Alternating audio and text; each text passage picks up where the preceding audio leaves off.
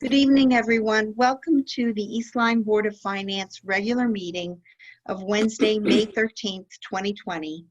The time is now 6:30 p.m. and this meeting is taking place via Zoom. Welcome to all the attendees that have joined us this evening. The first agenda item involves a little housekeeping. We'll make a motion to approve the minutes. Has everyone had an opportunity to read those and review those? Yes. Would somebody like to make a motion on this special meeting minutes of May 7th, 2020? I'll make a motion. Oh, I'm sorry, Ann. I forgot to do one thing. Karen Zimitrick is our recording secretary. I just want to make sure that she knows the panelists on this webinar tonight are Ann Chicello, Vice Chair of Board of Finance, Ann Santoro, Board of Finance member, Richard Steele, Board of Finance member, Peter DeRosa, Board of Finance member, John Birmingham, Board of Finance member, myself, Camille Alberti, the chair, Mark Nickerson, the first selectman, Anna Johnson, our finance director, and Karen Zimitrick, recording secretary. This is the meeting this evening where we will eventually get to deliberations of the budget, but prior to that, we do have those few housekeeping items. So Anna, if you could make the motion again. I'll make a motion to approve the special meeting minutes of May 7th, 2020. Thank you. Do I have a second? Ann Santoro seconds. All those in favor, aye. Aye. Aye.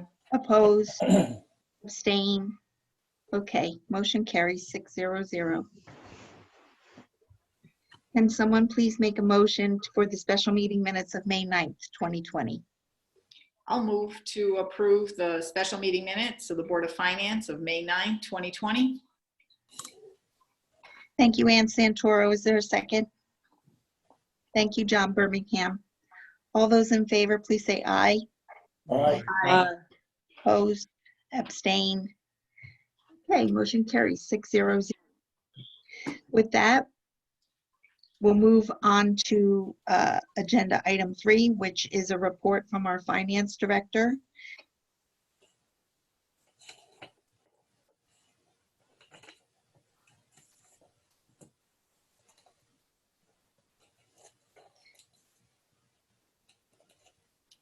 Anna, I'm trying to unmute you. I'm sorry. That's no problem. Okay, so in terms of the monthly budget summary, highlighted are some of the, the larger revenues. I'll bring to your attention that we did receive the education cost sharing grant month of April, as well as our town aid road grant. And the other thing I'll point out is, if you'll notice, our expenditures are running percentage-wise a little bit lower than they were last year. Our revenues year to date and tax revenues, they're rather in line with what we would typically have as of the end of April. I don't know if anyone has any particular questions on the revenue report through April or the expenditure reports through April that they would like to ask at this time. Anna, I do have one question about in the general fund budget summary under revenues for taxes, the $262,495. Right. So this is for current year payment. That's correct. Right, and so I have to recall, because there's an ocean of paper beyond this computer, but I think I remember about $355,000 was sort of remaining in that for that to be paid end of March, maybe. So are we getting closer to collecting most of the January taxes? You mean the taxes for the year? Yes, yes. In the end of year projections, I'm confident that we will make our projected amount in this year's budget for the current taxes. All right. Remember, when we calculate the taxes, we do it based on 98.4%. Right. Okay. Yes. Okay. Thanks.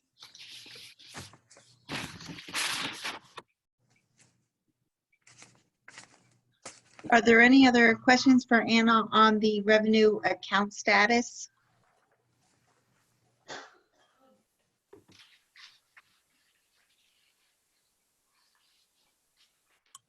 Okay, so let's move on, Anna. Are there any on the report, the general fund budget summary, the summarized report that you give us? Do you just want to talk us through any concerns you might have there with any of those variances over $10,000?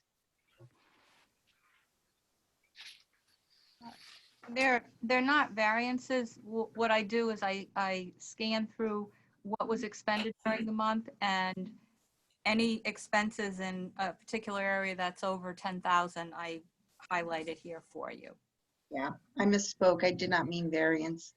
I meant activity over 10,000. Thank you. Yeah, so, no, I think, I think we're doing okay.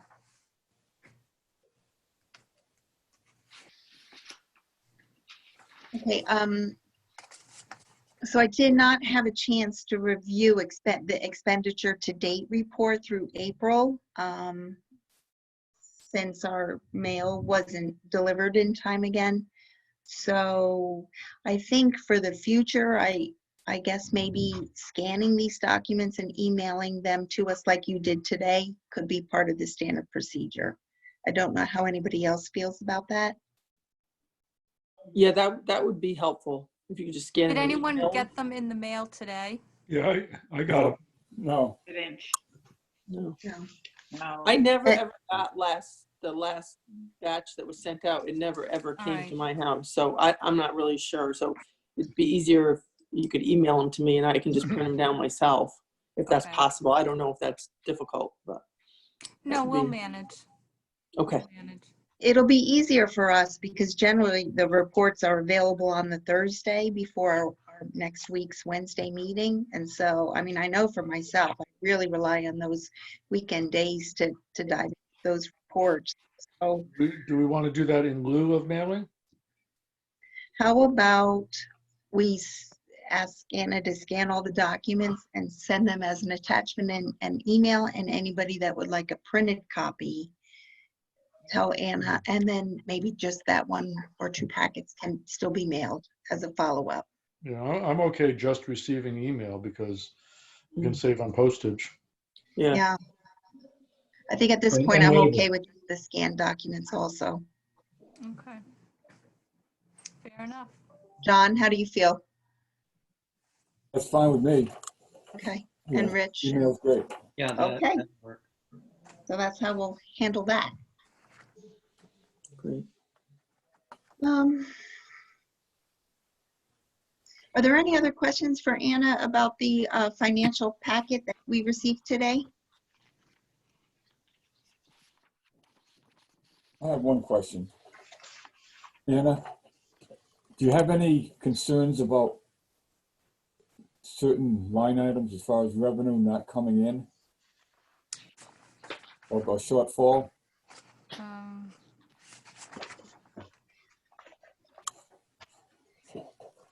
So I think the shortfalls that we're projecting through the end of the year are pretty much consistent with the ones that have been brought to your attention in previous months.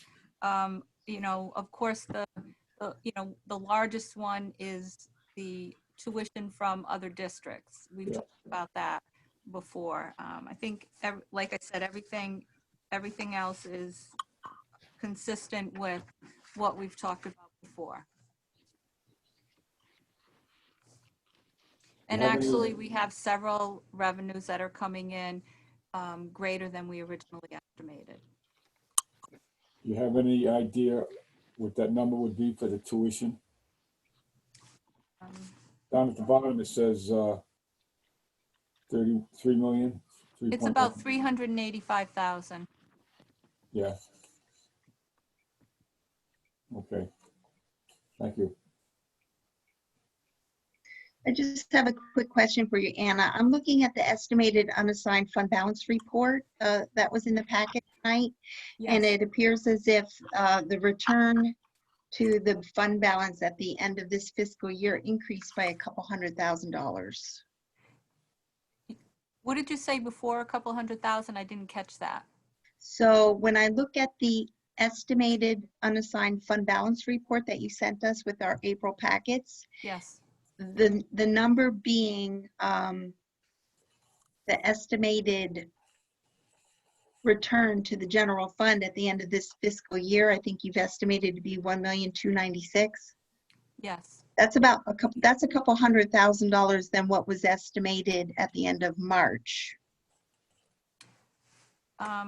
Could be. Actually, one other comment that I have on the estimate. Since I prepared the estimate, I did go through the general fund, the town side of the budget, and also the Board of Ed has reported that they're expecting about 236,000.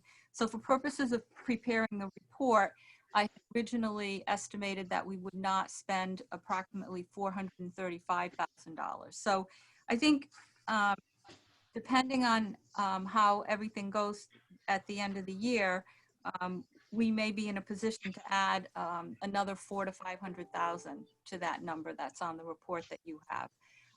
One thing I'll mention is with regards to the remaining balance for the Board of Education, perhaps this board may want to, rather than returning to the budget, perhaps when we talk about the CIP, we can discuss whether or not it makes sense for the Board of Ed to go ahead and start purchasing some of the technology that they've indicated that they will need for the upcoming school year. So I just kind of wanted to mention that. Okay, that's good. But I'm still unclear. So the $1,296,000 that you're estimating to be returned Yes. includes or does not include the 263,000 that the Board of Ed thinks they Does may not. does not include. Okay. Okay. All right, thank you. Mhm. Are there any other questions for Anna with regard to the financial reports that were sent out this evening?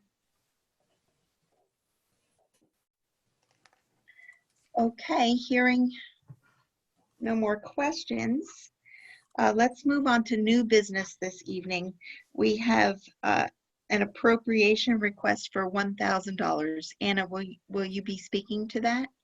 I can do that, yes. Was that appropriation backup in the scanned document that you sent us today? Because I don't seem to have that. Yes, it was one of the items.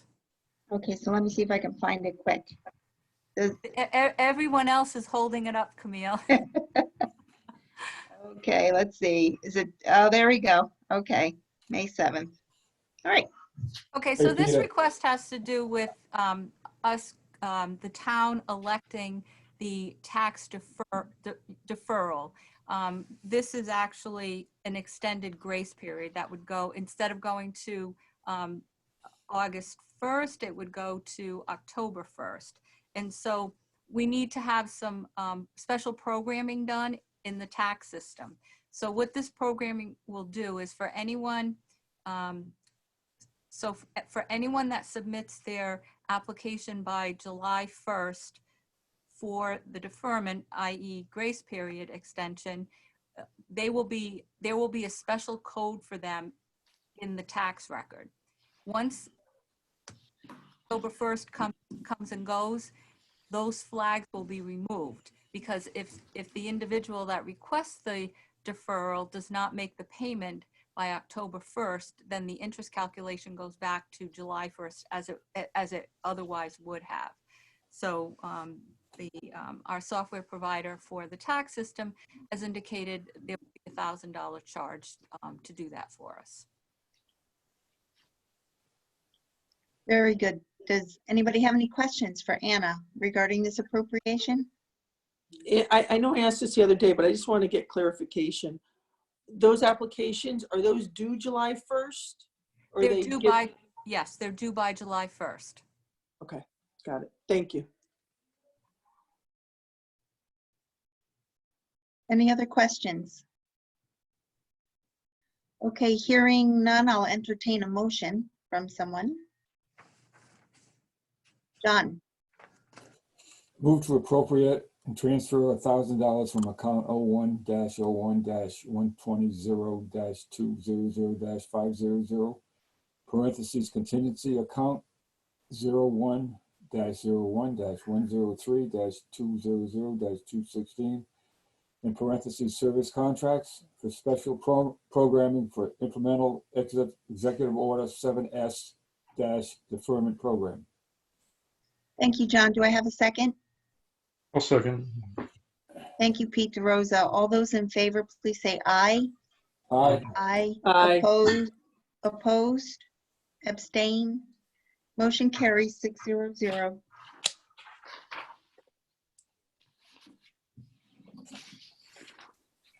We'll move on to agenda item 5, old business, which would include any outstanding budget information. I think as we were going through the presentations and the discussions, there might have been a few open items that we asked Anna to follow up on. Okay, so one of the questions was in last year's budget, there was the appropriation for pension was $914,460. At the end of the year, we showed expenditures of $817,605. Where did the additional funding go?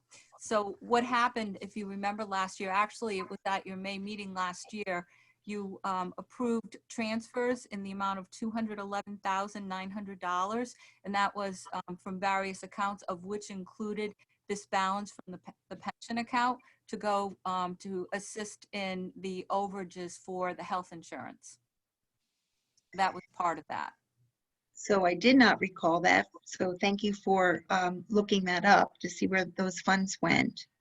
So did that mean that last year our pension fund was really underfunded based on what the No, pension no. committee recommended? No? no. We still made the 100% of the annual required contribution. And what had happened in the pension valuation for last year's payment is in the prior year, because the investment income was greater than anticipated, what our annual required contribution was less. Okay, all right, thank you. Were there any other open item questions for Anna? So you asked a question about Shoreline VNA because face-to-face and all of that. So I was able to reach out to the director, and at this point in time, so there's three different categories that they do for us. One of them, they actually do in-home visits, they do hours at the senior center, and they also do flu clinic. So at this point in time, since our senior center is closed, they're not doing any more hours there, but they're still there, but they're still doing the home visits. And she's estimating that there will probably be about $1,100 remaining in our budget at the end of this fiscal year. Pointed out that for next fiscal year, there may be a special shot clinic should they come up with a vaccine for COVID-19. She's expecting that maybe in the last quarter of next fiscal year. So the budget for 2021 would include that extra clinic then? Yeah, If there was a COVID-19 vaccination clinic that were to be held, we would be able to cover it with those dollars in this well, 2021 budget? that would be the expectation. At the end of the day, if we found that additional hours were needed because of that, we could come back to the boards and request additional funding. But she Okay. tries to work within our budget every year. Okay, very good. Okay. Go ahead. Okay, so I did review the library budget for health insurance and the pension. So the pension number was a little bit on the low side, and the health insurance number was more than is needed. So the board would be able to make a reduction in the library budget of $67,432.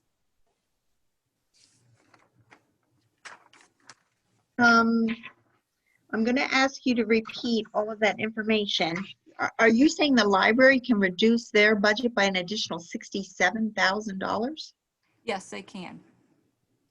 And that would be a result of about $9,900 for health.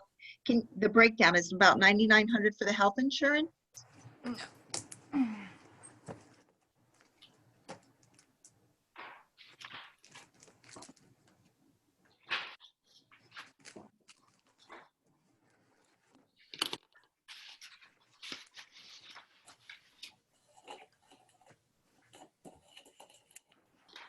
So for the pension, they noted $52,000 when they actually need $59,368.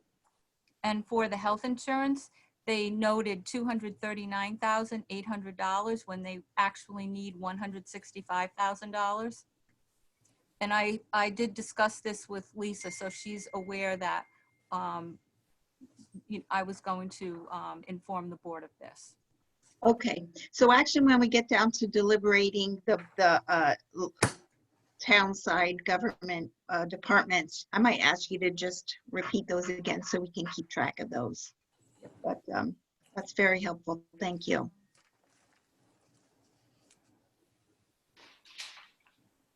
Okay, and then the other item you asked about is the registrar's budget. Okay, so I did indicate at the meeting the other night that they're looking to purchase somewhere between 25 and 30 of those sneeze guards. That's going to be a requirement.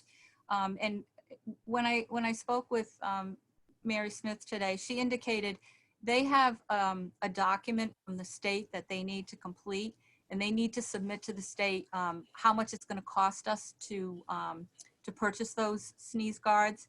In addition to that, there has to be special cleaning in the polling areas, and they have to also provide an estimate for that.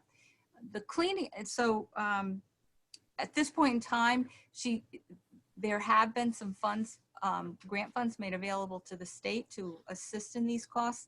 And however, we're not sure how much we would get reimbursed in the future. When I went over the information in her budget with her, she felt that if the board increased the registrar's budget by another $5,000, that would help them be able to meet the obligation, the obligations.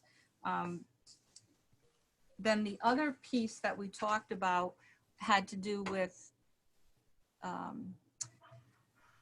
if any additional printing money would be needed in the town clerk's budget, and the town clerk indicated no.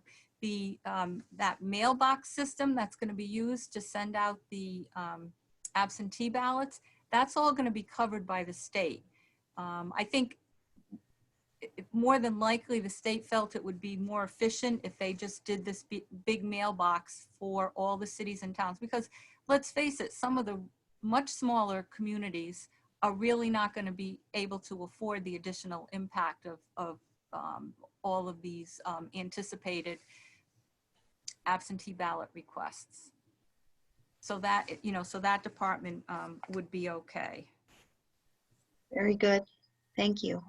And then the last item, you had inquired as to whether there were going to be any roofs done in the 2021 fiscal year. Not in 2021, but in 21-22, we would be starting to do the roof at the East Lyme Community Center. That would probably be done in phases, meaning like the part over the senior center, the part over the library, and then the part over Parks and Recreation. The building is 30 years old, and it's still the original roof on the building. Yeah. And if I remember correct, so far we had about 38,000 in that roof fund, correct? Plus, we're looking to add another 10.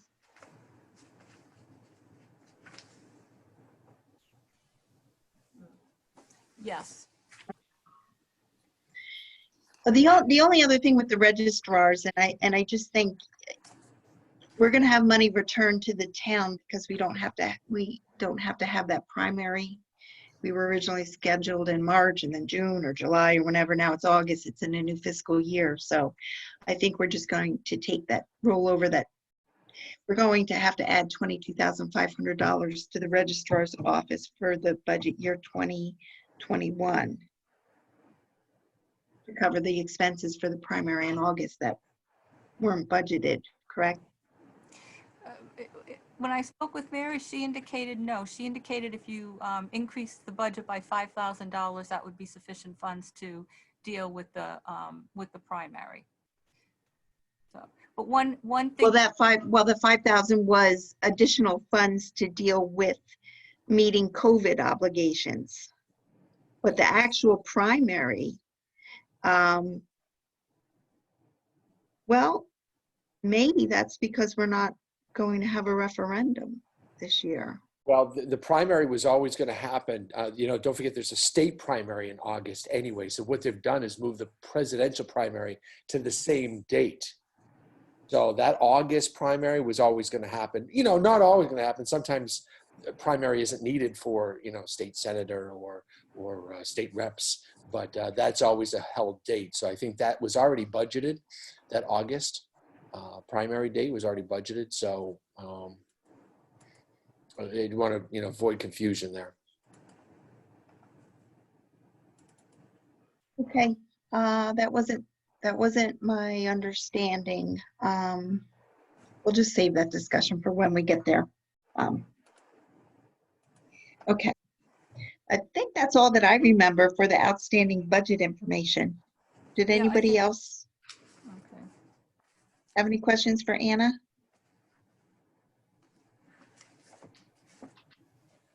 Unless you wrote down something else that we didn't discuss, Anna. Was there something else that was on the list?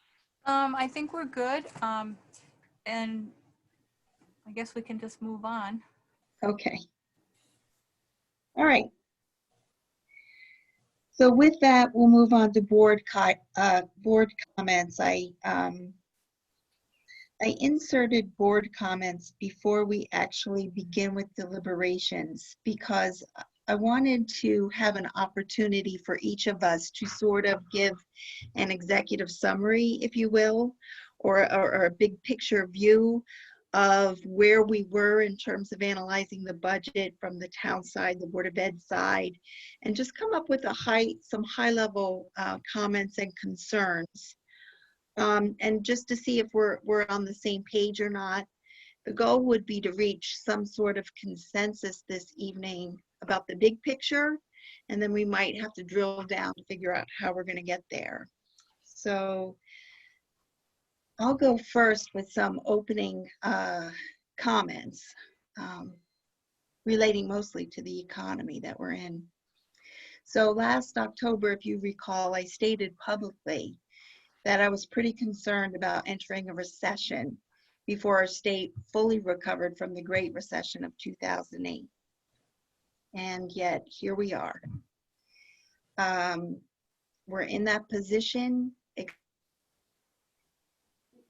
except to a worse degree in light of the coronavirus pandemic.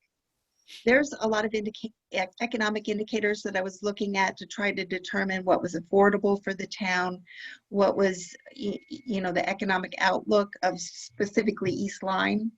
And one of the major measures that I look at is unemployment. So in April, that unemployment number reached 14.7% nationwide. And I suspect that number is going to get worse before it gets better. So if you think about it, 14.7% doesn't even reflect the amount of small businesses that applied for the Paycheck Protection Program. And that was the act within the CARES Act, where recipients of that relief package pledged to keep their employees on the payroll during the shutdown. So those people probably, if those businesses survive, that would be great. If they don't, there might be additional people applying for unemployment. And that number certainly doesn't reflect the layoffs that Foxwoods Casino recently reported that they will be making in the coming weeks. So again, unemployment, I think, in our town is going to get a lot worse before it gets better. So the challenges a lot of our residents will face in the coming months are going to be large. But thankfully, there are certain measures in place to try to help those people navigate through this difficult time. Some examples of relief that are currently being offered to those individuals that might be struggling are state unemployment payments. It's my understanding they've been extended beyond the customary 26 weeks. Unemployment compensation has been made available for the first time ever, I believe, for gig workers and independent contractors. And an additional $600 weekly benefit has been made available through the federal government in what they call the Federal Pandemic Unemployment Compensation. Of course, the federal stimulus dollars were mailed out to qualifying taxpayers, ranging from $1,200 for a single taxpayer to $2,400 for a married couple, and up to $500 for each qualifying eligible dependent. And as Anna mentioned before, she was talking about the deferment tax program that East Lyme selected, whereby property owners won't be have interest penalties. They'll have an extra 90 days to make the payment on their property taxes that are due July 1st. The CARES Act allowed mortgage payments to be delayed by up to 180 days. And it also allowed renters 60-day grace periods for their April and May rents.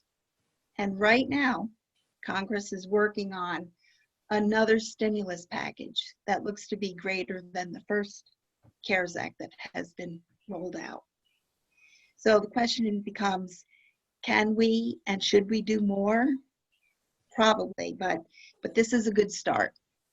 So that leaves 85 people out of 100 or so that are still gainfully employed, that are still enjoying most likely most of the benefits that they enjoyed prior to the COVID-19 pandemic.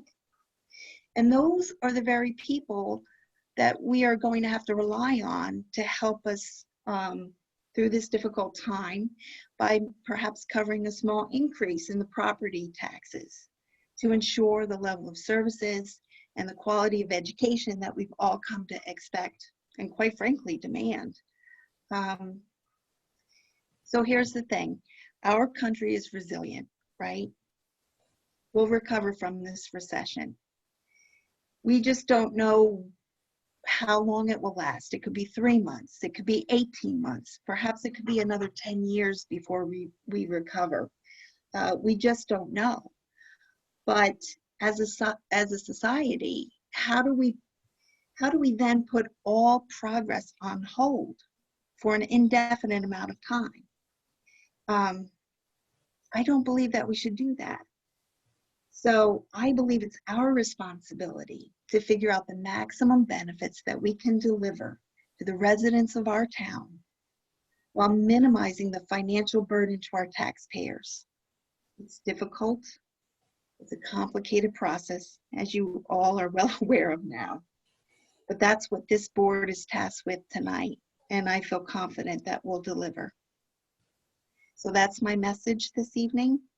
It kind of sets the tone for where I'm headed, I believe, which is more of, very much a give and take and coming to some sort of solution that works for the majority of folks. So with that, I think I'll ask our vice chair of the finance board to make a few comments.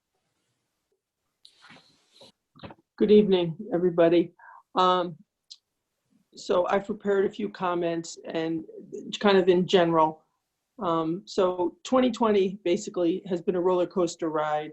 The COVID-19 pandemic has affected each and every person. You may know someone who's been sick with the coronavirus, who's recovered from it, who's on the front lines helping those stricken with it, who's lost a job, been furloughed, who have children being educated remotely or is working remotely themselves. It's a difficult time for all of us. Economically speaking, the stocks have plummeted and the unemployment rate, as Camille said, is at an all-time high of 14.7% and probably going to go up higher. Where does this leave East Lyme and us? We are in a very tenuous situation because we don't know when the economy is going to rally. Are our schools going to be open in September? Are the beaches going to stay open this summer? Are the restaurants going to have indoor seating? But amongst all this melee and confusion, the Board of Finance has to approve a budget without the benefit of a town referendum. It's a big responsibility. So upon reflecting upon the proposed budgets in the new coronavirus environment, it became abundantly clear to me that technology is the key to surviving and flourishing in this new COVID-19 environment. It is critical for the children to continue learning remotely from home and for the East Lyme workers to continue working remotely to service the residents, all the residents of East Lyme. Additionally, while reviewing the budget, we must also keep the mill rate as low as possible to not unduly burden the taxpayer, preserve jobs of the East Lyme and town employees, and make sure we fulfill all of our contractual obligations that we have, and create an environment where we can continue to be productive, whether we are working remotely from home or being educated remotely. And I'm confident that the Board of Finance tonight, working together, can balance these four goals and come to some kind of agreement. Thank you. Thank you, Ann. Very nice. I think I'll call on our other Ann on the board to make a few comments. Ann Santoro. Yeah, just a couple of thoughts. I probably have many, many thoughts, and I've had many thoughts in the last couple of months.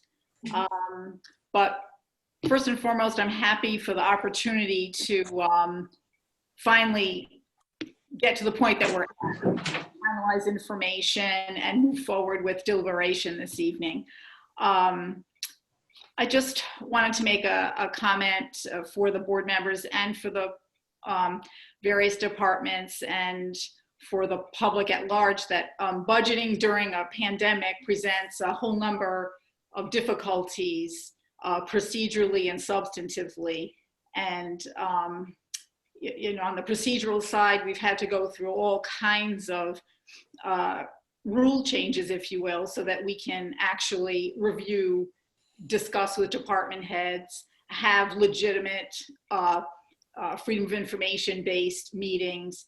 And that even of itself, the procedure has been in another orbit, I think, for everyone. And every board and commission has this as well, but I just want to underscore that because that's been a major challenge. On the substantive side, I think that, and which is most important for the taxpayer, the basic challenge, I think, is making projections and estimates in an uncertain environment. You know, we have moving targets and fluid information. So, and part of our job has always been to deal with the known and the concrete and the given. And that's what we sometimes don't have a handle of. So we do the best we can with that. And I'll come back to that in a minute.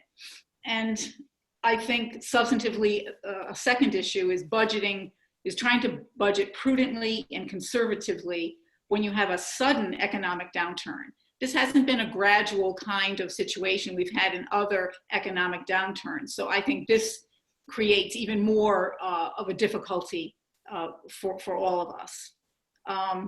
I, nevertheless, in trying to always find the center of things and how do you go forward when everything around you is chaotic, you find some basic rules and guidelines.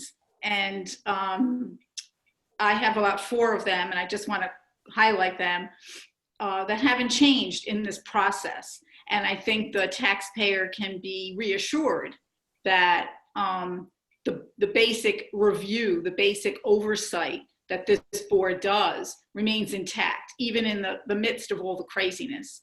And I'll start with the first rule of budgeting is making revenue projections. So we're going to be making those as best possible. You know, we're looking at losses and gains and looking at other information that we can really try to rely on, the most reliable information that's current. The second thing is justifying expenses. That rule doesn't change. You know, that basic concept doesn't go away because of COVID-19. So basically, there's a line by line analysis that still has to take place, and justification for items requested and services requested. The third rule or guideline, I think, is that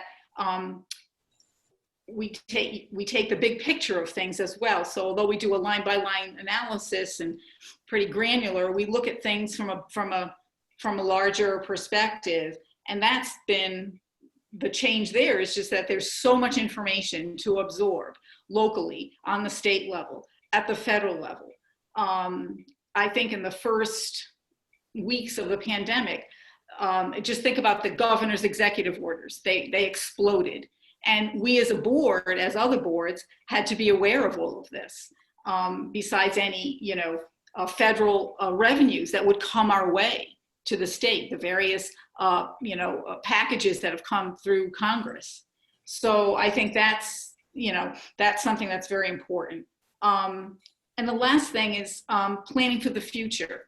So that you know, rubric doesn't change. That need and requirement doesn't change. You still have to plan for the future, and you have to, and part of that is also trying to preserve as much as possible a cushion. And this is important for me going forward and in budgeting, making sure that the town has sufficient cushion for what lies ahead, not just for the moment, but for things unrelated to COVID, and even the second and potential third phases of COVID. We don't know what other emergency or other problems might arise, not necessarily emergent. So those are my 4 rules, and they haven't changed a whole lot. I just tried to go back to basics and then adopt, you know, for the current situation. So that's it.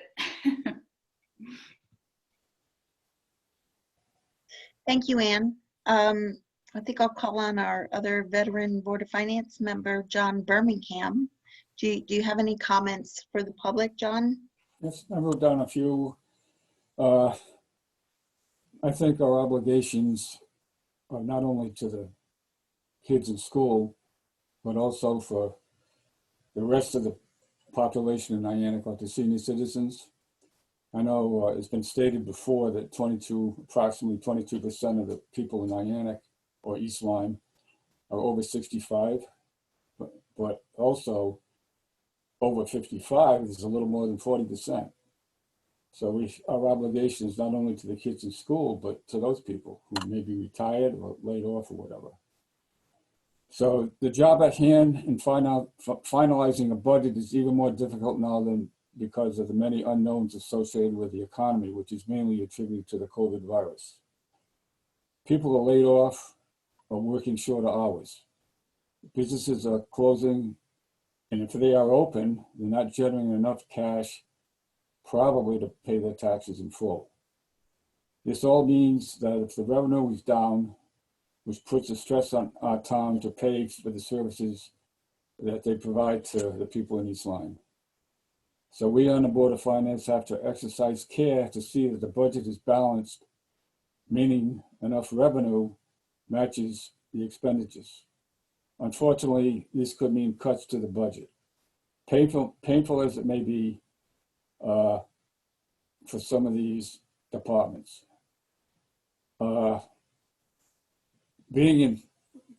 Having a business downtown in Niantic years ago, I can really feel for the businesses down there and around the state, because we seem to be in fairly good shape right now.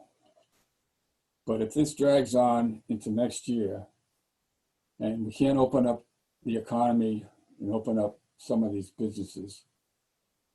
The tax revenue, that 98.4% that we're looking at right now may not be as high next year. So the budget for next year could be even worse than it is right now as far as maintaining it. So I just hope that when we look at later on, when we go through the budget, I hope we don't have to make large cuts, but that may be a possibility. It all depends on what the whole board thinks, what is going to be the best route to go for East Lyme. So hopefully, I'm trying to put on an optimistic hat, but we'll have to see how it goes. Not only this year, but next year. That's all I have to say about it.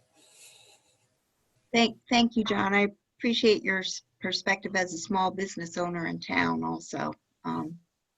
Really appreciate that viewpoint, and I appreciate your pointing out that we might not have a quick recovery, that we could be facing this situation again next year. Again, we just don't know. So thank you. Next, I think I will call on Peter DeRosa. Thank you. John, you gave me a nice segue by using the word optimist, because I've spent most of my professional career being an optimist, and I am not optimistic right now. The articles that I've been reading about the financial condition are equating our financial challenges not so much to a recession, but to a depression, one that we haven't seen in about, since the 1920s. I'm seeing those kinds of correlations in the literature that I've been reading.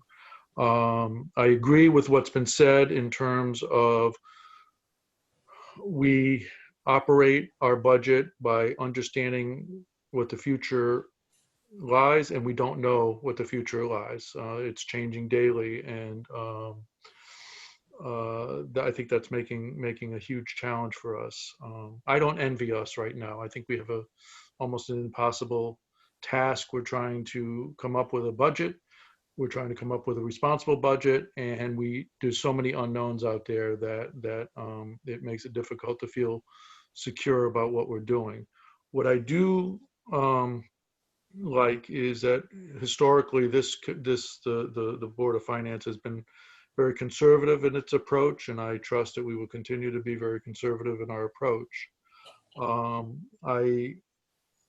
Through the meetings that we've had in the past several weeks, I pay particular attention to the Board of Education presentation, and I think their challenge is incredible. They with very short notice, they had to shift from classroom teaching to in-home teaching, and knowing that their technology was not up to date. And I agree that that's a priority, and I'm hoping that we can support that priority. My goal is to get the tax rate as close to zero change during this negotiation. That's what I would like to see. I think that the feedback that I've been reading on the town website is pretty much consistent with not looking for any kind of an increase or minimal increase. And I'm hoping that we as a board can work together to make a responsible budget based on the uncertainty of the future and the lack of information that we wish we had. So I think those are my comments. And I wish us luck. Okay, yes. Thanks, Peter. I wish us luck too. Okay, with that, we'll move on to Rich Steele.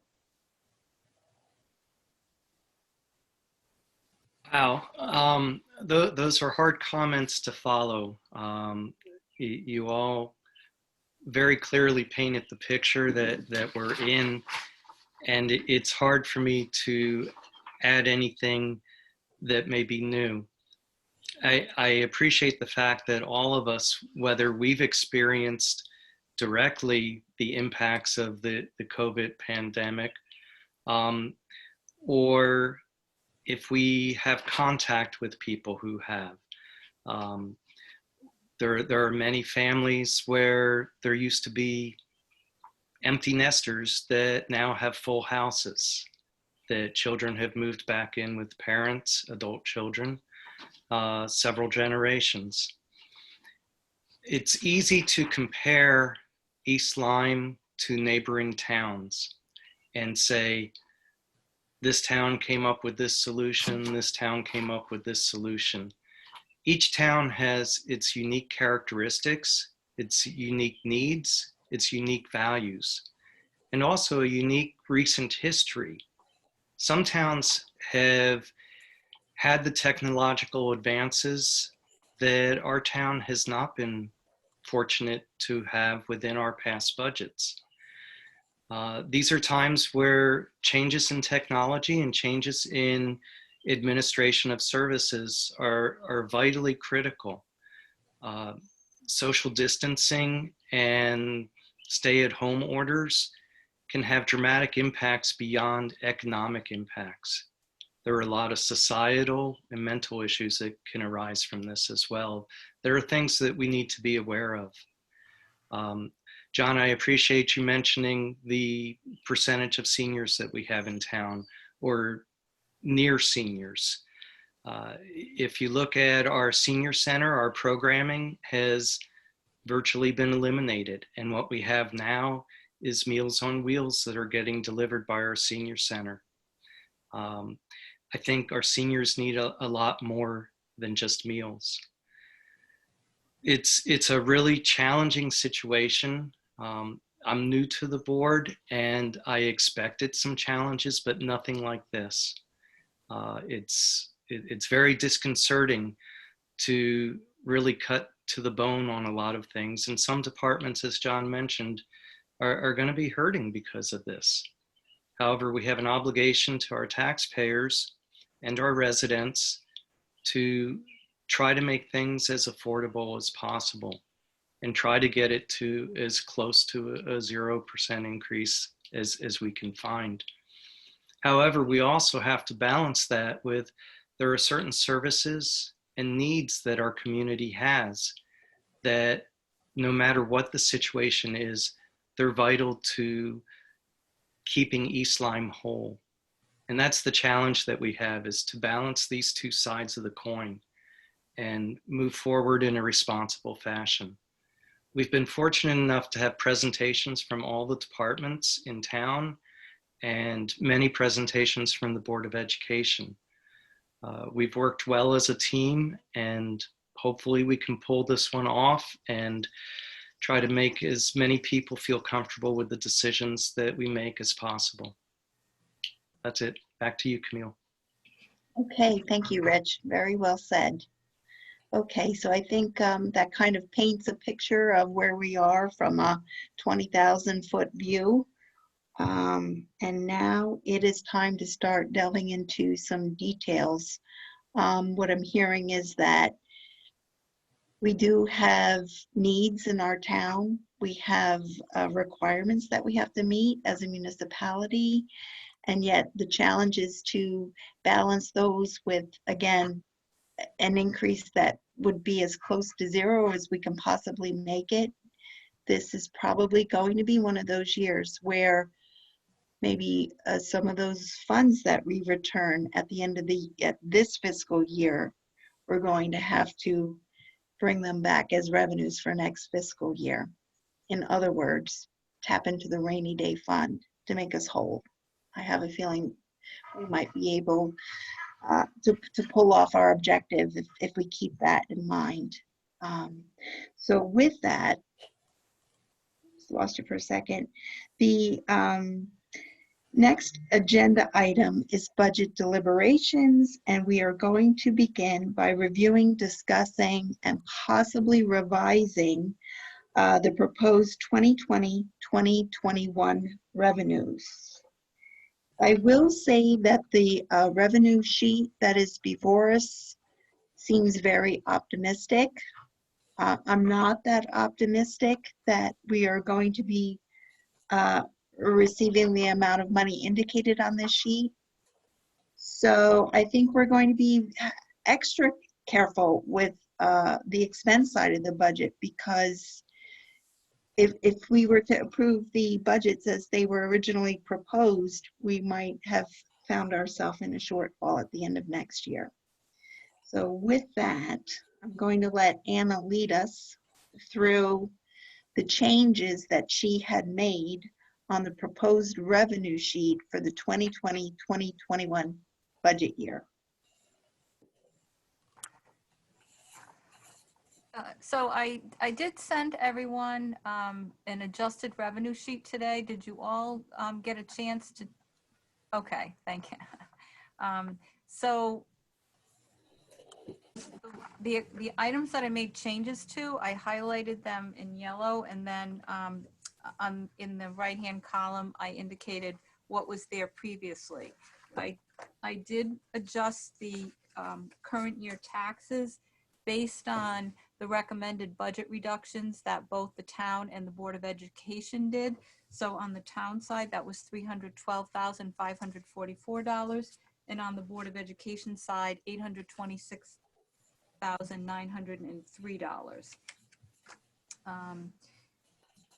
The prior year taxes, when I looked at what's coming in this year, what we have done in past years, I felt making a reduction from the original projection from 485 to 450 was the right thing to do.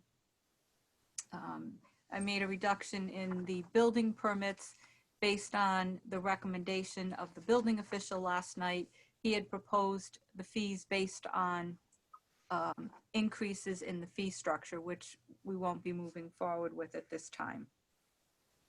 I made a reduction in the projected investment earnings. As we all know, the rates are. Excuse me, Anna. Yes. For the building permits, Yes. you mentioned that it was a decrease. Yes. Okay. Previously 380,000, and it's now 361,855. Oh, okay. Okay. Just that within the increase decrease column, it's looking like an increase rather than a decrease. Oh, I see what you're saying. Yes. Okay. Sorry. I get you. Thank you. Okay. And then in the investment earnings, originally we were proposing 85,000, and I decreased it to 55,000. And we also made a decrease to the commercial tipping fees from 242.5 to 225, and then the landfill fees, we tweaked them down a bit. Those are the only changes to the proposed revenues.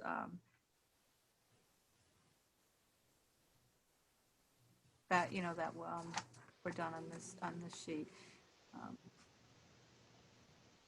So. Does anybody have any questions for Anna regarding the revised revenue projections? And then one other thing that the board may wish to consider is, in the past, we have always done our mill rate based on 98.4% projection. And so we might want to consider reducing that percent down a bit. To what? So I looked at 98% instead of 98.4, and that would get us about 250,000, an additional buffer of about 250,000.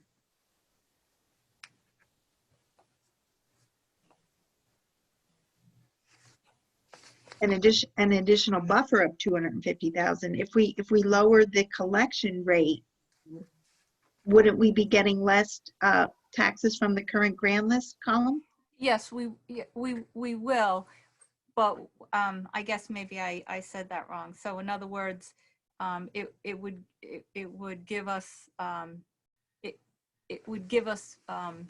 more room for people who may not pay their taxes in the upcoming year. but nevertheless, it's less projected revenue. And so when you're looking at expenses, and that's what you're looking at, you've got a smaller pie Well, to divide up.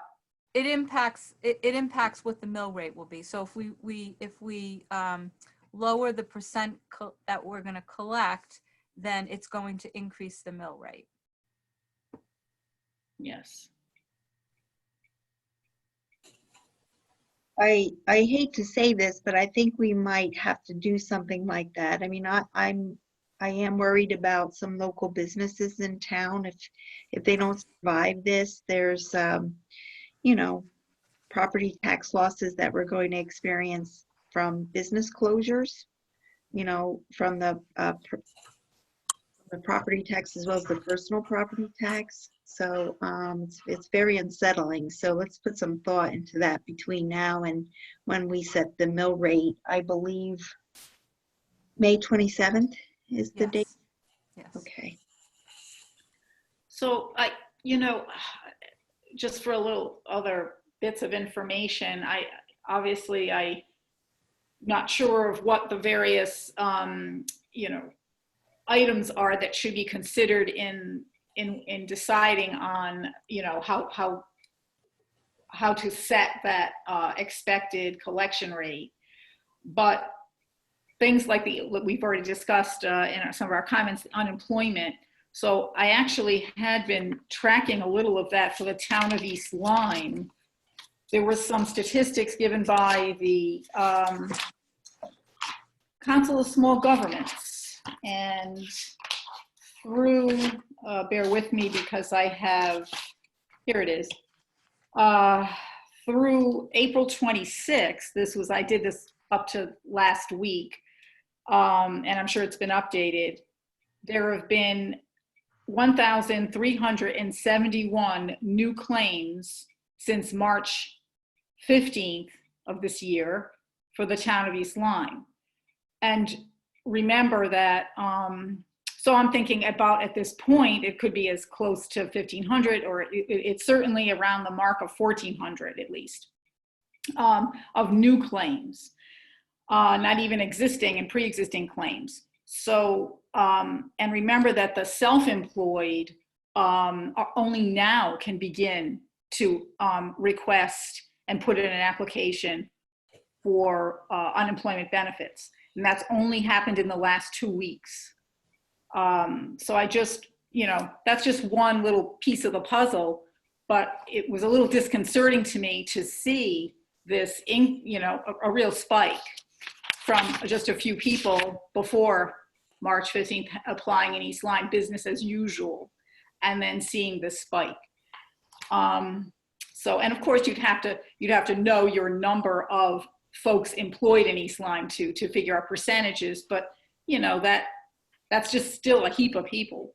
And this, another point, we've been talking about the unemployed and both seeking unemployment benefits, but another point I think that's pretty important is that even if folks are employed, I think that most of them have taken a hit on the hours that they're able to work, that their employer allows them to work.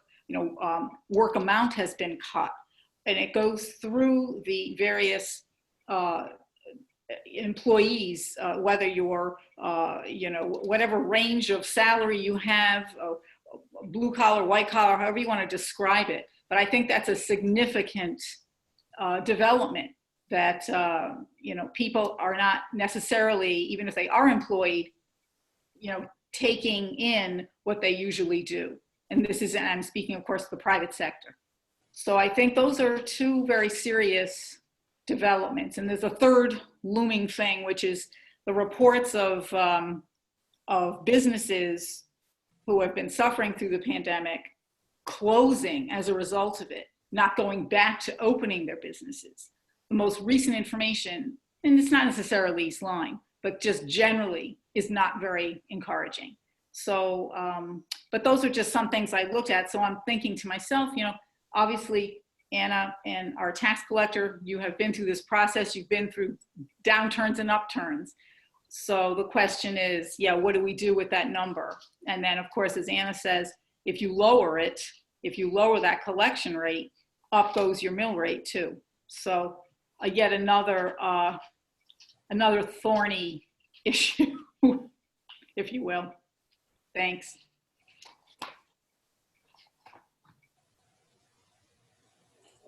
So Anna,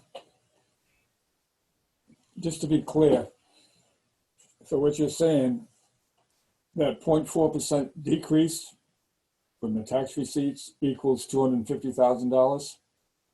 Yeah, about that, yes. So what that means then is, if the revenue is decreased by that amount, we're gonna have to find it somewhere on the other side of the balance sheet, the expenditures to decrease the budget by 250. That's correct. Okay, I just wanted to make sure everybody realized that. Oh, and a question, Anna, do you use that, let's say you were to use a 98.4% rate or whatever rate used, do you use that consistently with prior year collection? I mean, what, do you have different numbers to that prior year or interest in liens collection? No, that percent is just used on, to establish. Okay, gotcha. The, you're from the grand list, the year in question. Okay, thanks. Oh, and I have another question on escrow. At different meetings we've had, that number, I'm hearing a different number sometime on the number of people in town who, who pay their taxes through an escrow account. Sometimes I've heard a third, I've heard more. So could you comment on that? Okay, so I do not remember the total number of accounts off the top of my head. I think it was 3,000 or 3,500 tax accounts. Mm-hmm. That revenues that came in last July and August, I think it was about 33% of the total revenues, the escrowed accounts. Okay. We took in, I believe, 27 million, and of that, a little over 11 million was escrowed taxes.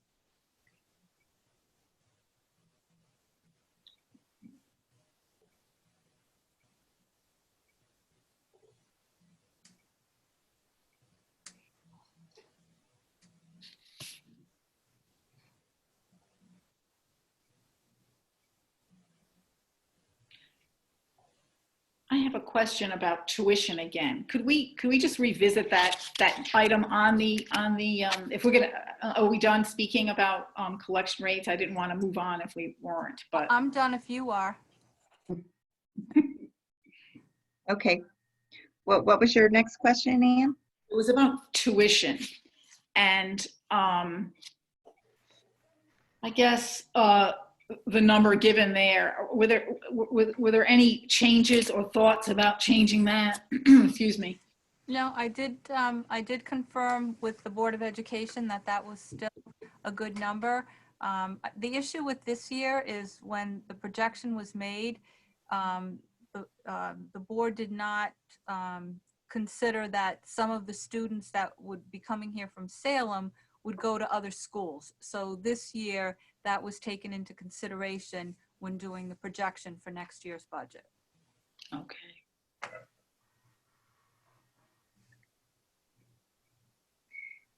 I did have a couple of questions on a couple of these revenue items. And I mean, I know we've talked about this before, the Pequot grant for $270,000. It's just really hard for me to imagine that we're still going to get that same amount next year when the casinos have been closed for 3 months. Maybe there's some federal dollars that are coming down to Hartford that will be able to fill that hole, but I think last time we spoke that you felt confident that we would still get that next year. It's still in the governor's budget. See, so right now, this is the second year of the state's biannual budget. And so when I ask questions, it's like, well, it's approved in the budget. So the assumption is that we will still be receiving it next year. Okay. And the other question I have has to do with the municipal. Oh, did you have a question on the Pequot grant, Ann? I was just going to ask a kind of a ancillary question on that, which is just, is there a date by which, you are going to get some certainty get these numbers, confirmed by the state? Because usually it's in that process that's about at this time, but will that happen also in time for our setting the mill rate? I do not have an answer for you on that. However, I will certainly make it a point to, to look into that. Okay. Thanks, Anna. I'm sorry.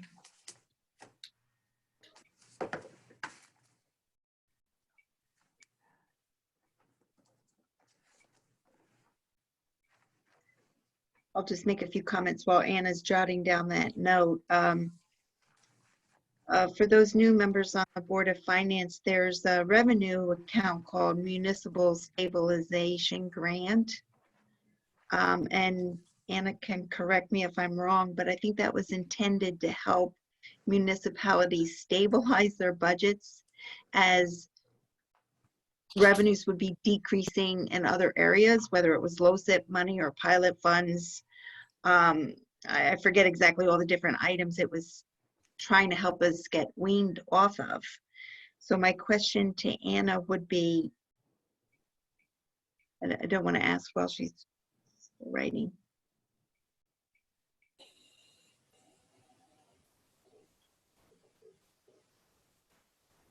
Well, Ann Santora, was that your recollection with the municipal stabilization grant? It was intended to wean us off of other types of state funding and grants?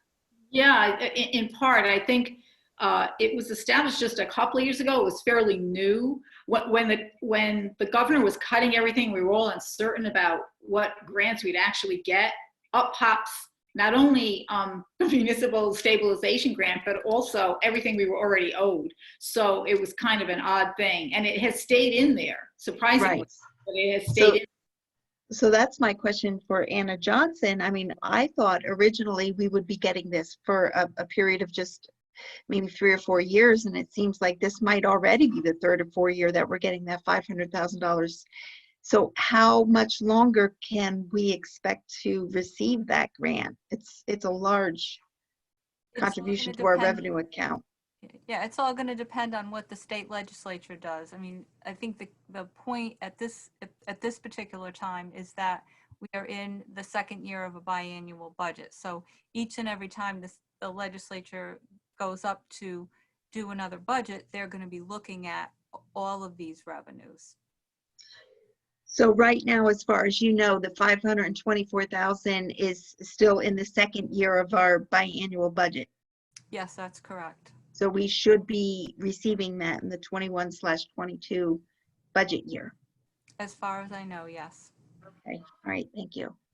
Those are really all the questions I have on revenue this evening. Does anybody else have any questions regarding the projected revenues for the 2021 budget year?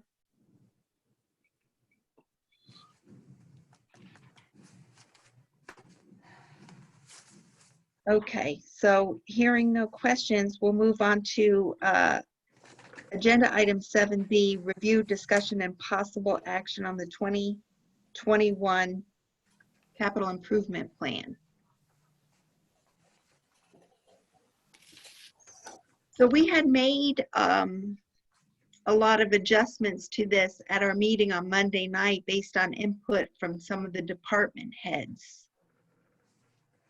I don't know if there's an updated capital improvement plan available for us to look at based on those comments.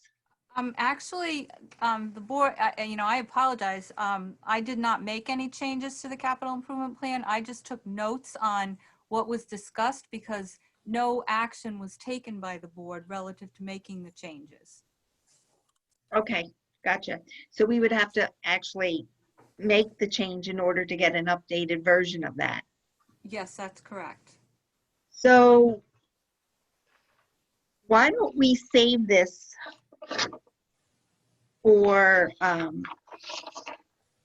the last agenda item to deliberate on, because typically we don't even do this. We don't do this until we have the town hearing sometimes. Is that true, Anna? That's my recollection. Typically, I believe you would make any final adjustments to it at your public hearing meeting. That's So correct. let's hold off on this until after we go through the town budget. How does that sound? Does that sound agreeable to everybody? Yes. Ann Santora, are you okay with that? Yeah, I'm just, I guess, will it be a two-step process? So we have changes that were, let's say, there was a consensus about, or you know, amendments or whatever. And then if we have some other suggested reductions or additions, it would be that would happen also. Okay. I think as we go through the general government town side of the budget, it'll become clear what some of those adjustments will have to be in the capital improvement plan anyway. So I think it makes sense to hold off on that. And yes, there might be further adjustments when we get to the public hearing, but I think we can get to the bulk of it tonight.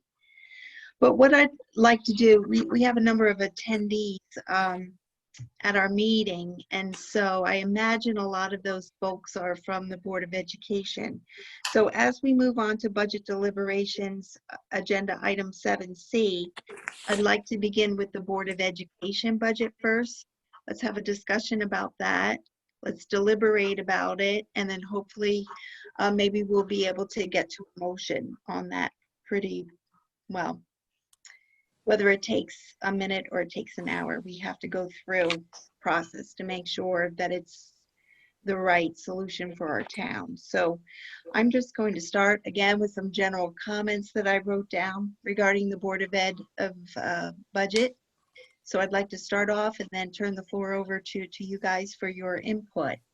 One of the major comments that has been coming to this board through the town website and through emails from individuals was, now is the absolute worst time for anybody to be raising the budget of any kind. How can we do that? So I just want to back up a little bit and saying it's worthwhile mentioning that the Board of Education's original adopted budget included a 4.98% increase.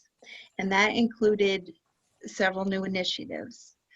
And while not required to do so, they voluntarily came together several more times to meet as a group, discuss their budget, and they sought out ways to reduce their adopted 2021 budget. So again, that was all voluntary. I think they really recognized the need for us to come together on this and come to a better solution, recognizing, the need of our town people out there, and maybe this wasn't the year to pass all those new initiatives. So the revised adopted budget that came back to us included a reduction of nearly $827,000 in expenses. That's a significant amount, particularly considering the Board of Ed's main goal is to advocate for education and children. So I can imagine some very difficult decisions on that board having to get to that number. Regardless, that reduction came in at a 3.3% increase over last year's budget. And to get there, they did eliminate all new initiatives, as far as I can tell, except for perhaps the technology plan. I did a little math and I came up with a 2.7% increase in the Board of Education budget if we did not fund enough money for them to implement their technology plan. And a large portion of those expenses that make up that 2.7% increase are really fixed expenses. They are contractual salary increases to our teachers. They're increases, cost of living increases, such as, healthcare costs. So that's it. 2.7 without the technology plan, 3.3 if we keep it in. And a lot of folks out there are asking me too, how did we get here? And how did we not have the devices in hand of our students to roll out when this pandemic occurred? And I guess you could say that sometimes maybe the Board of Finance perhaps cut too deeply in prior years, not allowing them to keep up to date with technology. Some may say that the Board of Ed didn't prioritize correctly, and maybe they didn't utilize the budget dollars that were awarded to them efficiently. And I suspect there may be a kernel of truth in either of those statements, but the point is we can't have a do-over. We can't go back and redo the decisions that we made in the past. But what we can do is come together as a community to make decisions today that better prepare us for the future. So my feeling is that if we don't provide the funding necessary to upgrade internet access in the middle and the high schools and provide a 1-to-1 device to student ratio, then really we're only digging ourselves further into a hole with the potential for greater increases in the future. So I would just like everyone to know that I appreciate the Board of Ed's effort in trying to minimize their increase to the budget while still striving to deliver the quality of education that we have all come to expect.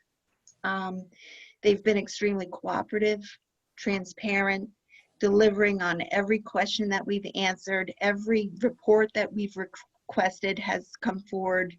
They've identified the savings this year in their operating budget of over $263,000. That's unprecedented. In the 8 years that I've seen these budgets, we've never had a return of funds of that magnitude. So I guess how I feel in a nutshell is that those are all the reasons why I fully support the Board of Ed's revised adopted budget as it was presented to us with no further reductions. And I would be grateful to my fellow Board of Finance members for their support as well. So with that, whoever would like to speak next on the Board of Ed can raise their hand. So, okay, yes, Ann Chikello. Okay, so I prepared some thoughts and some notes on this also. So the Board of Ed basically has been turned upside down due to the coronavirus. Its educational model has always been that the students are educated at school from 9 to 3 every day. Now, as a result of the coronavirus, the East Lyme schools have been forced without adequate preparation to change from an in-school learning environment to a remote home learning environment. The East Lyme administration has rallied remarkably well, giving mobile devices to students and engaging in the online education.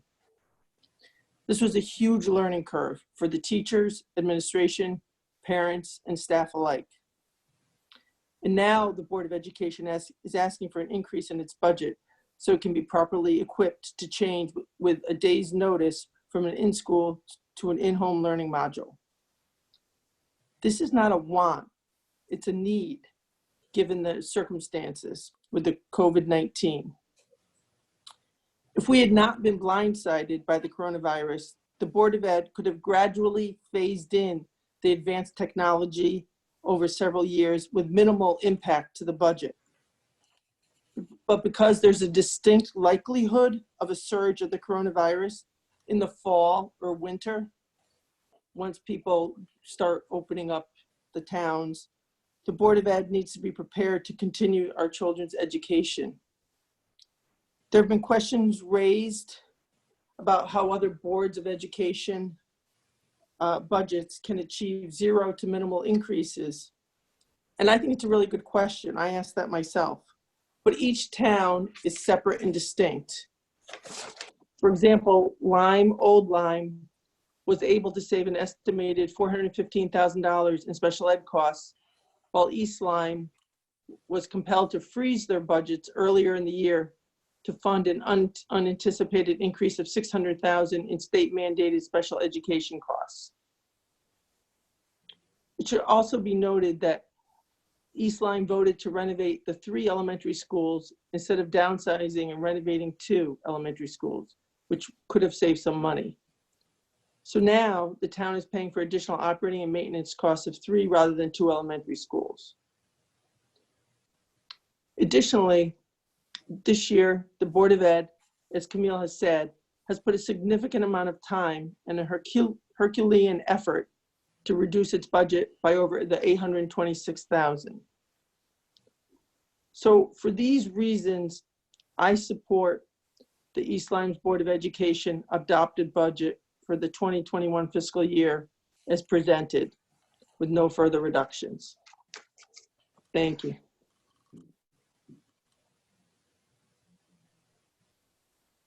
Thank you, Ann Chikello. Any other Board of Finance members like to weigh in on the Board of Ed budget?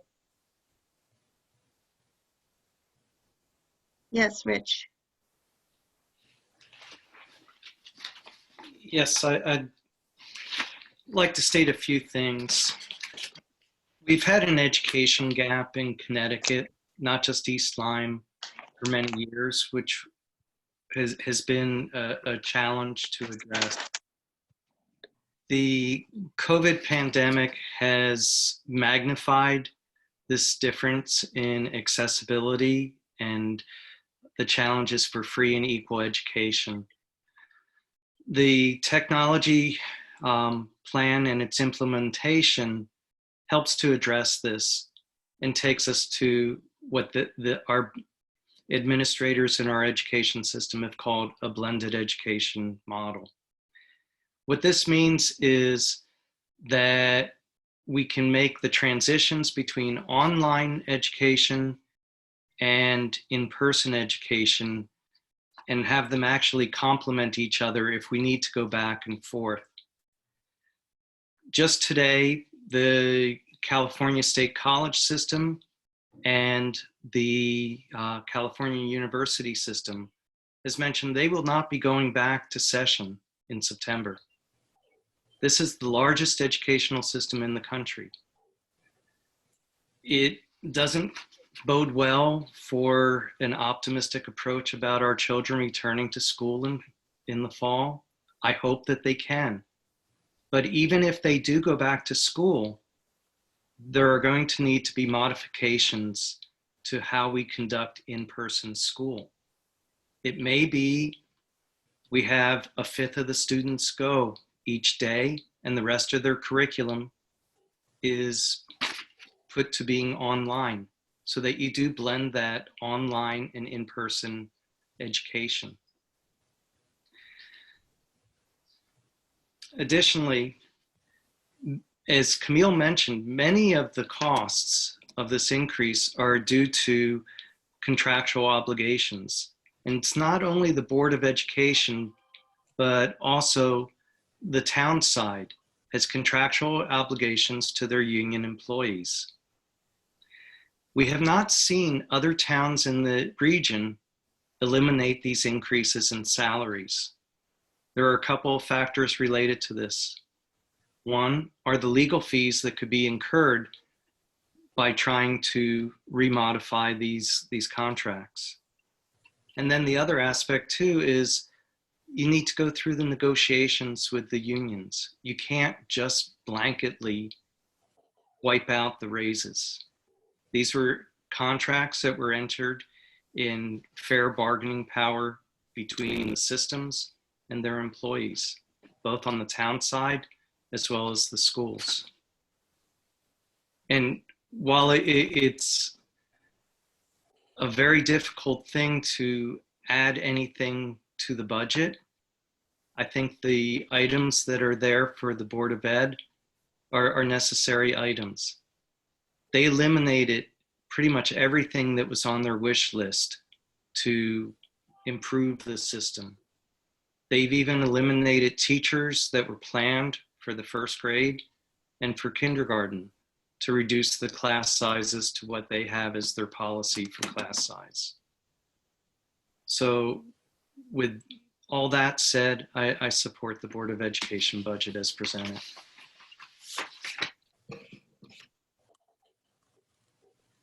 Okay, thank you, Rich. Who would like to speak on the Board of Ed budget next?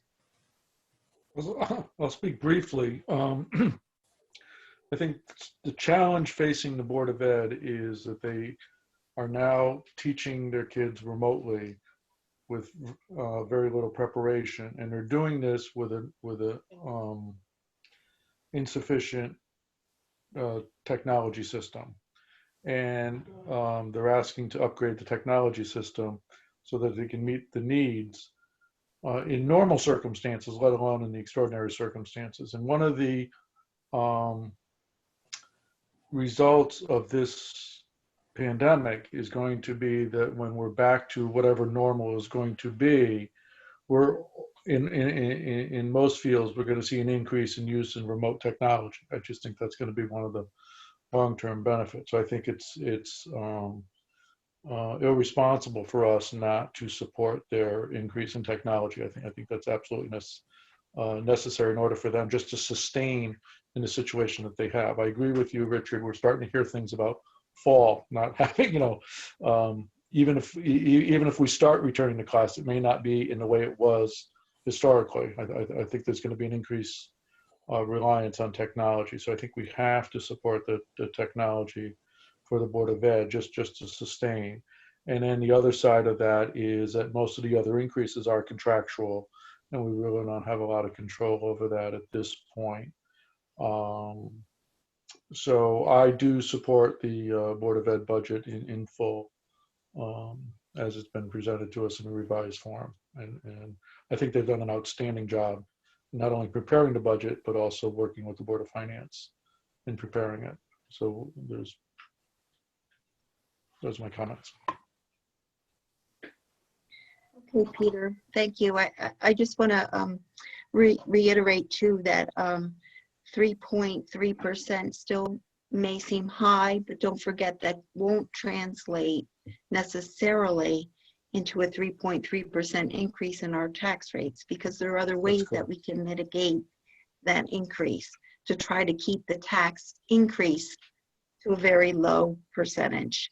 Again, I've never, anybody that's ever talked to me, I've never said we'd be able to get down to zero.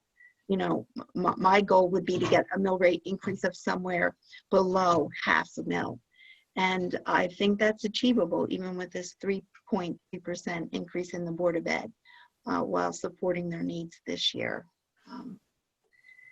So with that, I think we have two members. I don't know if John and Ann have comments on the Board of Ed. If you're being very quiet. I'll go. That's John. I have a question for Anna.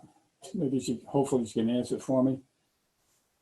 The Board of Ed put out a couple of flyers, not flyers, but information sheets. One was the priority list with 13 items on it. And the total of that, if I'm not incorrect, is about $3.2 million. How is that all going to be bonded? Or how is that going to be paid for specifically? John, is this in the proposed budget, or what list are you speaking of? I'm just trying to.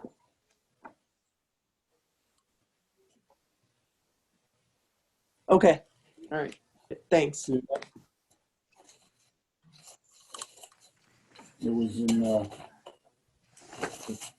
the first sheet was this. I believe it was in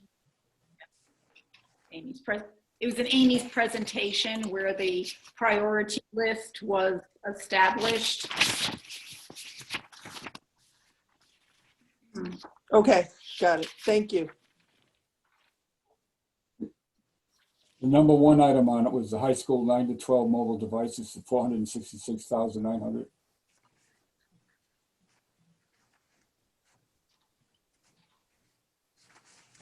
Yeah, I'd have to find. What did you say the total on that? Because I didn't see when. Well, I added it up. It looked like about I'm sorry, it looked like about $2.9 million. Okay, because it's my understanding that the technology that they're looking for is, I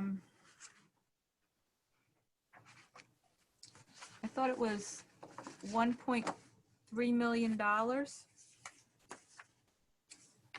So Anna, I think that would be, that is on the unrevised CIP plan at this point.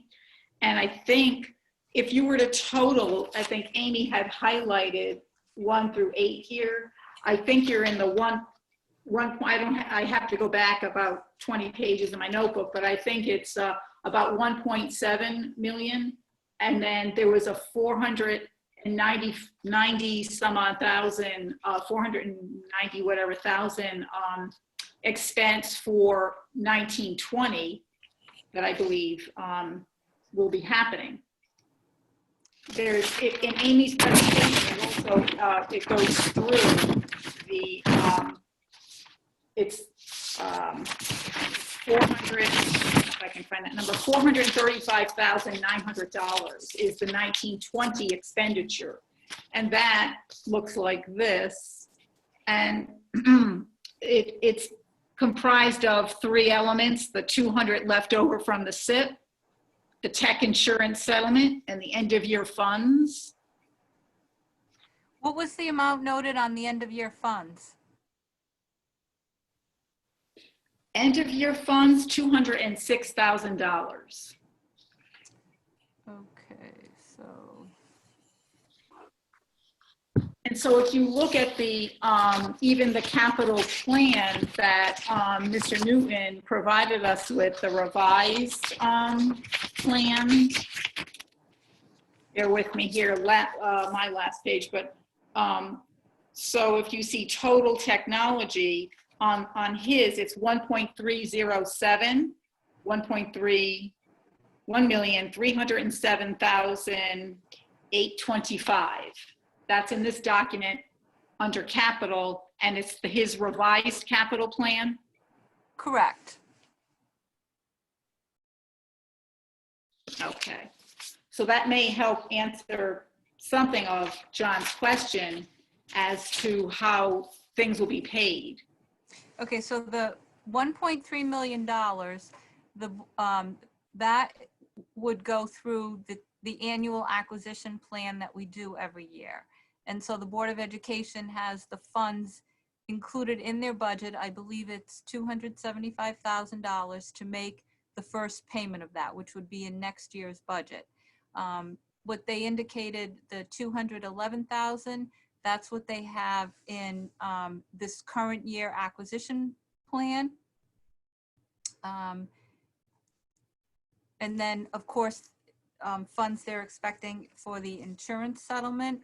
And then I believe the last piece you mentioned was with end of year funds for $206,000. So that would indicate to me that they're planning to make a purchase with some funds in their budget this year.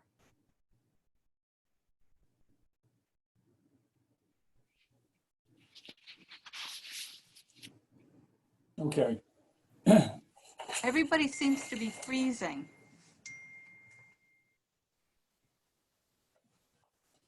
Freezing. I think My we're, next point or comment was, Camille, you sent out a request to Jeff about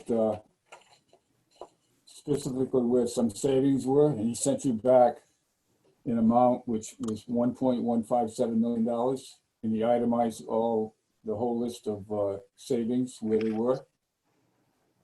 And out of that $1.157 million, they deducted unanticipated expenses, which was $688,000, which left $469,200 left over, which all could have been sent back to the town general fund, but they wanted to keep out $206,000 for technology. Now, my question is, But my comment, to see if it's possible, is taking that $469,000 and adding on $170,980 from the CARES Act funding, which I understand will be coming through in the fall, maybe earlier. So taking that total, which is $640,180, those two figures, and subtracting that from the $1.6 million increase in their budget, would only leave $985,000 of an increase in their budget. If they kept all those funds for whatever use, probably for technology, then they wouldn't have the $1.6 million increase of the budget, would only be $985,000. Now, is that a possibility I or have not? It's certainly a possibility. I have my thoughts on that.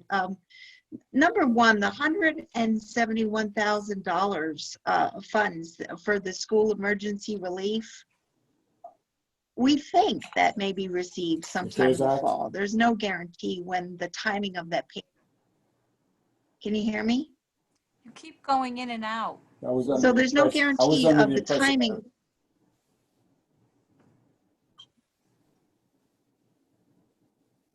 Camille, So you're, John is going, can everybody hear me okay?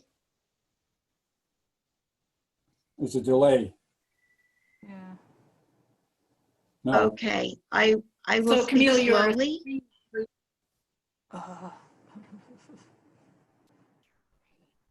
Okay. $171,000 is anticipated to be sent to the school board sometime in the fall. I have a few thoughts about that money. And one is, remember, the Board of Ed eliminated all of the new hires that they were going to put into the budget, the kindergarten teachers, the first grade teachers. My concern is that when the 3-bedroom Gateway apartment complex gets occupied, that is going to bring in a number of children that we have not planned for. So it is likely that at some point next year, more teachers will have to be hired to accommodate those kids and keep a reasonable class size. Now, I don't know when occupants, I talked to the woman in the town building, Jen Lindo, I think, that said that the CEO on some of those buildings have already been granted. So we don't know when but blasting is still going on. So we really don't know when people are going to be moving in. But I would anticipate that certainly by January, there might be a number of kids coming into our school system because of that development complex. So by allowing the Board of Ed to keep these funds, they won't have to come back to us for a special appropriation to hire more teachers to take care of that.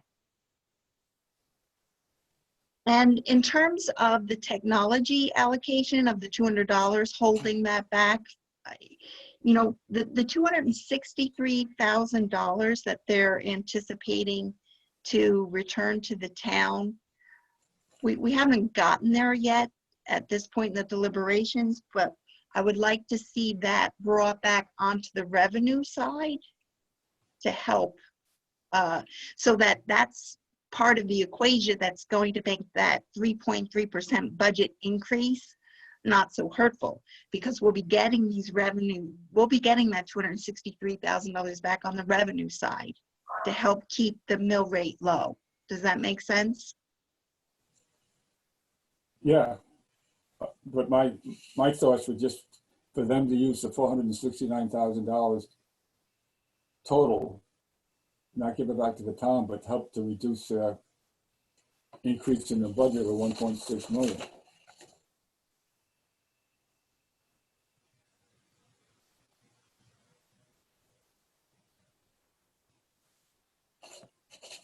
Well, just if we don't give it to them in the budget and we allow them to use these funds this year for that purpose, we're going to have to increase the budget next year.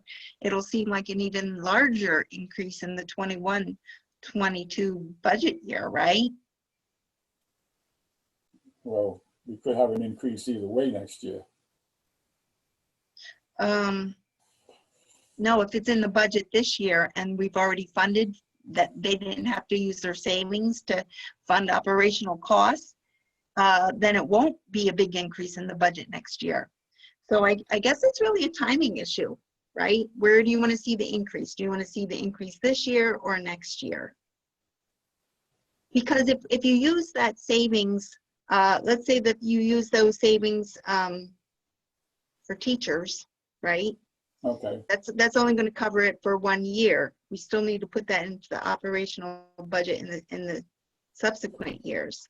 They could use it for technology all this year, but I don't see why that's so important, because I think they're going to be able to purchase all of their devices anyway by this, I guess, the borrowing of the funds from the town. They're still going to be able to buy all their devices and roll it out in September and pay it Camille, back over 5 years. Don't they Yes, also though yes. have to do all the infrastructure? You know, in the Right. in the middle school and the high school, doesn't that need to be done Yeah, right away? that's actually, Yes. because I think this is outlined, again, if you go back to that slide that Amy provided, in the 3 first components, the high school infrastructure, 160,000, security safety software, 15,900, and middle school infrastructure, 260. That brings you to the 435,900, which is the 1920, through June 30th effort, so to speak, technology effort. So that's where that's going. And I think, yeah, at some point we should have a discussion a little more in depth on this 263,200, because yes, devices perhaps could be bought for it. I see John's point. Or it can be rolled into next year, given back to the town. In fact, the night of the meeting 2 days ago, was it Monday?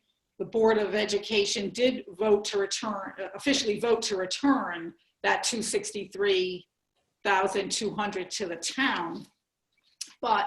And the thinking, of course, is that it can slightly reduce the mill rate, which if you put it in as an expense, as a revenue, but then you have, whatever expense is reflected, and then you have the let's say a rate of 98.4% collection, by doing that, it does reduce the mill rate slightly. I had asked Anna this question, and she was kind enough to do her magical calculations, and it was like 0.12 reduction if you put it in next year. But that's just one alternative. I was thinking if devices need to be bought, maybe just use that money right now, because there are other pressing things happening end of year for Jeff and the Board of Education, some of the special ed needs, et cetera, et cetera. So just a thought, to me, that was still like an open-ended thing. Whether to take advantage of that little bit of reduction perhaps next year, or if the need was more dire and there were supply issues, Amy had referred to supply issues, or even cost issues. If the devices are cheaper now than they might be later, when demand goes up, then let's see. Yep. Okay, so I think all the devices are going to be purchased for September. So I see Jeff Newton is on the call. I'm actually going to unmute him and maybe have him weigh in on this if he doesn't mind. Hi, Jeff. One last point, if I could. I didn't mean that they were going to buy all their devices with that sum. I just meant it would get the ball rolling for them, because obviously after June 30th, there's a plan in place under our SIP. So that's all. Yeah, exactly. Our plan would be to obtain the devices, by the fall. So we have them, in kids' hands as we had broken down. Thank you for referring to the slides. Those text slides kind of laid out the 1920 year and then as well, the 2021 acquisition plan and what would be acquired through both years. So hopefully that was clear. We're happy to talk about those again if we want to. And I'm happy to pull Amy on the line as well if you want any clarification. I'd like something, Jeff. I mentioned that 13 list of priorities. And I added up all the figures on that list and it comes to, again, I'm going to say close to $3 million. How does on the next page, how does that total investment of 1.3 relate to that list? You're talking about the tech priority list, right? Right. Yeah, that's over time. We're not obtaining all of those items, all those 13. Look on, I don't know if you have the slide 23, 1 through 8 is what's going to be obtained. Yeah, Ann is holding it up right there. That's what we're going to be obtaining. Yeah, The other ones are for the future. Okay. Those aren't part of what we put forward, just what's highlighted on that slide. Okay, that's where I was kind of confused on what the relationship was, Yeah, yep. but I got it. Thank you. No problem.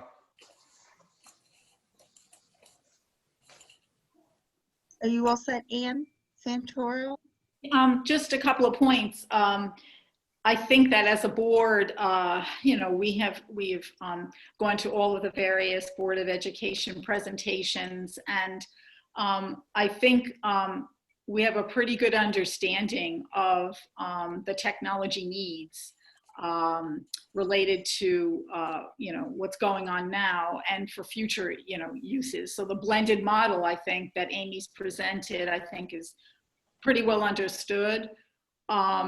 So personally, I'm fine with all of Jeff's reductions.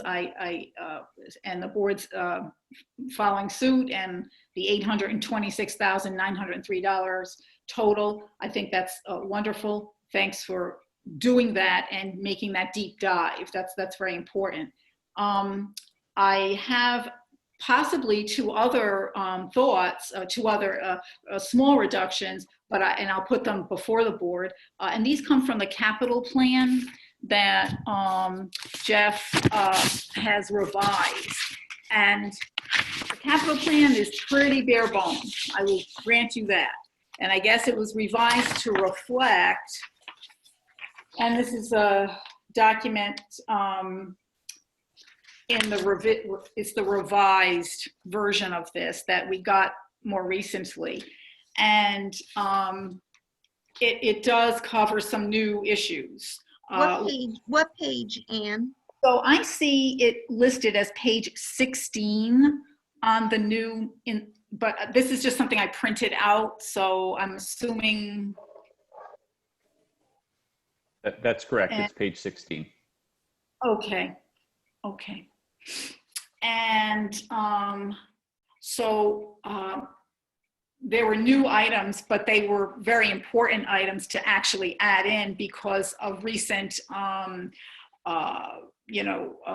I guess, inspections, both at the high school and then at the middle school. And I think those are important to do. So I didn't have a problem with adding those in. Those are clearly safety issues.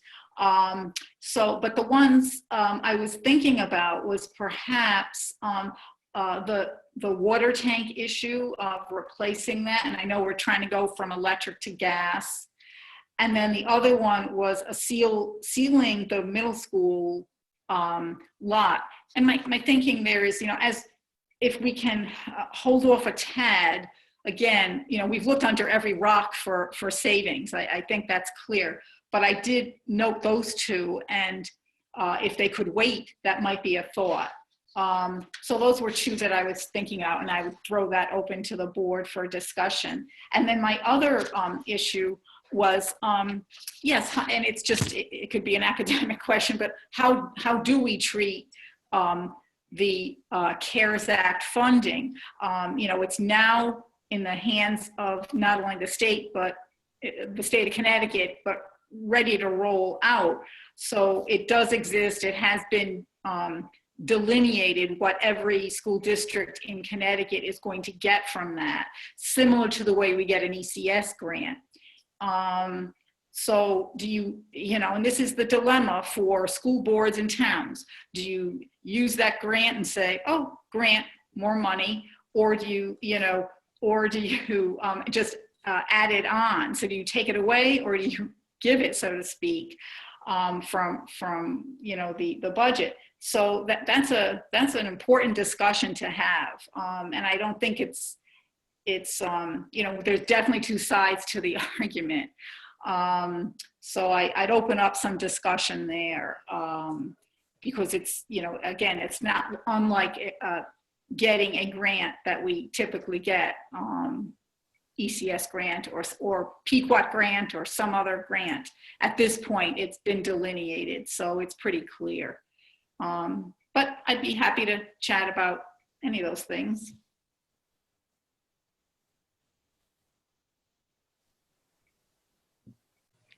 So I And think just I've a already, quick I've question, already you said the two I that think you were Jeff's thinking of not spoken holding from off my on. Further. standpoint.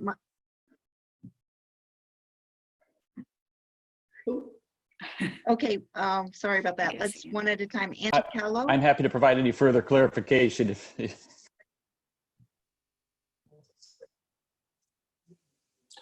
Okay, you good? I just had a quick question of Ann Santora. You said the two things that you might want to hold off on the CIP was the sealing of the driveway, and what was the other thing? I'm sorry, I missed what you said. Driveway sealing and the tank replacement, water tank replacement, and while Jeff's Okay. here, he can, if he needs to give more information. I don't know protocol here on that, but he's here. So if you have a question, I guess you can get it answered. We've had such a creative way of doing all of this. So, if the information's here, it's here. Even if it comes post department, presentation. But anyway, so yeah, those are just other areas, because for me, quite honestly, it was very difficult going back over Jeff's suggested cuts, and then the board looking at those cuts and saying that, I had a better opinion on those particular items. I felt as though there had been quite a few set of eyes on those, and they were pretty significant. So, I was just looking for, something elsewhere. Because again, if we're I'm not personally talking about zero increase in anything, but if I'm hearing that tonight, then we need to find some savings. I'm hearing that from a lot of voices on the board tonight. So if that's a goal, and revenues are shrinking, and we want a zero, increase, then something's got to give. So this might be the beginning. I don't know. And I thought I had heard in communication that seal coating was eliminated from the Capitol. Jeff, correct me if I'm wrong on that. No, it was left on at the middle school, and the reason for it, last summer we did crack sealing, just all the cracks in the parking lot. So the anticipation was to finish sealing it this coming summer. If we wait, we could jeopardize wasting the money that we put into doing the crack sealing if it goes, I think, another year. That was the concern with that, and that's why that was left on. And then the water tank has internal corrosion. It's already starting to leak. So there was concerns with that. That's why those two were left on. So Jeff, basically, with the water tank, it's more than just, because I'm just looking at your narrative here, and it's more than just the change from electric to gas, is what you're saying. Yes, yeah. There's concerns with imminent failure that could come forward with it already starting to leak. Okay. Okay. Thanks for that. Thank you. Mm-hmm. But honestly, looking at your capital plan, it's very shrunk and it's very tight. So yeah, those are the only, question marks in my mind. Thanks. Neil, can I make a comment? Thank you, Jeff, for clarifying those CIP items. I know you did that the other night, but it's good to hear a refresh, I guess, again. Okay, No problem. Anna, yes, you'd like to make a comment? Yeah, so the Board of Education's revised capital improvement plan is really 3 component parts. The $1,307,825 is for technology. That $1.3 million is intended to be part of the annual acquisition plan, which the Board of Education has $275,000 in their operating budget to cover year 1 of the payments. The CIP dollars, or $238,610, those items would be part of the annual bond package that we do. So we would do short-term notes on those, which would mature in a year. So really, there would be no funding in our budget this year to cover those costs. It would come up in the following year's budget. And then the remaining $35,500 of their plan, they're proposing to use Learn funds to pay for those. So just so that the board understands the sources of funding for the items included in their CIP.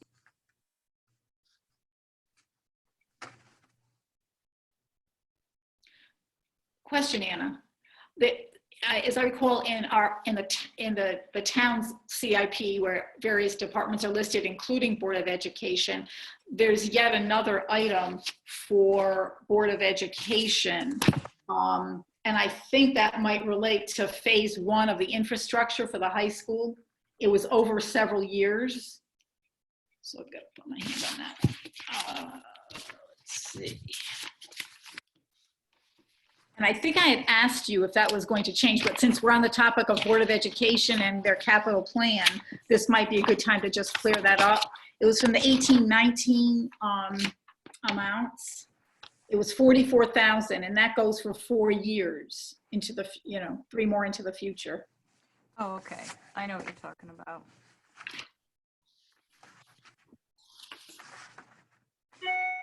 Yeah, the information that's in the CIP as it stands now, that all needs to be adjusted to the way the board's recent plan is. Okay. Just regard that 44,000. Okay, good, because I thought it was just sort of, based on previous bonding or notes, and so it was carrying forward. Okay, that's Just good. disregard that. Okay, that's good. Thank you. So my only other question then about the board might be of education is just what to do with that CARES Act money. That's a question for the Board of Finance, you're saying? Yes. In terms of, do we treat that as we would another grant, like another state grant that we get, whether it's pilot money or PQAT grant or the stabilization grant, do you treat it like an ECS grant, or do you say this is, we're just going to, let that go so that there's that extra money to them in the future? So yeah, it's a dilemma. I'll be honest. I've read different things on it. So Yeah. But I think I have to say, let's go around and we can see how everybody feels about that. I've already stated that I thought that that should remain with the Board of Education for unanticipated expenses next year, whether it's having to hire additional teachers to cover increased enrollment. They've actually indicated on that note where they are targeting to use it from, which is special needs, right? So that's the wild card, right? Because that is such an expensive component for education that we just don't know from year to year what that number is going to look like. And first of all, if we did not allow them to keep the $171,000 grant, then perhaps they wouldn't be returning $263,000 because they would need to hold back that funds from that number in case they need it for special education next year. So I'm trusting the Board of Education that they thought this through and that they are they are keeping the minimum of what they need, and maybe just a little bit extra to cover for the unknown next year. That's how I feel. And I think you've made it known how you feel. Maybe we can just go to the rest of the members to weigh in on that particular item. Would Okay, anybody like? I'll weigh in. Camille, Okay, may I make John. a comment? Go Sure, ahead. Anna. Yeah, I just want to comment. The board, we have for Board of Education grants, we have a special grants fund that's independent of the general fund. And so those funds would go to that fund, not to the general fund. So I just think that would be, I'm not following you, Anna. Maybe you could complete your thought. I'm not following. You're Okay. saying the 170 would go where? okay, all right, no, okay. So are you reading a text? I mean, we can let somebody else speak. Yeah. John, why don't you state your Yeah. comment? I was just gonna say, if, assuming that the Board of Ed keeps the 170, 980, and you're saying that it's a possibility that we won't get it, correct? No, I'm not saying that. That's what you said a minute ago. I'm not saying it's not. I'm not saying it's a possibility that the Board of Ed won't receive it. I'm just saying they don't have it now, and so the receipt, Right, the because timing is. before, a couple of meetings ago, it was said that they would get it, and it would be, the question would be when. So moving forward, if they do get it, say they get it in October. I, as a member of the board, would just like to know when they get it and where that fund goes, that money goes. Well, I think they've stated on the sheet that they would like to earmark those funds for special education costs. I know, I see it in front of me, but it has to be parked somewhere before it's used. Now, Anna is referring to a fund place that it would go to first, correct, Anna? Or did I? Yes, I received confirmation. What I was saying was correct, that source of funds is going to go to the special grants fund that we have for the Board of Education. It's not going to the general fund. Okay.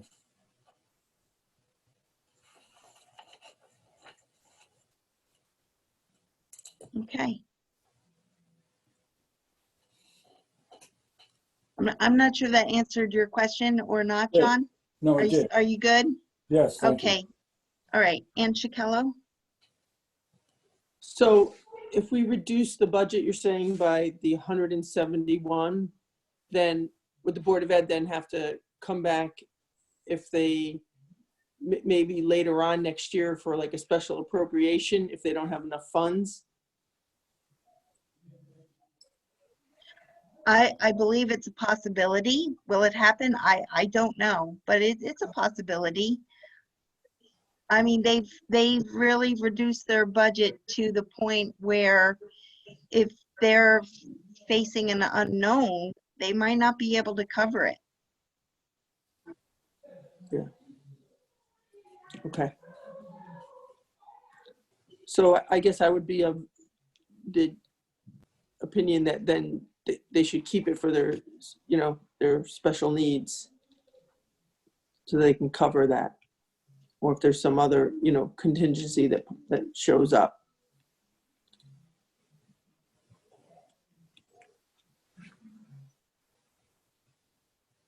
Okay. Lots of discussion on the Board of Ed budget. Lots of ideas for, a couple of ideas for trimming further, a couple of ideas to make up for that 171,000 somewhere by reducing the budget. I think, we've been going on 2 hours and 15 minutes. And I think it's a big, we've had lots of opportunities to ask all these questions, to get everything clarified. And I think I'm ready to make a motion on this Board of Education budget so that we can move on. So I'm going to, if there's no further discussion from anybody or concerns, I'm going to make a motion. And if it doesn't pass by the majority, then we'll have to entertain a second motion at that point. Does that seem fair to everyone to get the ball rolling? I got a thumbs up from Richard, Ann, Chikello, Peter. Okay, let's go. And I don't have anything written in front of me, so pardon me if I, fumble my words a little bit, but I move to approve the revised adopted budget of the Board of Education as presented to us with no further reductions for the budget year 2020-2021. Is there a second?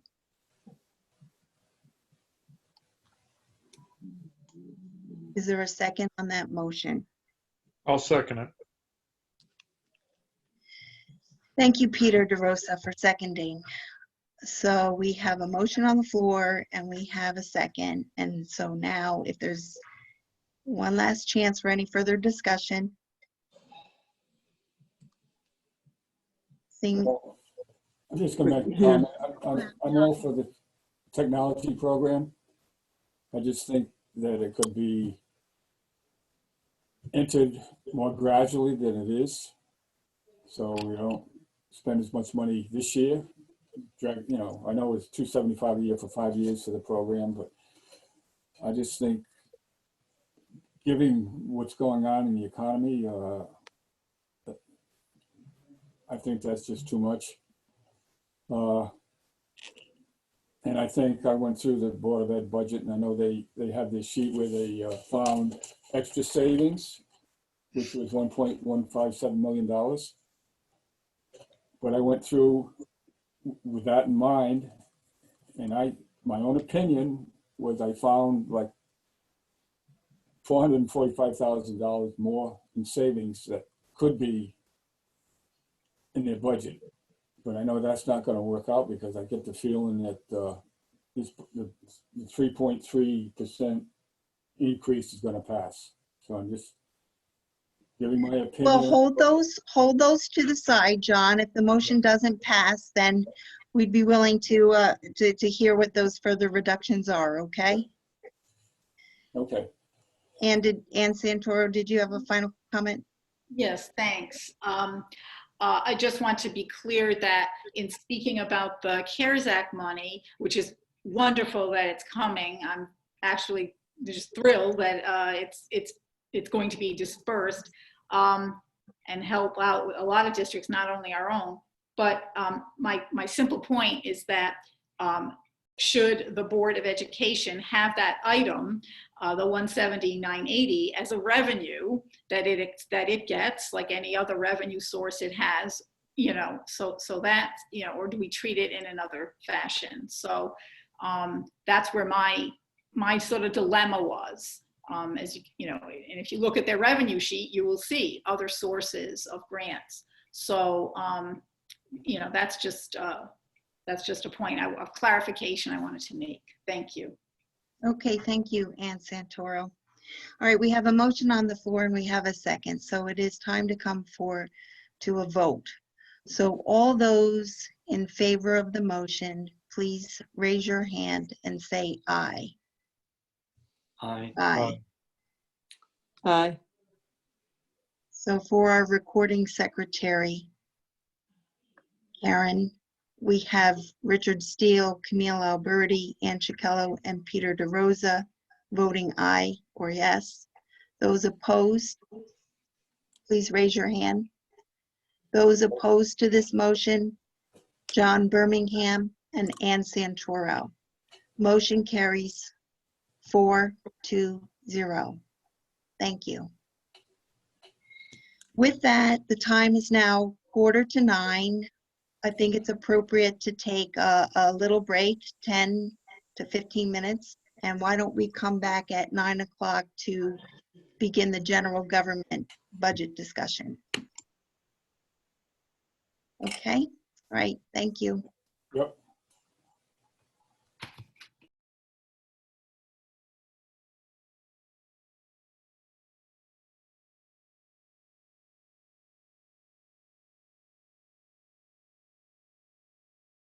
Okay, it looks like we've all rejoined the webinar. The time is now 8:59.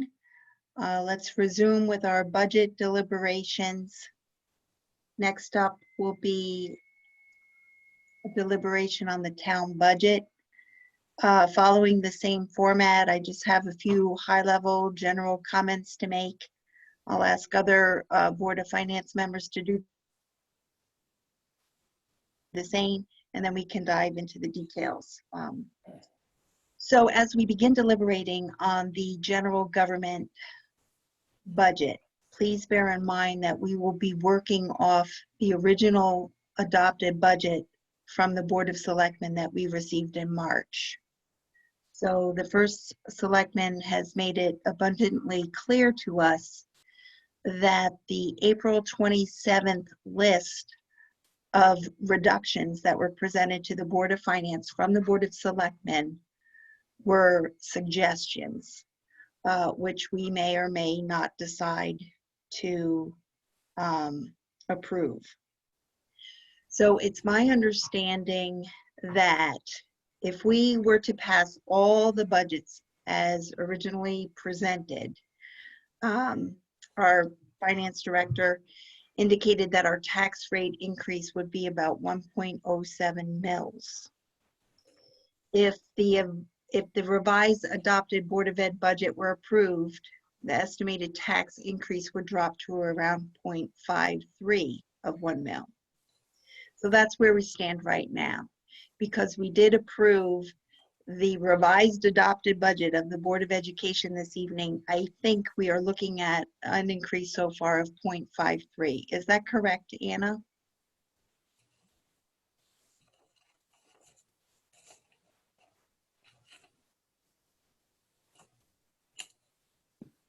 Sorry.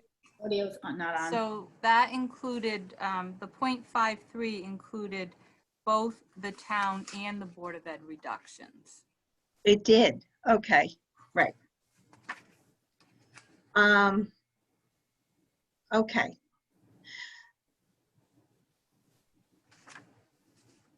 So the question is, for this board, is do we think that that's an acceptable increase to pass along, or do we need to roll up our sleeves and do a little bit more work on this budget? We have two components left to consider: the general government side of the budget and the capital budget.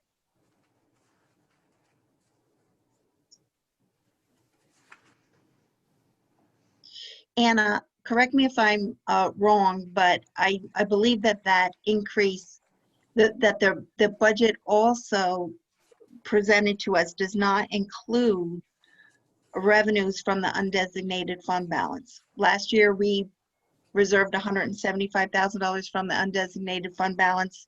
It got returned. It's going to be returned this year, more than likely. And for next year's revenue budget, you pulled no money from the undesignated fund balance to help support the budget, correct? Yes.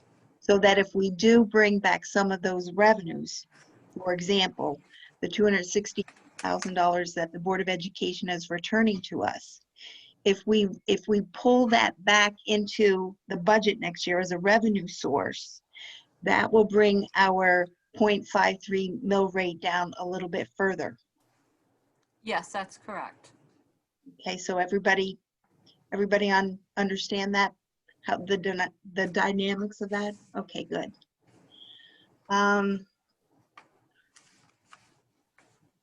So I do have some concerns on the town side with regard to growth in our town. I mean, I know that the grand list increased a little bit more than 1% this year.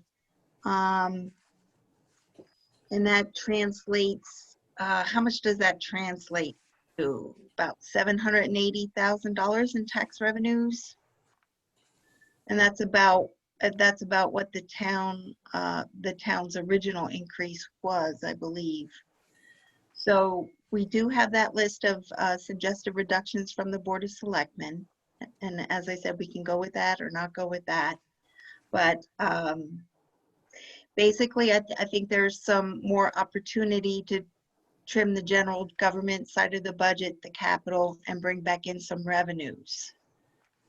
Because I really would like to get that mill rate down closer to 0. So that's where I kind of stand on this part of the budget deliberation, and I'd like to know how everybody else feels. So can I call on you first, Ann Chikello? Sure.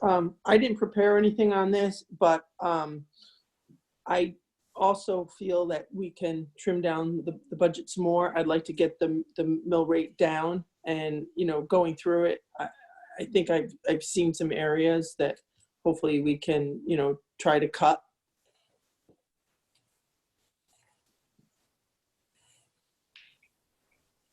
Thank you. You're on mute, Camille. Does anybody else have any comments, high-level comments, or should we just dive into the detail?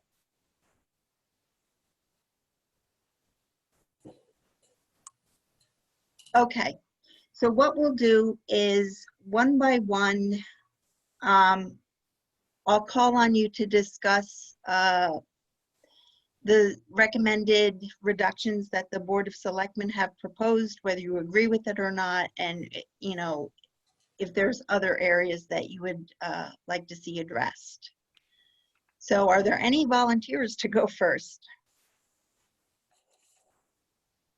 Any volunteers? I'll go first. Okay, great job. Thank you. Okay, I looked over the town budget and the reductions that the first selectman and the other departments had. And I'm pretty comfortable with all those reductions. I also, like I did with the Board of Ed, I went through the departments one by one. And I found maybe a few $1,000s, maybe more. But I don't know if that's gonna make any difference or not. So basically, like I said, I'm comfortable with the reductions that they made so far to the town budget. I don't know if anybody, that came out to be $327,544. I'm sorry, John, could you repeat your number again? Thanks. The number that I had from this sheet was $327,544. The change of the revised budget. Right, but your suggested other cuts, what did they total? About $3,000. But I had a question for, are there any fire department people here? Yes, there are. I believe Chief Ricks is on. Let me see. Does it matter which fire department, John? Rick's had to go and John's working tonight. What's that?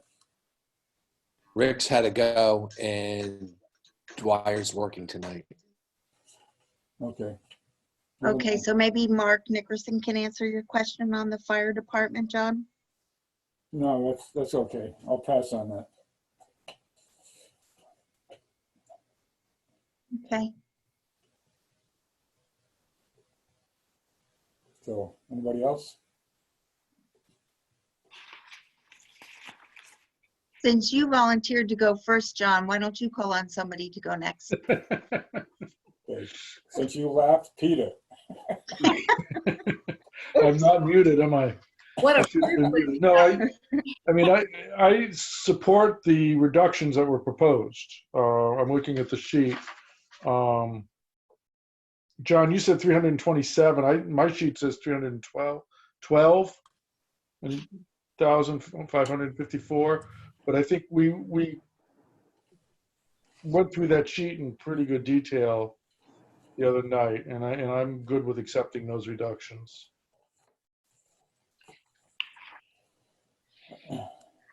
Did you have any further areas of concern, Peter? I'm interested in a discussion on the capital with the fire truck, that just seems like a huge expense. I know the need is great, but that's a discussion that I'm interested in having. But I don't have any other. I'm not pulling any other money out of my pocket at this point. So I'll stop laughing, and then I won't get picked on. Okay, so Peter, you pick the next person to speak, if you're done. I'm done. Ann, is that you raising your hand? Ann Chicallo? I'm muted. Okay.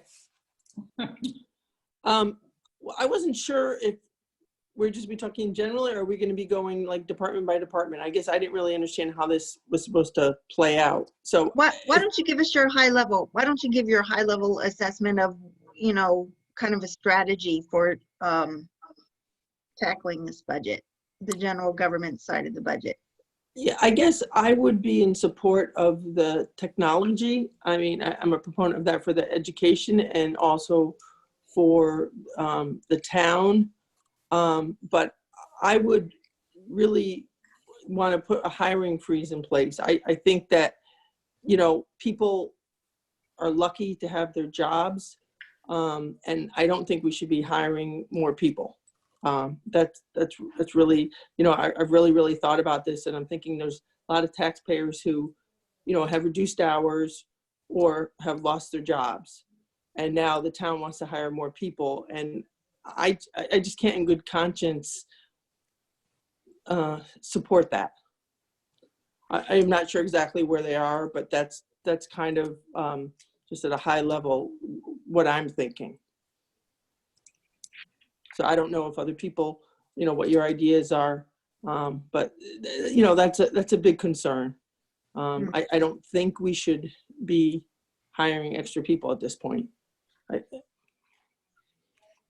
So I don't know if anybody else has any So you comment would on be,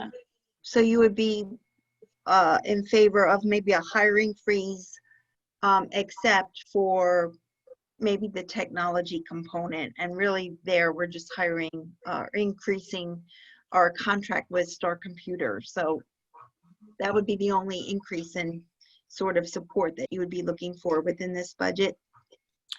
Yeah, I just think that, it's difficult times, and, that's just, these are a lot of people presented, and there was a lot of wants, but, I don't see the need, I guess. That's the bottom line. So it's the wants versus the need. And if this was a different year, I would be fine with it. But, given the pandemic and the environment we're in and the instability and unknowing future, that's where I stand. Okay. Thank you, Ann. Who do you call on next? Rich. Okay, thank you, Anne. I tend to agree with you about the freeze on new hiring. When I was in the corporate world before I retired, that was a common practice when budgets were tight, that even when we had dramatic needs for things, new hires just were eliminated. As a rookie, I've got some other things that I don't know if they fly or not, but the category of miscellaneous budget seems as though every department has that, and it's not really very clear what's contained in the miscellaneous. And I was thinking, with meeting the contractual needs for the salary increases and such, a minimum of 2.5% decrease of the miscellaneous across all departments. I don't know if it's significant or not, or maybe even up to 5%. Another strategy I was trying to think of, which wouldn't cause damage to the quality of life in town. We see a lot of departments, well, pretty much every department has training or professional development. And I understand that probably the vast majority are required by state regulations for the jobs that are entailed. But if there are any trainings or conferences that are attended that are not required, if those could be eliminated. And I just, from looking at the numbers, I don't know what's required and what's not. And then additional, seems as though with that line item, there's always an additional line item for travel, which if the COVID environment continues, there just isn't going to be travel. So could that be another potential source of savings? And this is one that you might throw the book at me, but I know the level of the contingency fund is a suggested amount. I believe, what is it, 1% of our general budget. Can we reduce that at all in this environment? And when I look at the public safety building contingency, from what I remember hearing is that there won't be occupancy until spring of 2021. And so can that contingency fund be reduced at all? And then the last thing, and I think we'll get to this later, is are there any capital purchases that could be put off for another year? And are there any potential opportunities for refinancing our debt obligations? And then as a final consideration is, I don't know that the days get much rainier than this, even though it's been sunny the last few days, but can we tap into our rainy day fund to try to reduce the tax burden? So that's what I've got in general terms. Thank you. And Anne, I guess you're next. I'm no other choice for you. So yeah, I have a couple of changes, if you will, or variations from the list of deductions, suggested deductions by Board of Selectmen. And I do want to thank them, all the members of the Board of Selectmen, for making that deeper dive, looking closely, turning the rocks over, finding places to save. You know, really, it also saves us a degree of work, that's for sure.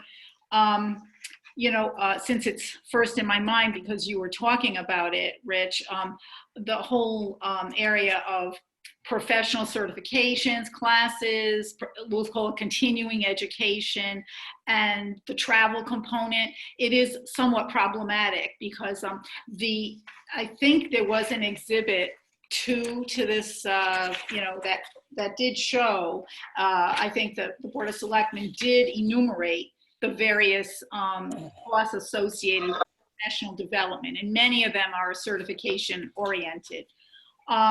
So I think the Board of Selectmen's thinking was, let that be. I believe it amounts to maybe $95,000, something like that. And sometimes, and you're right, this whole issue of the travel is a little murky because sometimes there's a travel item that encompasses on-duty travel, you know, to fulfill your duties in work, going from this end of town to that end of town, using your personal vehicle, being reimbursed. And then there's the travel associated with professional development. When I came on the board, I remember asking that maybe be separated, but it's a little tricky because you've got to have, you know, I can see having travel logs, maybe it's delineated, I don't know. But the long and the short of it is, I see your point completely, and it was a concern of mine as well. I don't have any intention of cutting certification requirements, continuing education, particularly at this time, whether it's town, Board of Education, absolutely necessary. And sometimes you can't go forward and do your job unless you're properly certified, obviously. But with respect to travel, there can be an amount cut. Now, what that amount is, I was trying to guesstimate. And I know I recently, like 11th hour, asked Anna so for maybe a suggestion on that. But yeah, because things will be done virtually. A lot of these conferences and meetings that you need for your professional development are likely to be done in person and won't require the travel. So you know, I myself am open to some suggestion for a number, but that was definitely a category I saw that could be dealt with safely without doing harm, you know. That was one thing.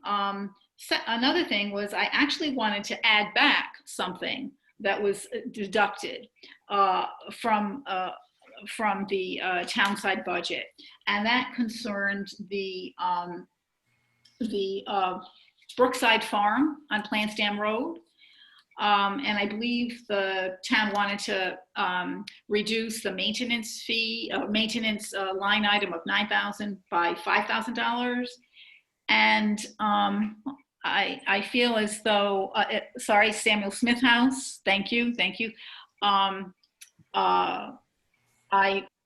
would like to restore that because I think that the effort that that those involved with the house are making in the garden to grow food, and I know local folks go and grow food there, but rather than take it home themselves, they're all donating it. I think that's a wonderful service to the community.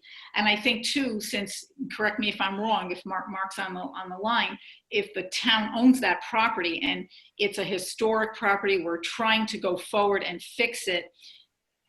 This is not the time in my mind to cut that, even though it's tough times. I think it's a wonderful resource, and that school children can visit. There's a lot of outdoor aspect to it, open barn, et cetera, et cetera. So, so much history there. You know, for the little amount that it is, and for their good efforts, and the importance, we talked about this last time, of history, especially at a time like this, I say restore that. So that was something I was thinking of. Let's see.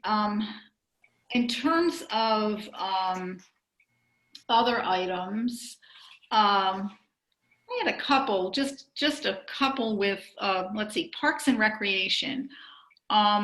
Just small amounts there where I was just looking at materials cost, and the Board of Selectmen had suggested 1,500. I think we can go with 3,000.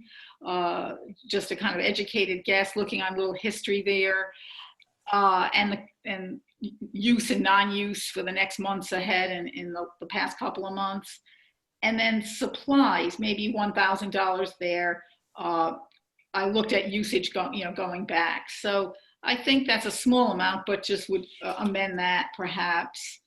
I think in terms of new hires, there's very little of that actually, unless I'm misreading, happening. We have, let's see, in the Commission on Aging, there's a position which had been advertised, et cetera, and for which there have been interviews. There's that position, and then, of course, the police position reducing from 2 to 1.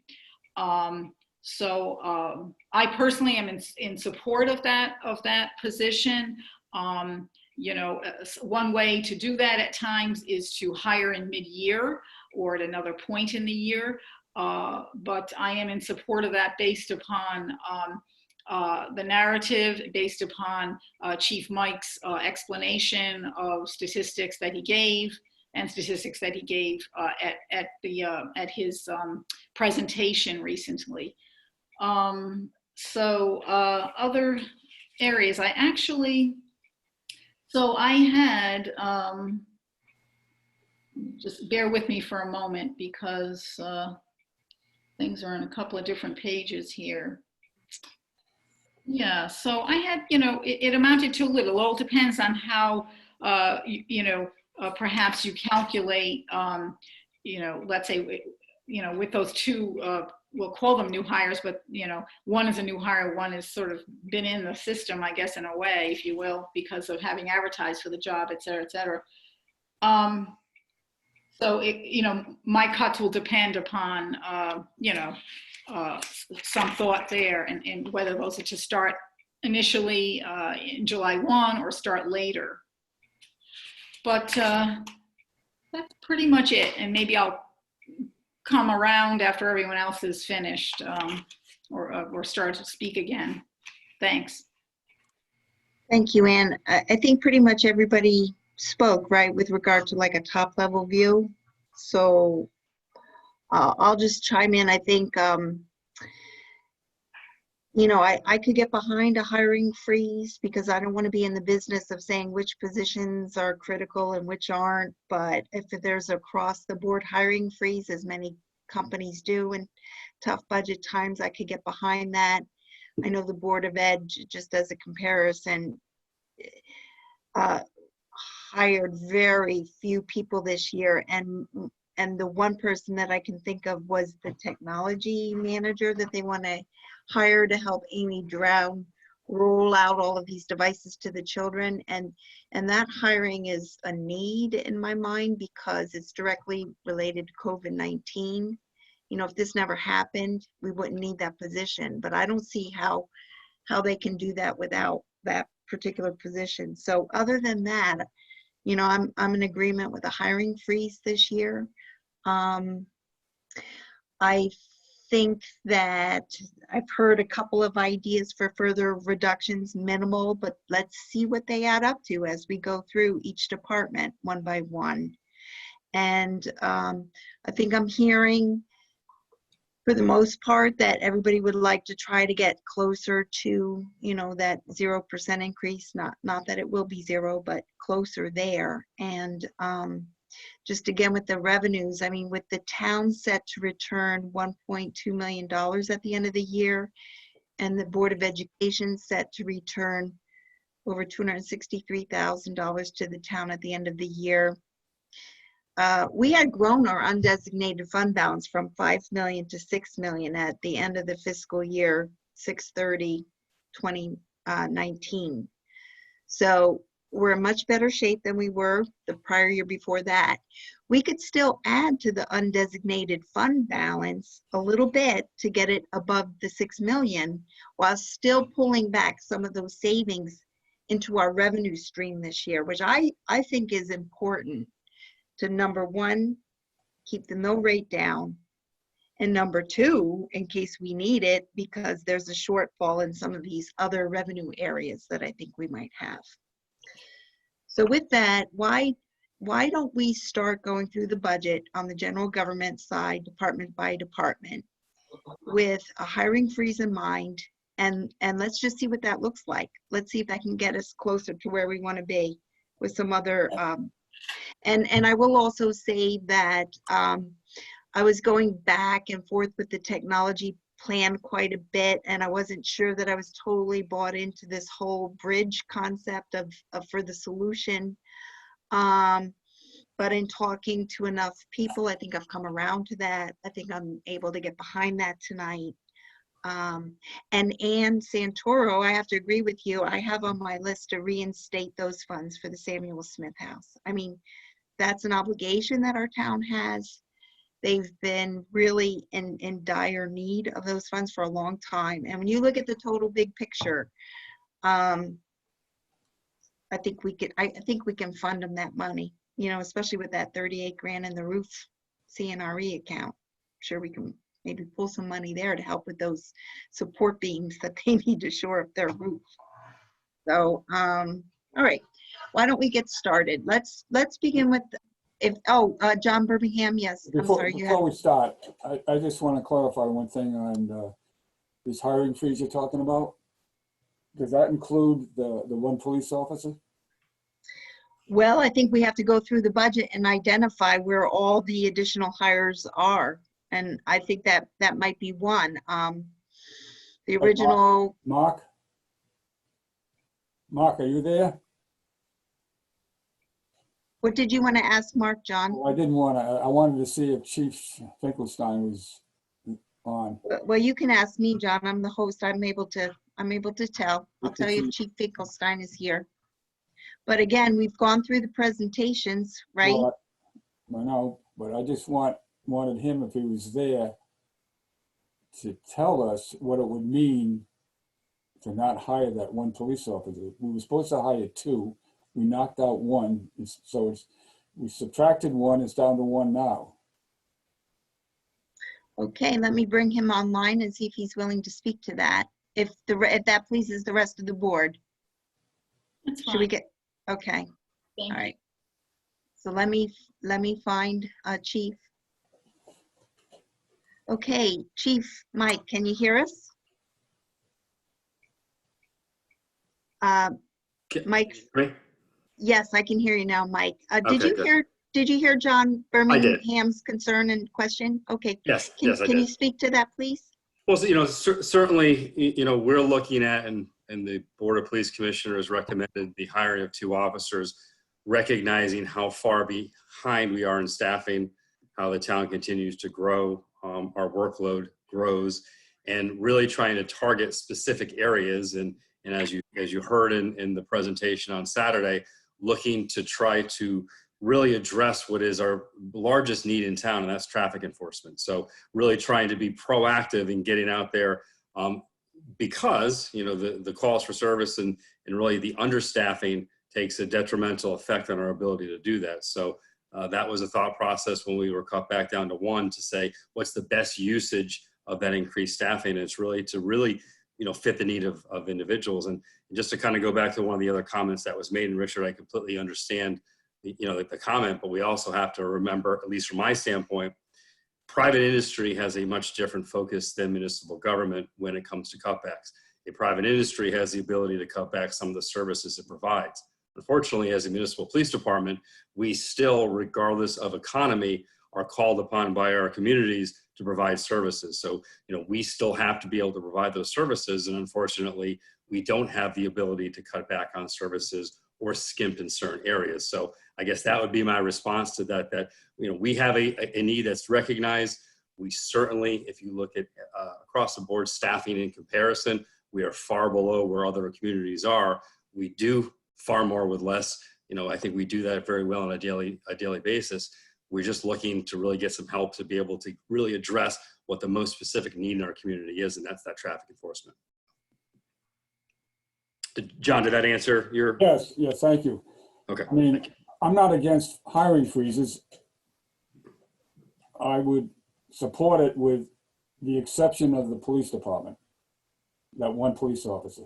Because in my priority list, like the Board of Ed had a priority list, my first priority for the town and the citizens of the town is safety. And the second one is health, the third one is education. Now the 2 and 3 go nowhere if you don't have a safe environment for the citizens. That includes the kids, and that includes the senior citizens who have health issues. So safety should be our prime priority. And that means hiring that 1 police officer, and maybe down the road getting a second in a year or 2. So thanks for your input, Chief. Thank you very much. Thank you, Chief. Okay.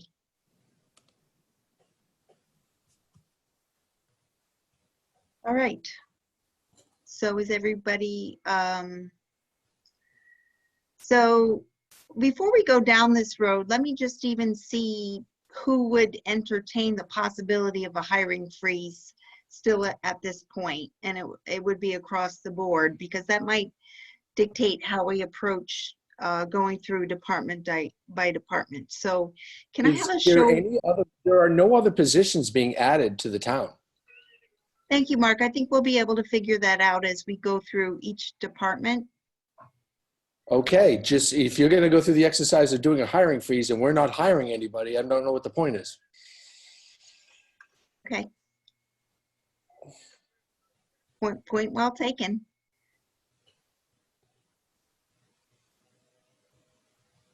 So a show of hands,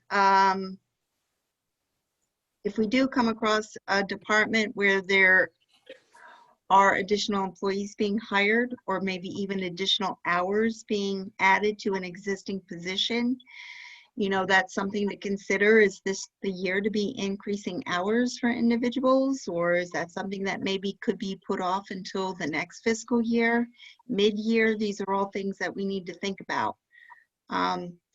So I'm willing to entertain it to see where the number ends up at, to see if it can get us close to our goal. So if everybody else is willing to entertain it, we can go through that exercise. If not, we might as well not bother. So Well- I'm still willing to entertain it. I don't know if anybody else Well, is. if Mark is correct that we're not hiring anybody, with the exception of one police officer, it's, Yeah, you know, why go through the whole exercise? There's a lot of, oh, sorry. Yeah, Go go ahead, Ann Go ahead, Chicallo. Ann. I don't know, as I went through it, I see there's a lot of times where they're increasing the hours of different employees. And that's my concern. And regarding the police officer, you know, I'm all for the police. However, in this environment, I think that we need to wait on it. The town has decreased in population down to 18,645 from 18,789. And I listened to him very carefully because I had flagged this in my mind. And my take on it is this is a want, it's not a need. He was saying that I asked him specifically about, you know, hiring somebody part-time, and he said, oh, that would be more difficult. And they would need somebody just to be, I guess, focused on more of the traffic because the other police officers are busy, like, you know, writing reports.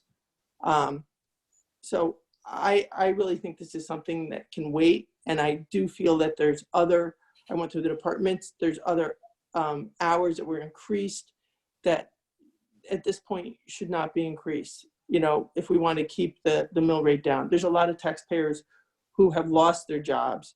So this is why I believe that we should have the hiring freeze and not increase the hours. So.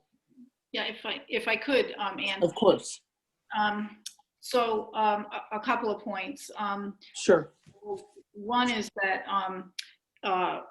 if we're increasing hours in some departments, that's a separate issue from, you know, a new hire. So I think that's a definite different category, and I'd be willing to go through with you as you have, you know, as you enumerate, and we can examine those. So those are two separate categories, and I think the board should keep those categories very separate. We have people whose hours may be required to be, or, you know, or not to be augmented. As far as the police chief's presentation, and I've sat through, this is the third go round with the chief for his budgets. This is my third year on the board. My understanding, and he's on the line, he can correct me if I'm wrong, the part-time position, that there's only one in the town, is the person is kind of a floater. These people don't even really exist. And so if you've got to take someone and put them, you know, and direct them, with either traffic or patrol and help with those things, this is a part-time person isn't going to help with the need that exists. And perhaps he can, you know, elaborate on that. But my understanding is the part-timer, because in previous iterations of this board, we've asked that question of the chief, can we just get a part-time person to fill in? And it just doesn't, it doesn't exist. Can I answer that question? Because I think, to both ends, it's important to remember it's very difficult, and that's. We're losing your audio. Am I there now? Yes. Yes. Yeah, now you Okay, are. sorry, it bumped me off. It's also important to remember there's a reason that the vast majority of towns do not have part-time officers. We're one of the few that even have one, because the market does not exist for part-time officers. They have to maintain the same certification, the same standards as full-time officers. There isn't an abundance of people out there to work per diem as a police officer. And you know, a lot of times we have a very difficult standard that we need to achieve in finding people to be police officers, to put out there with a trust that you need to have. So again, it's not an easy solution to say, well, let's just have somebody on a part-time basis. And T'Challa, just one thing, I think it's also very, very important to always remember when we look at population, the population of York Correctional is figured into the population of the town of East Lyme. There's been a significant reduction in your prison population. So part of your reduction is not residents in town that we police, it's people in the prison population.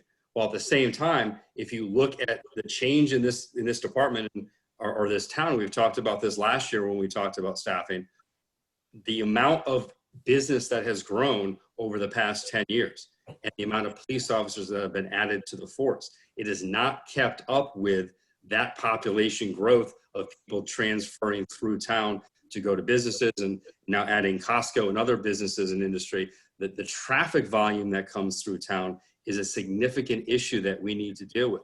The summer population increases, a significant thing that doesn't necessarily correlate to the numbers you look at to say this is the population of town. How many people come into Niantic on a Saturday in the summer?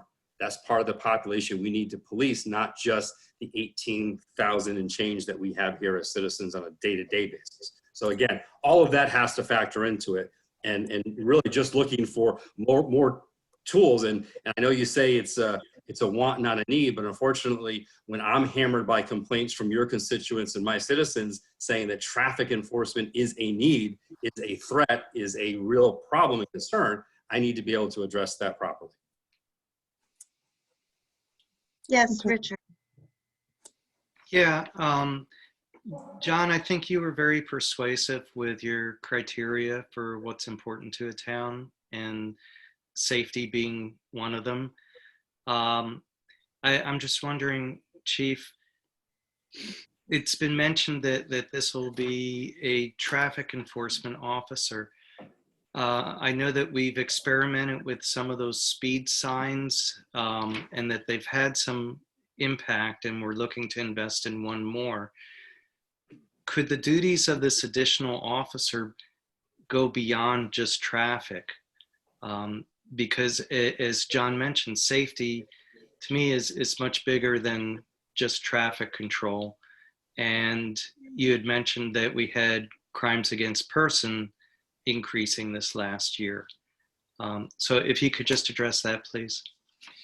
Well, in my vision of adding and making a traffic position is going to be multifaceted. It is to address traffic concerns, not just traffic enforcement, to look at trends, to take those statistics that are taken from those speed signs that are deployed, to assist Public Works with those deployments, the areas that they want to look at and say, this is where we need that statistic, and really be that conduit to say, this is our problem. You know, what I look at is really problem-focused policing and problem-solving policing, to say, if I know I have a specific problem in an area, not only is this officer going to be out there and deployed to do that speed enforcement, but they also need to be part of the solution to saying, how do we solve that problem? How do we work with neighborhood groups, work with Public Works, work with the police commission as a traffic authority to really do traffic calming measures, planning for whether it is changes in how the streets are set up, whether it is sightline issues. So again, it's a multifaceted tool that I envision as helping really address what you see, and I know all of you here on a constant basis, are some of the major concerns that people have, because the roadway safety, the walking safety, the traffic safety really is a huge concern in this community. So, you know, it is not just to run radar, it is a very multifaceted problem-solving approach. Thank you. Okay, thank you, Chief. I think that's a lot of information, and since the you know, we can chew on that, because it'll be a little while before we actually get to the police department's budget. I would just remind everybody at this point that a full-time police officer was recently hired January of this year. So we did increase the force by one. I'm hoping that helps. And I'm sort of on the side of Ann Chiquello in that, you know, there's no doubt that, you know, we could use more police officers to ensure safety, but maybe with the one that was recently hired, that might just have to tide us over a little bit until next year. The last thing I would want to happen is to bring on more people on board and then be faced with a reduction next year if things really go south. And I think that's what we're trying to avoid. You know, the pain of having to have a layoff down the road if we don't plan properly now. But let's chew on that. The police department is farther down on our list. I think I'd like to go in order and just start with Department 101, the first selectman, if that's okay. Everybody on board with that? Sure. Okay. All right, thank you. Thank you, Chief. So let's start with the first selectman's Department 101. The first selectman himself had recommended to reduce, not only not get an increase this year, but reduce his salary, which results in a $6,065 reduction in that line item this year, which we are very thankful for. You know, it's a move that's very appreciative. I think the first selectman did a good job of explaining his reasoning behind that the other night. It is appreciated. And I'm thinking that we probably all would be in favor of accepting that recommendation. How about we just give a little like hand signal as I go through each of these? Everybody good? John? Okay, good. All right, let's move to the next line item. This is something that I've been thinking about for years. The remaining 5 selectmen by charter need to be compensated usually for out-of-pocket expenses. You know, many other boards and commissions get no compensation whatsoever, but it is in the charter that we should put aside money for the selectmen. This varies. The range varies greatly with what those selectmen are compensated at. So I am wondering for this upcoming budget year, if it's reasonable with no traveling that's been going on for the past, you know, couple of months, and with all the Zoom meetings that we've been doing, you know, I would propose maybe limiting their compensation to $50 per meeting. They have 24 Board of Selectmen meetings a year at $50 a meeting for 5 selectmen. I think that translates to about $6,000. So I would be recommending a reduction in that line item of $3,931. Don't know how anybody else feels about that. Well, there's other meetings that the Board of Selectmen go to. There are normally, each selectman has 2 ex officio meetings, which they have to go to. So you have to account for that too. Point well taken. So it's not just going to the selectmen's meeting, which is twice a month. It's these other meetings, which could be like with the Board of Ed, how many times they meet a month. And the Right. selectman is ex officio to that. Right. So you have to Look at how many meetings this board has been to in the past couple of months. I know. Board of Selectmen, Board of Education, Board of Finance. I mean, we all really chip in and do our part to make sure, you know, we're doing our best for the town. So point well taken, John, but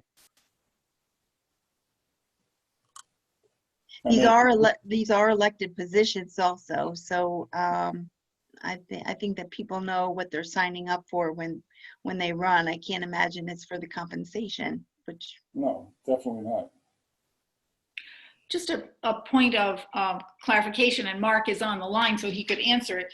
I'm looking at that narrative for 295 in the 101 department, and it says funding to support the needs of various committees established by the Board of Selectmen that do not have an operating budget, and for other items that may be necessary. So is this outside Selectmen's budget, or is this, for clarification here, is this for the ad hoc committees that exist?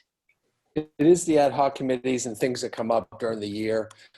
We had the traffic ad hoc committee come up talking about traffic in our town, and one of the proposals was to use that money for traffic, lawn signs, to tell people to slow down and things like that. Through the year, as things come up, there can be ad hoc things that come up. The town is embarking on a particular issue or whatever. I do know that the Board of Selectmen, if they're cut, have already stated that they would put in for gas mileage. They do have to go to meetings outside of our town. They have to pay for admission to things and all that. So the reimbursement, this is a nominal fee. You really should reconsider the discussion on this. It is what it is. It's minimal, and it goes, believe me, the selectmen, just like you folks, give a lot back to the towns, and it's expected that the selectmen show up to events all the time, and that's part of what the cost goes to.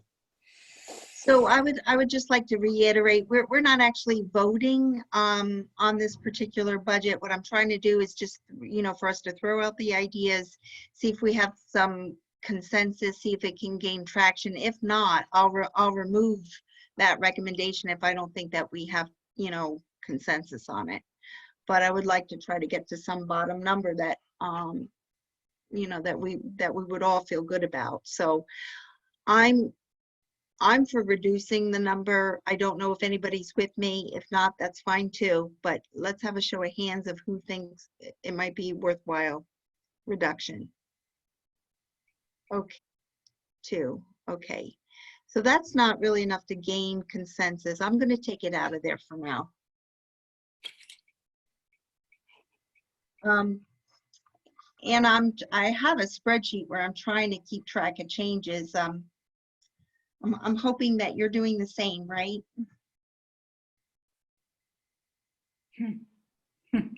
Yes, I am. Sorry. Okay, thank you. Okay. So far we have the $6,065 reduction. Let's go on to any other budget items. I believe. Postage. Well, so the Board of Selectmen, before we get to postage, I think there was the ad hoc committee. Board of Selectmen recommended that be reduced by $1,000. Is everybody okay with that? Show of hands. Okay, good. We'll leave that in. Next is the postage. It's been budgeted at $26,000 a year for many years. In fiscal year 6/30/19, less than $18,000 was spent. The Board of Selectmen made a recommendation to reduce that by $6,000. I'd like to recommend reducing that by $8,000, since we don't really, it looks like we're on track to spend $17,000 this year in that account. So I'm thinking 18 might be sufficient. Tax bills haven't gone out yet, so we might be tracking, but we got a big expense coming up at the end of June. Isn't the postage in the tax collector's office? I don't think so. Anna, do you know? The postage for the tax bills comes out of the main postage account. Which is where, Anna? The one This in one. Department 101. It's the selectmen's budget. So do we anticipate a greater volume than last year, or an increased rate in the amount of postage? Why would it be different than last year and the year before at $17,000 and $18,000? That's a question for Mark. Anna's looking. We had some leftover money the year before. It depends on when the postage meter is charged. I think they dumped a bunch of money in the year before. I think we are trending to $20,000 this year when you include the tax bills, and that's why we reduced it. Scientifically, reduced 6,000 out of it. Okay, who would like to see the reduction stay at $6,000? A show of hands. Okay, that's enough. That's enough. All right, we'll put the $6,000 back. Okay, so far we're up to a reduction in the First Selectmen's budget of $13,065. Did anybody else have any other areas they'd like to explore in this department? No. Okay, if not, we'll move on to Department 102. Again, we're not making motions to pass what we just did. We're trying to get to a bottom line so that we know if we're within our of keeping the mill rate down. Oh, Okay. Camille, Did you Yes, say 13,065 or 15,065? I'm sorry, 13,065. Okay, okay. thanks. Yep. Okay, so next we'll move on to the assessor's office.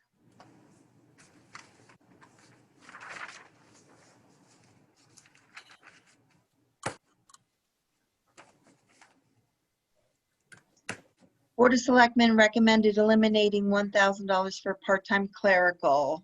Everybody good with that? Show of hands. Yep, okay. Board of Selectmen recommended eliminating $5,000 for the personal property tax audits. Everybody good with that? Okay, so it looks like there would be a reduction in the assessor's department for a total of $6,000 unless anybody else has another recommendation. Any other recommendations for 102? Okay, so right now it stands at a $6,000 reduction. Moving on to Department 103, the tax collector.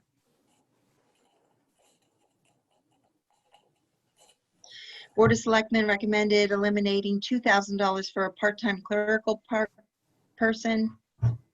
Who's good with that? All right. I recommended reducing the transportation allowance to $750 from $1,000. I thought we could get $250 extra $250 extra in savings out of that line item.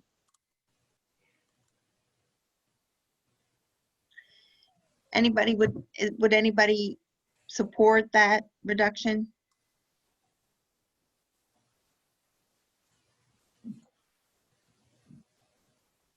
Okay, we'll leave it in there for now. 250. Yeah, I don't know what the impact of that would be. That's the question. One of the staffers is getting her certification. I think John pointed out that the classes on the other side of the state, they ate up the only $500 they had within the first 3 or 4 months of the year, of the fiscal year. They need the money so that she can get her classes done. We need certified people in our town to collect taxes.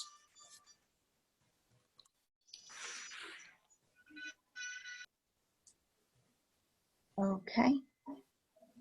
I'll flag that one.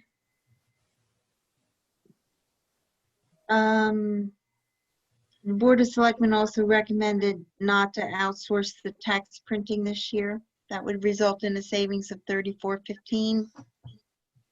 Everybody good with that one? Mhm. Oh, Camille, it's 33.15? Oh, I probably bumped it up. Why is it 33.15 instead of 34.15? Right, It says it says 33.15 on this sheet. yes. Okay, I think when I was going through the budget book and I was looking for areas, I just flatlined that budget.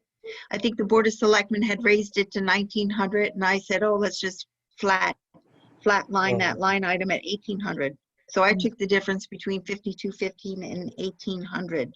I'm not sure why the tax bill printing would be more than it was last year.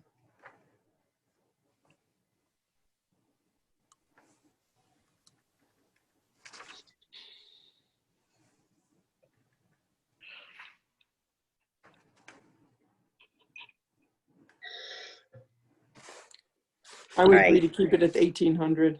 I don't know if anybody else would. Is there somebody that, as I'm reading these off, is there somebody that has an expense detail report open where they could check what the year-to-date expenditure is on these particular accounts as we go through them?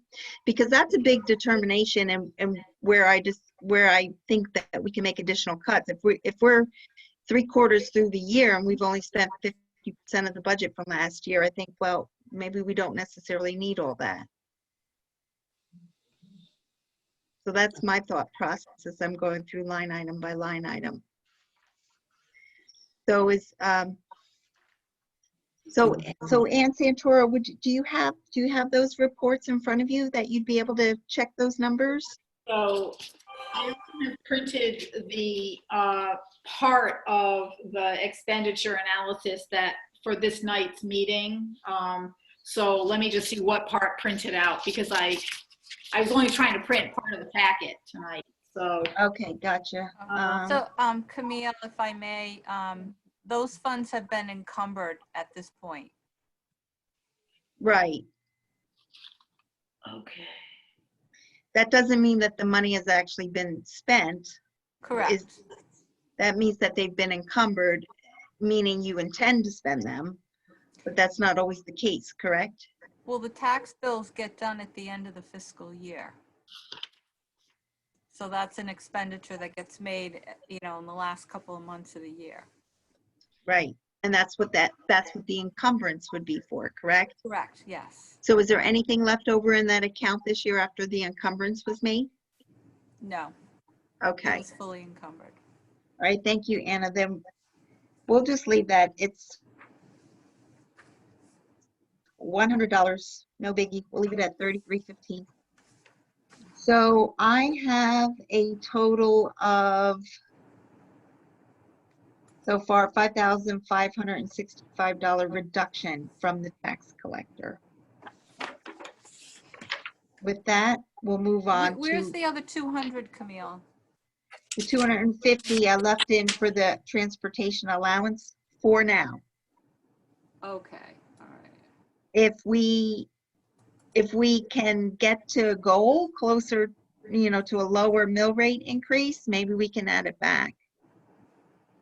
But right now, I'd just like to keep that in there because even with the Board of Selectmen's proposed reductions, it's not going to get us to where we want to be.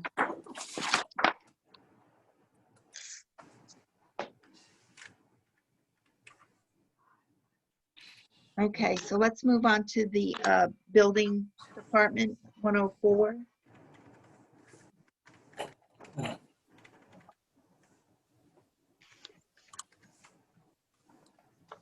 So here's an example of maybe we're not necessarily hiring somebody, but there's a significant increase in the hours for the assistant building official. Yeah. So to me, I look at that and I say, well, there's $22,000 in savings if we have a hiring slash hour freeze. I guess so. I don't know what you call it, an hourly wage freeze. Yep. So am I thinking, I've heard different stories. I've heard, a building, might not be as busy as last year. It looks like the building permit revenues have been reduced downward this evening. I think we can make a case for not increasing the hours for the assistant. So I would be a proponent of eliminating that $22,000 in that line item. Anybody with me on that? 1, 2. How much are you talking to reduce? Well, it looks like last year, the part-time building official, the assistant building official was budgeted, well, 2 years ago, it was 28,000, then it jumped Yeah. to 40, and now it looks like it's jumping to 62. Okay, so from 40 to 62 is what you're talking about. Okay. Right, so I'm saying Okay, I'm flat line sorry. it. Yeah. And Camille, in addition, it would be a move from part-time to a full-time, and the part-time received no benefits, so the benefits would have a cost as well? Or is that included in the 62? No, the benefits are in a separate department. That would be Yeah, no, it does Department say that. 114.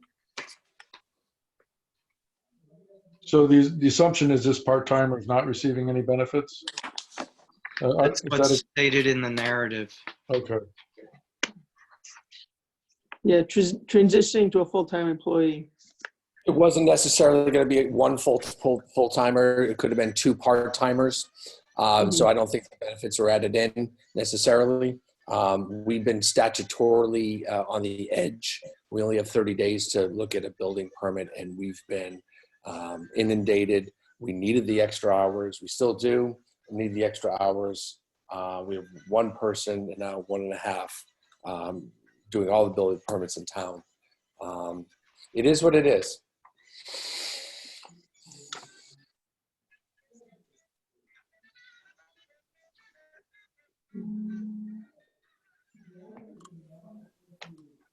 All right, well, I'm going to flag that, and I'm going to say we can revisit that, but I'm going to leave it in there for now just to see how it adjusts the numbers, if that makes sense. So what number did you want to reduce it by, Camille? Line item 104, 100, 212, By what dollar amount? 22,000. Okay. Thank you.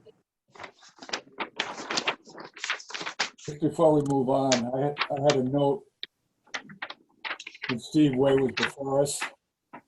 I'm sorry, John, you have a note from Steve Way? When Steve Way was before us, I wrote a note down next to that. Okay, take your time looking for it. I'll make another comment while you're In searching. the building department, and he said that they've been very busy. So if they're busy with building and approving permits, if you're building a house and you have different people doing the work, and they don't have enough people to inspect the building, the construction, and you're waiting on them because they don't have enough help, you're going to be So- upset. If you know, Yeah. if the house should take a year to build, and all of a sudden it's 2. So Right, no, I understand. just a consideration, something I wrote down to think I about. definitely understand, but there's some opposing metrics that don't support that. One is that we've reduced the building permit revenues downward, which to me indicates maybe we're expecting less activity. And 2, the very next line item is reducing the part-time clerical in that department from 20 hours to 16 hours because of a reduced workload. So to me, that just signifies that the whole department, it may not be as busy as it was last year. What I remember from the presentation, though, was that the permits were issued, and then the building official has to work long after the building permit is issued. And I recall hearing that from the presentation, that because there was a high number of building permits last year, this year, and I'm not sure the timeline, there's more work on it. Because I was thinking the same thing.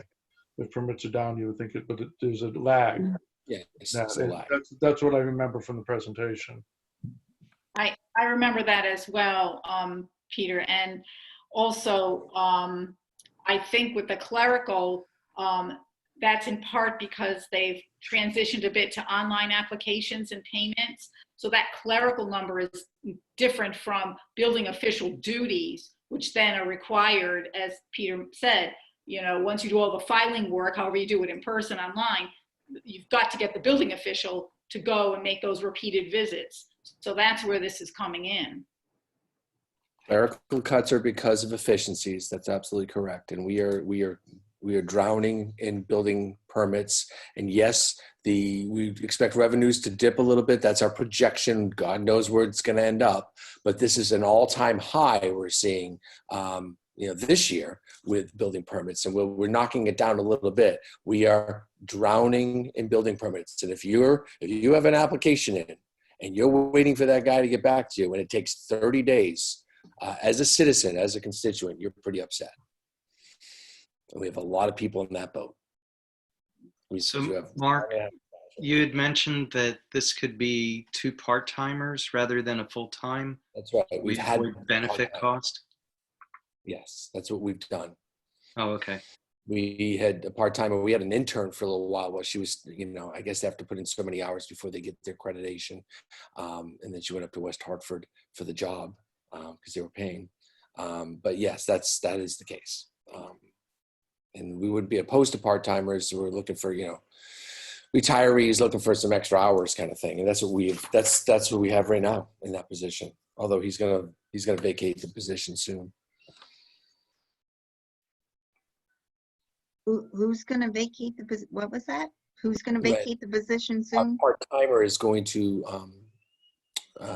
retire, leave the position. So we'll be looking for another part-timer to fill his hours. And yes, the thought was maybe you bring a full-timer in because you bring some consistency to the job as they're out at these job sites. And but maybe it's 2 part-timers. It depends on what you can find out there in the labor market.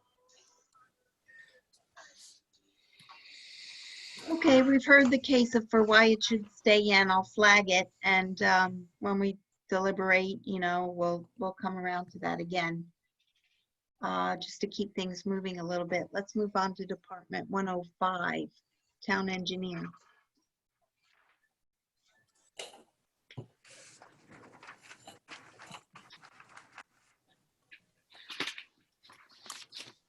I don't believe the Board of Selectmen had any recommendations for this department. Did anybody else come up with anything? No.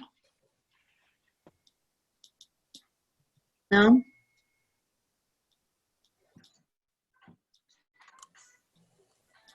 Okay, no reductions being considered for the town engineer. Let's move on to 106, Human Resources. Okay, so I believe this is another situation where we're looking to increase the hours of an existing employee from 30 to 37.5 hours. I believe in our conversation the other night, the first selectman believed that the Board of Selectmen had actually already cut this. I think he was quite surprised that it was still in here. So I took that to mean that perhaps that's something that we could postpone for another fiscal year. If we were to keep the position at 30 hours per week for the entire year, that would be a savings of $6,143. In addition to that, I was suggesting that perhaps we could eliminate that $1,000 in wellness. During discussions, it was pointed out that I think our previous healthcare provider maybe had some rebates or refunds to the tune of $25,000 that was being used for wellness programs. So, this was not that this was intended to replace that robust plan. I think this was more intended for, I don't know, we get speakers, lunches, things of that nature to, feel good type things. So there's a lot of folks out there not feeling too good these days. So I thought maybe that could be postponed another year. So 6143 plus 1,000 would be a reduction in this department of 7,143. Can anybody get on board with that with me? Okay. Oh, very good. Thank you. All right, enough to move on. Let's go to 107, Town Clerk.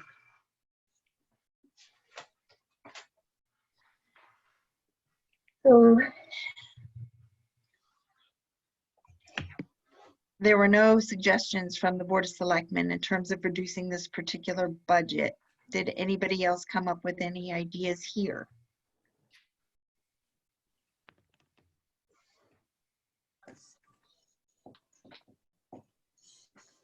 Okay, no ideas. With that, we're on to Department 108, Light Health. No suggested reductions from the Board of Selectmen, and I didn't have any either. This is Okay, it's a contract, yeah. kind of is what it is. So no questions either, right? We can move on. Very good. That takes us up to Department 109, Information Technology. So this was the big presentation that we had last Saturday.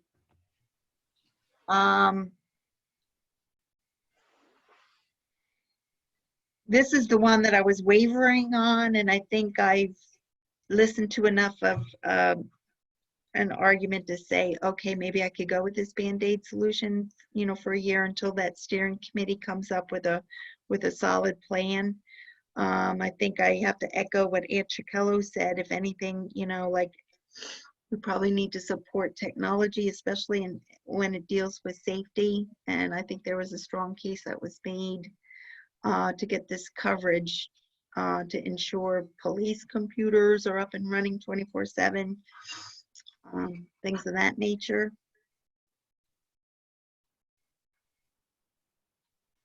The only change that I wanted you all to consider, and this happens in a lot of departments.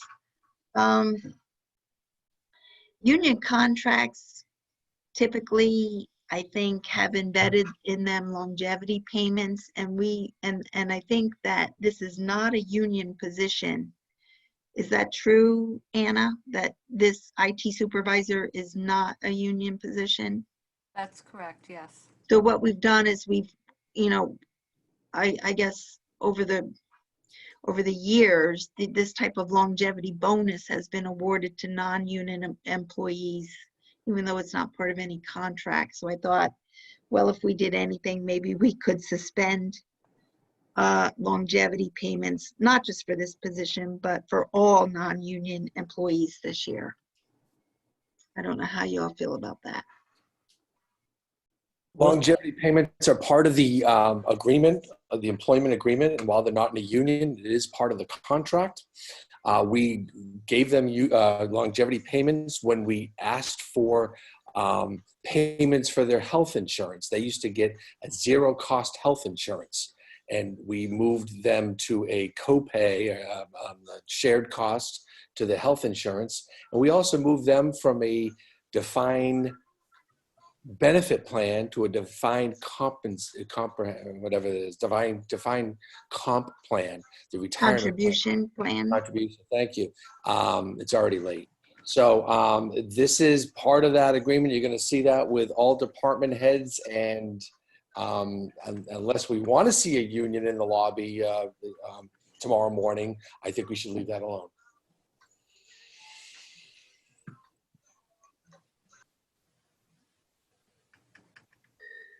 Okay, so you've heard the first selectman's case for keeping it in. How does everybody feel about that?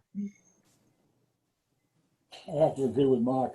If you want to keep good people and not get into a union issue, I think you have to keep it.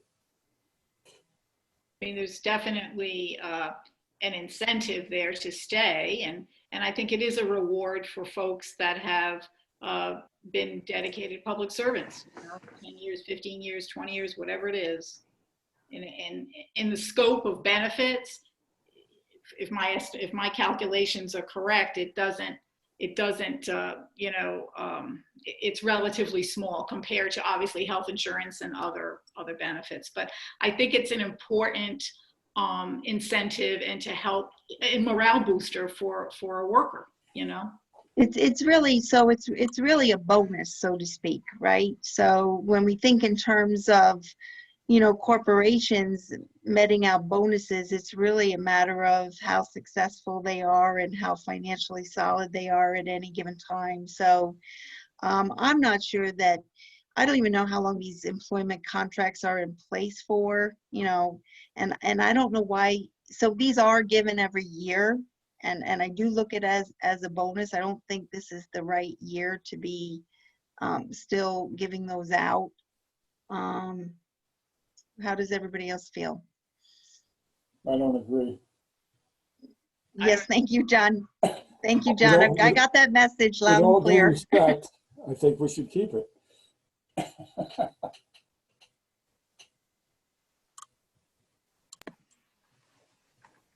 Camille, I think I would be Yeah. in favor. I mean, I don't know. It was kind of unclear as to whether, you know, it's part of a contract where, you know, they're expecting it, or it's written in a contract, or whether it's just kind of like a tacit understanding. You know, I was just kind of unclear on that.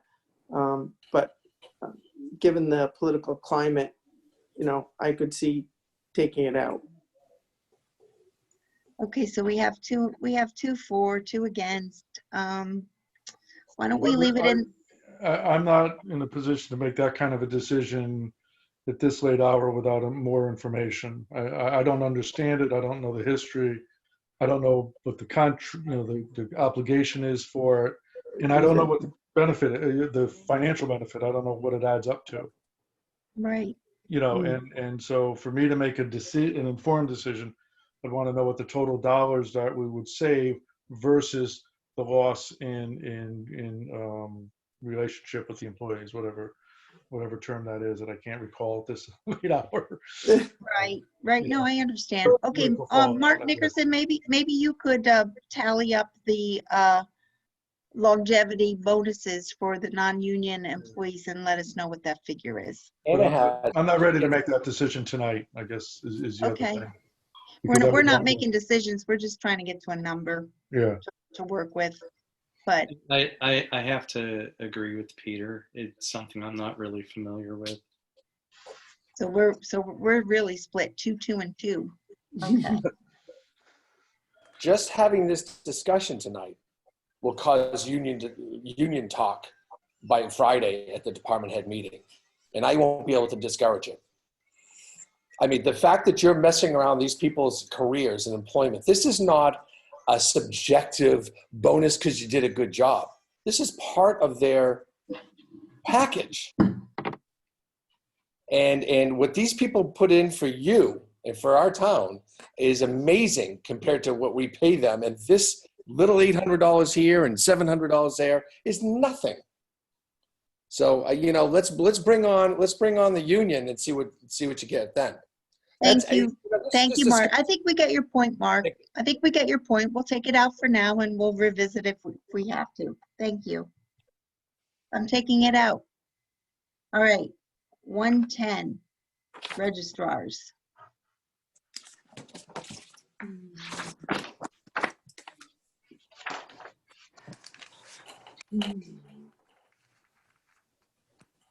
So this is where we get to the point where in this year's budget, Anna, there is no, there's a very small dollar amount that has been spent in Department 110, 500, 402, correct?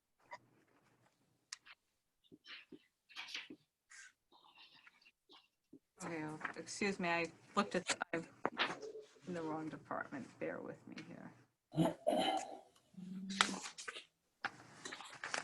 Yes, I just want to remind the board that the registrars are going to need to buy those sneeze guards for all of the places. So the suggestion would be that they purchase them before the end of this year. That way they'll have them and that expense will be taken care of. And then at some point we may or may not receive reimbursement from the state. Right, and there's enough money in their budget to cover the sneeze guards this year without having to do a departmental transfer or anything like that. Correct, and the account is, appropriately titled referendum primary. Right. Okay, so Price of plexiglass is only going to go up. So getting back to my concern about not having spent any money as a result of, I guess, a presidential primary in this fiscal year, that's what that $22,500 was intended for, correct? So don't we have to add that to the $25,000 next year? Because we might have a referendum and a primary? No, because remember when we discussed it earlier, they had already planned to have a state primary and the election in 2021. So because the presidential primary was canceled and postponed to that August date, they're having it on the same day as the state primary. So it'll just be one event rather than having had two events. And there wasn't any money in that $25,000 next year to have some kind of referendum, a town referendum on any big issue? So the referendum would have been, the referendum and the budget for next year would be um, the budget, the budget referendum. Yeah. So how much does a budget referendum cost to pull off? So, They always budget for two because there's always a chance of a second one with a major project, a major acquisition, or a second go at the budget. So they always budget for two, and that remains the same. so, So in- $25,000 covers 2 referendums? In the primary, right? so a primary can range from 9 to 10,000, and the election 12 to 13,000. And a referendum is about 5,000. So what do we need to budget next year for departments 401 and 402?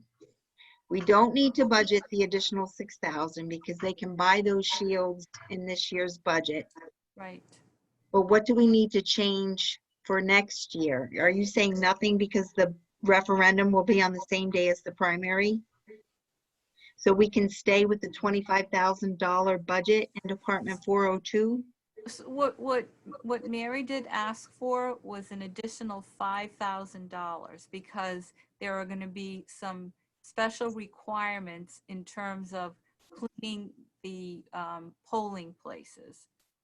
And so she asked that we consider increasing it by $5,000. So Anna, would that go into election day expenses, is what you're saying?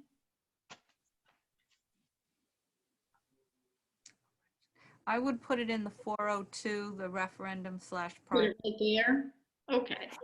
So, okay, so Department 401, they originally requested $35,000 for an election day, for election day expenses, because it's presidential election, more costs are involved.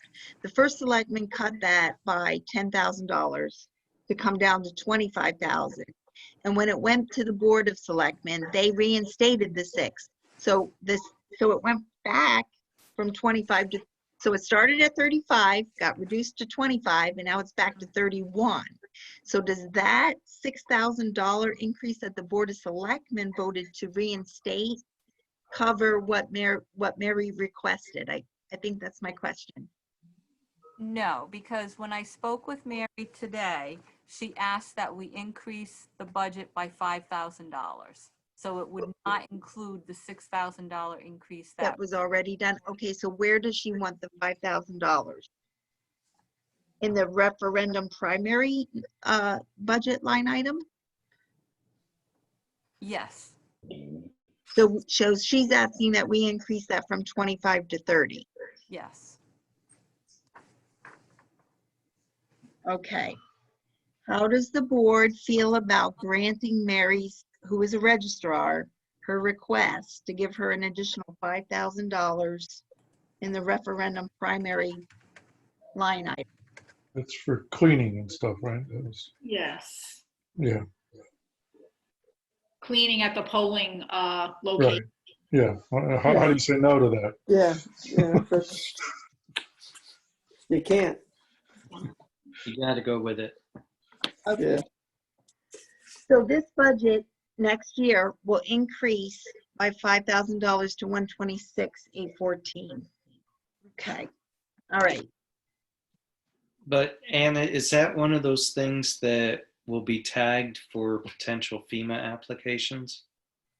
Actually, the registrars are in the process of filling out a report that the state has requested they fill out relative to additional expenses that they're going to incur as a result of, the added, requirements for the primary and the election. And so will that get reimbursed in any way, or it's just It's a possibility. It's a Oh, okay. possibility. Okay, thank you.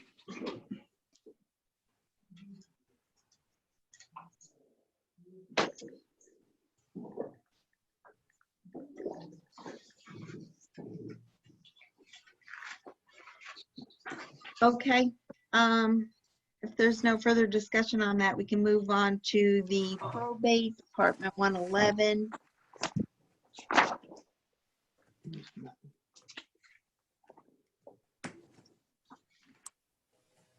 You were gonna go back and ask a couple of questions on that on my behalf, Anna. I'm gonna waive that request so we can push on. Go to, if nobody has any questions on probate, we can push on. Pretty good, okay. Let's go to building maintenance, Department 113.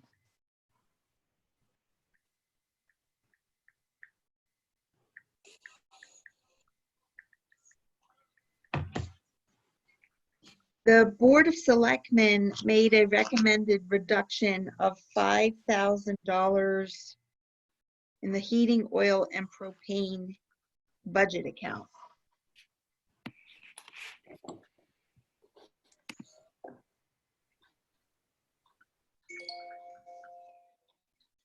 My personal opinion is I think that that could be reduced further based on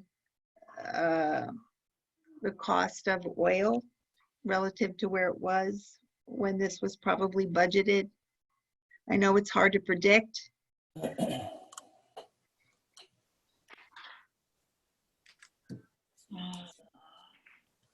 I was looking at a 20% reduction in that, which would translate to 17,000. I'd be careful about going that high. Was that, Even though the price of oil is a third of what it was a year ago.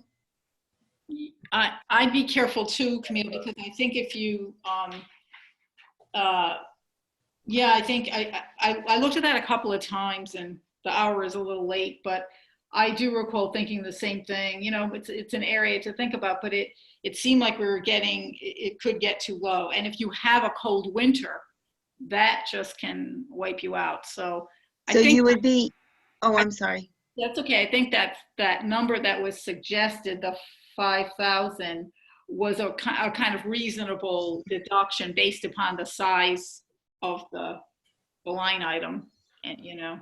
So you would be in favor of just reducing it by $5,000 rather than say cutting more and putting it into contingency to prepare for that? Yeah, I think this is fine. I think this suggestion is fine. It's Okay. it's a cost that we don't have a lot of control over, and it's going to happen one way or the other. If we cut more and it's high, we're going to have to go into contingency. If we don't spend it, we're not going to spend it. There's no, we're not going to spend more than we need. So our contingency is already going to be vulnerable. Right. There's so many unknowns in the future This is that there's going to be other requests for contingencies, things that we haven't even thought of yet. And so being conservative with this isn't waste, it's not like they're going to spend the money if they don't need it. no, that is true. They don't spend the money, it will be returned. Yeah. But baking this into the budget is going to, increase that mill rate that we're trying to keep low. So that's the trade-off. But I think I'm hearing most people saying leave the $5,000 recommended cut. I agree with Peter. So Yeah, I agree. And it sounded like the contract that they had, they weren't obligated for the full bulk. So if Right. they didn't use it, they got refunded on it. Right. If the price goes down, we pay a lower price. And if the price goes up, we pay a higher price. But there's so many vulnerabilities. Mm-hmm. Yeah, usage is price. You can get a sense of 3-6 months out, but usage is the issue. Right. And that, from And we're not going to, and if it goes up, we're not going to say no. right. From Joe's many presentations. okay. We get All right, it. did anybody else look at that budget with other areas of opportunity to save other than the 5,000?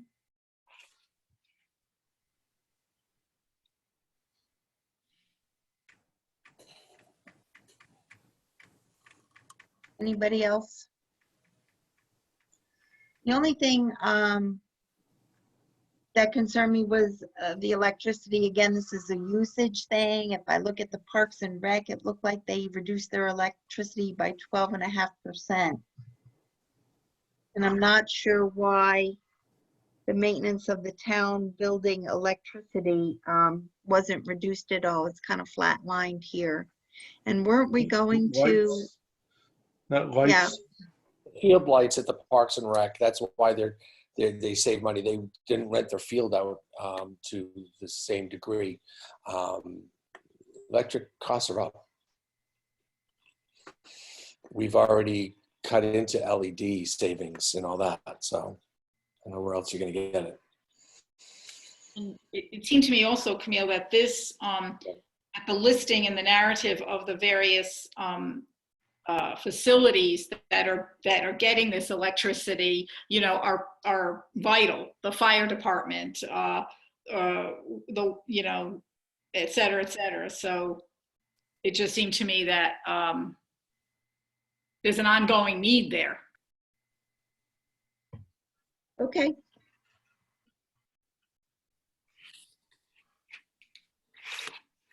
So far, all we have is the $5,000 reduction from the building maintenance account. Okay, correct? And then well, is it still an open item, the human resources? Did you reduce that or no? The human resources for what? That the hours, did you do that It reduction? was 45 minutes ago. I know. Yeah, what does that have to do with building I'm service? sorry, because you were going down the list. Right? I have a list, and so I'm just looking at building, and I saw building department, and you're at building now. There's a backup, yes, at 104. I thought you just meant in the sequence you've already completed. Where are you? That's what. It doesn't matter. Yeah. Okay. It's past You know your what? This might be a good time to discuss. I mean, I knew this would be a long night. I'm kind of prepared to go to midnight. I don't know how the rest of you feel about that. I think even if we go to midnight, we're still going to have to come together tomorrow night. We're I not don't gonna think be we're, done at midnight either. what's that? We're not gonna be done at midnight either. No, I don't think we'll be It's done gonna it, get even if past we, midnight, 1, 2 o'clock. I have an 8 o'clock meeting tomorrow. so it's a good time. So right now, what is the time? It's 10:36. I don't think we're going to be done in an hour and a half, but I'm prepared to go to midnight. Who else? Pete, I fully understand if you have a early morning and if you want to roll off, you know, before we finish, that's okay. I think we can still keep going as long as we have a quorum. So let's just go around and say how long we should go for. I mean, I'm willing to go the distance. So what about everybody else?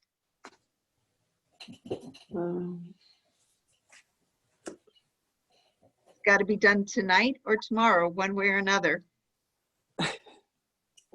I'd say maybe shoot for like another hour and then kind of take the pulse again. But after 11:30, it gets kind of late for me, at least.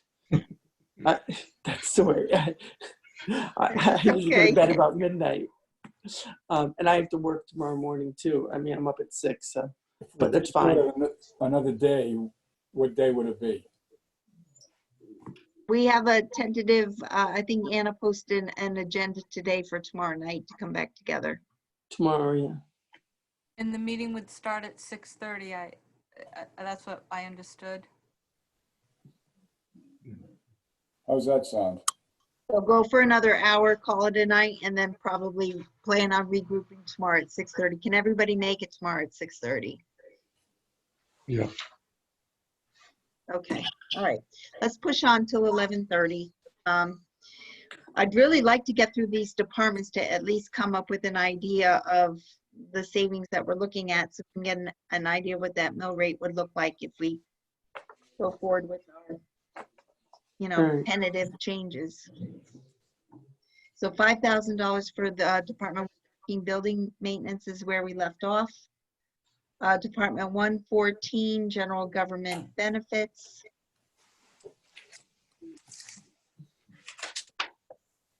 Who would like to take the driver's seat on that one? My voice is getting sore. All right, 114, I guess I'm on, right? Okay. Does anybody see any,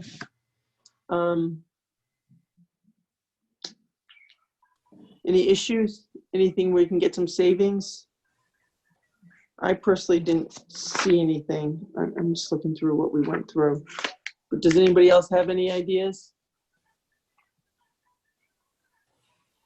I think the only way this particular budget would be reduced is if you actually, reduced personnel, and or you didn't hire. Then you'd have to go back and do your calculations. So I think you can, either pass on it now, come back to it later, but I don't think we should even spend any more time on it because Yeah. it's No, I think, What about labor for the town in the legal services? That went up pretty significantly from 10 to 18,000. 10 to 18. That's because we have several of our collective bargaining agreements are going to expire 6/30/21. So after somewhere after the first of the year, we'll start sitting down and negotiating with the groups. So it was in anticipation of that. So if the bargaining doesn't start until 6/30/2021, isn't that the last day of this budget's fiscal year? That's when it expires. We start negotiating January 1st of this coming year. January 1st of 2021. Correct. And they have to be ready for June 30th. Oh, Okay. And what Right. about professional development and management training? Because I know I asked this before, but I don't remember. There's no employees in this account. So who's that professional development and management training for? So this is a townwide account, so in the event there's a department that has some kind of training that they would need, we have, and they don't have sufficient funds in their budget, we would use this resource. And then there are times when we do some in-house training, and there are some related expenditures with that. So that's primarily what this account is used for. The OSHA training and the requirements on our insurance require every crew member, including highway guys and all that, to go through a variety of training, like blood stuff and the CPR stuff and all that. So that generally pays for some of that. Okay. If it goes over, because that is also a budget line item in their respective budgets. Sometimes. So you're saying if it goes over, this is like a contingent fund. Sometimes it's contingent. Sometimes, I mean, I don't think Joe Braga in his budget has the CPR training and the safety training, the OSHA training for his work crews. Sometimes it comes through a year. When it's a group training, when we have a lecturer come in or a training guy come in, that's where it comes from. Or if we have FOI, Freedom of Information Act, come in for all our chairs and our commission members. Sometimes we have people come in, experts come in and talk about that. Okay, so I'll go ahead, Ann. So what I also noticed, I just realized, is that there are also some proposed Board of Selectmen recommended reductions, which was the FICA Medicare by $8,778.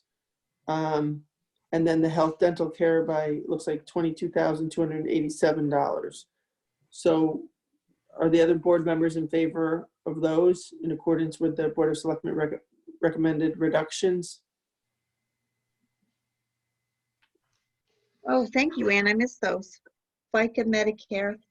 Yeah. So one is for $8,778 and the other was for $22,287. Right. Yeah, that would be for, the FICA Medicare for the, where's the $114,000 coming from? Reductions in wages. I thought the Police, selectmen only recommended reducing the police new So hires from Public 2 to Works 1. Department. wait, are you looking at Department 114? 14. Yeah, but there's in the notes, it says reduced per wage 114,000. Oh, okay. so if subsequently you're agreeing with that, at least the one reduction in the police, rather than two, making that reduction, and you agree with the Public Works, moving that along through the year, I believe. I think that's a late year start, if I'm not mistaken. Then those would be the benefits. Oh, That's okay. correct. We didn't get the public works yet. There's the other position that was being reduced or delayed by the Board of Selectmen. That recommendation. Okay. I was wondering where the 114 came from. So thank you for pointing that out. So it's 8778 for FICA Medicare and 22,287 for health dental care. Anna, you have another cut on this? Do you have the health insurance cut? Yeah, so I reviewed the numbers and I came up with, we would be able to make an additional $95,000 reduction in that account. in the health and dental. Yes, that's correct. And how did you Additional come up? 95,000? Pardon? An additional 95,000? Yes, because for the dental, for some reason, used when I calculated the dental, I included the other groups that pay on their own, meaning the Oh, library and water and sewer. Okay. That's why we can make the additional reduction there. well, Well, that's that's substantial. that's I wish helpful. I had known that up front. I wouldn't be nickel and diming. That's a good chunk of change. I'm glad I stayed up. See? So Anna, is that related to the library reductions? Well, so with regards to the library, when the library was building their budget, I gave them an estimated percent what we thought they were going to go up. And so I thought they would base it on what they were paying this year, but what they based it on was what they budgeted last year. So that's why we had the issue in the library. So when I went and I looked at that, I'm like, oh, okay, yeah. So anyway. Okay.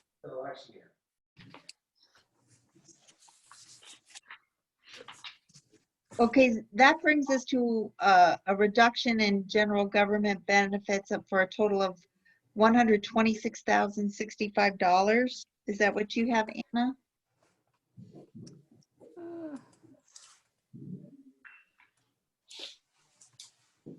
126,065. Yep. Yes.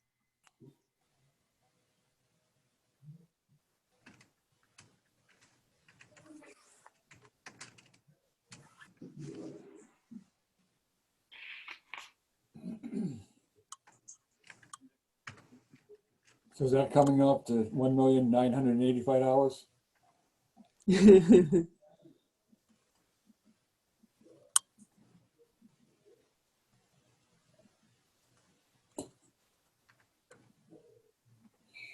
John, was your question, is the $95,000 coming off of the No. $1,985,000? The 126 she's talking about, is that coming off the 1.9 million?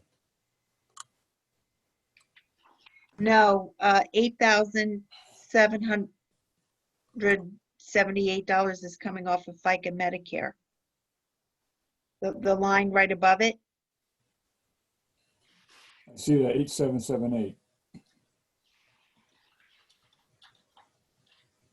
But the 22,287 and the 95,000 would be coming out of health/dental care. Right.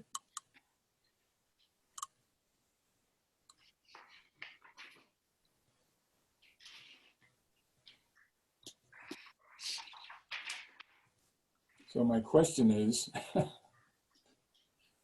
on health and dental care, okay, you go way over to the right, and the column says 1.985 million. Now, is that the true figure or is it different?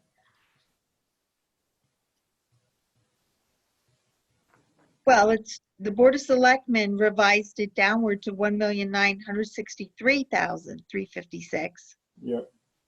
And then Anna is suggesting that we take an additional $95,000 off of that $1,963,356. $1,963,356. Okay.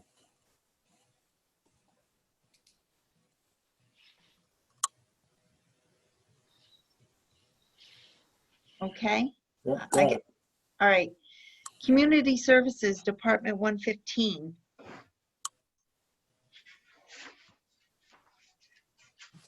There were a number of reductions suggested by the Board of Selectmen. Does everybody agree with those? Yep. Yes. Okay, so that totals a savings of $7,200. Let's move on to zoning. Here's another one where I suggested eliminating the longevity bonus. That's a non-union position. I'll remove that for now. But what about also reducing this transportation allowance to $750 from $1,000? I think we did that in another department as well, perhaps the tax collector or assessor. I think, Camille, we suggested it in the tax collector's budget, but we didn't agree upon it because of the distance that the tax aid has to travel across state. And that, I think we've asked him a couple of times. I recall asking him about that travel. So I think that was either, yeah, I think we left that alone. Unless I'm So correct. I go back up there. Yeah, I think you're right, Ann. I think we did leave that one alone because Yeah, it because she was traveling cross state to become certified or something like that. Yes, yes. and this transportation allowance, it's hard for me to determine whether it's professional conventions, conferences, or personal vehicle during the job. All right, I had left it in on the tax collector. I'll take it back out from above, and I'll take it out here as well.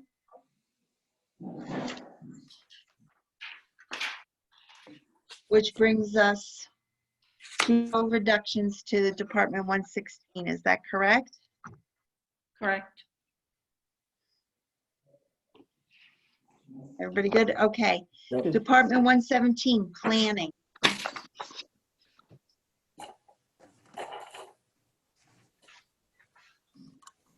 How does everybody feel about that department?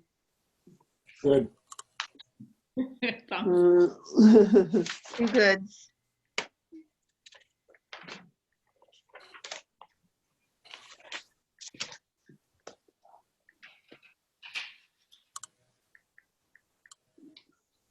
No, on 117, that transportation went up 150%, it looks like. Mhm. Is that just to go, I guess, to conventions or around town? I think Seems a like a lot lot. duty related. I think, and we can pull back and take a look at the narrative, but I think, that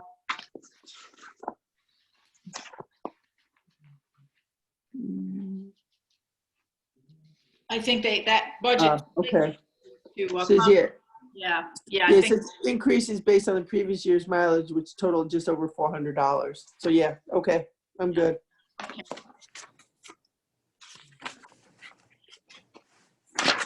So Anna, can I ask you a question about it seems as though a lot of these transportation allowance are for use of personal vehicles while on the job. Are any of the budgets rolling in travel to go to professional conventions, conferences within to that line item? And is there a way to, in the future, separate that out if it is rolled into that? Um, or when the departments do the narratives, they can just specify, be clear what is for attending conferences and what is for using your vehicle for town business.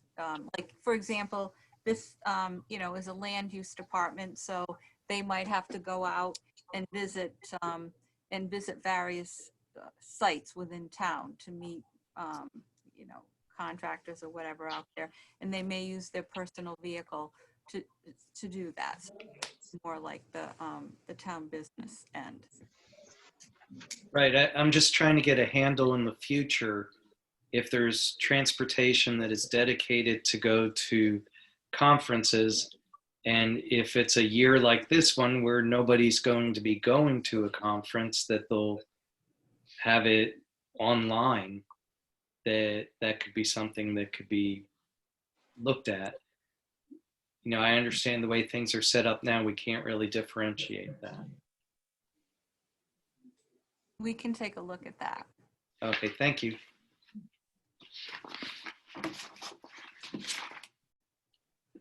So no proposed reductions to Planning Department 117 is what I'm hearing. Let's move on to Department 118, Finance. No suggested reductions from the Board of Selectmen.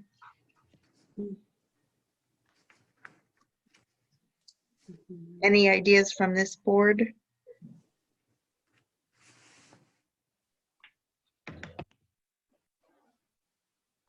All right, hearing none. I'm going to pick up the pace a little bit. Department 120, contingency.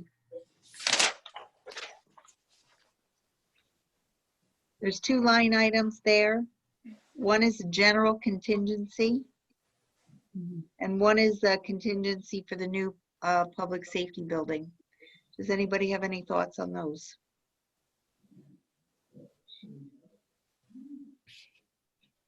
Yeah, as I had mentioned earlier, I'm wondering if we need to maintain the contingency this year at the levels that we've had it in the past, and if we could potentially reduce that somewhat.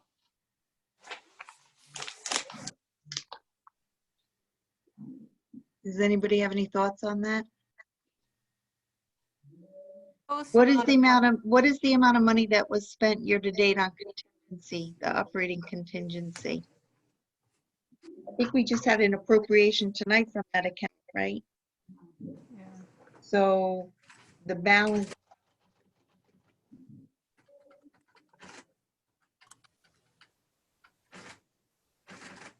So we've used 37,577 this year.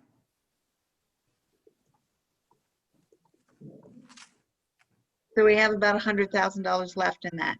I mean, 130, 134. 34. Okay.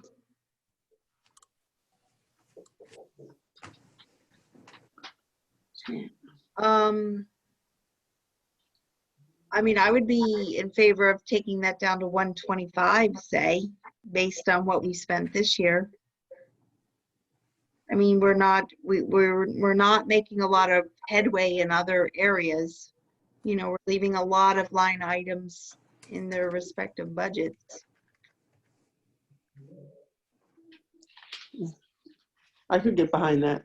Yeah, I can do that. Yeah. Sounds reasonable to me. And then also the contingency for the public safety building, as the completion of that's going to be a ways out, that perhaps we can take some off of that as well. Well, my That was chopped. Yeah, it was chopped in half already. Oh, okay. Okay. Yeah, that one that's still ongoing. That's, Yeah. Right. In my opinion, though, that's really a cost of the public safety building startup. And so that's where I would prefer to see that money. It's in the public safety building project as a startup cost. I don't know why we have the contingency here in the operating budget when we're not even occupying that building But next year. it's for operational expense for custodial work, once the building is open. So I look at that as I definitely look at that as an operating expense. Right, but it's extra custodial work and extra expenses. They're kind of like duplicate because we're still going to own two buildings, right? So that's why I view it as a startup expense. If we're having to pay twice for certain services because we have two facilities up and running. But you're not going to be paying for this 58,000 will not be utilized until a little bit later in the, let's say by spring of 21, then you won't be using your custodial service in, which by the way is almost non-existent from what I understand, and Chief is still on the line, could elucidate us on that. So the existing building use of it will come to an end, and then we're at the point of moving in and needing that custodial help in the new facility. That's why this was cut in half, because there was an earlier date by which we thought we would be in that building. Back when this budget was created, we were still kind of thinking late fall before winter came. Now that's been, pushed out. So this is basically for the second part, if you will, part of the second part of 21.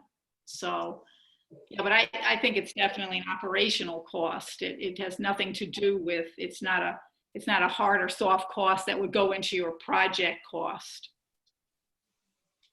Yeah, it's just like, having a janitor at the high school and paying for that person or whatever.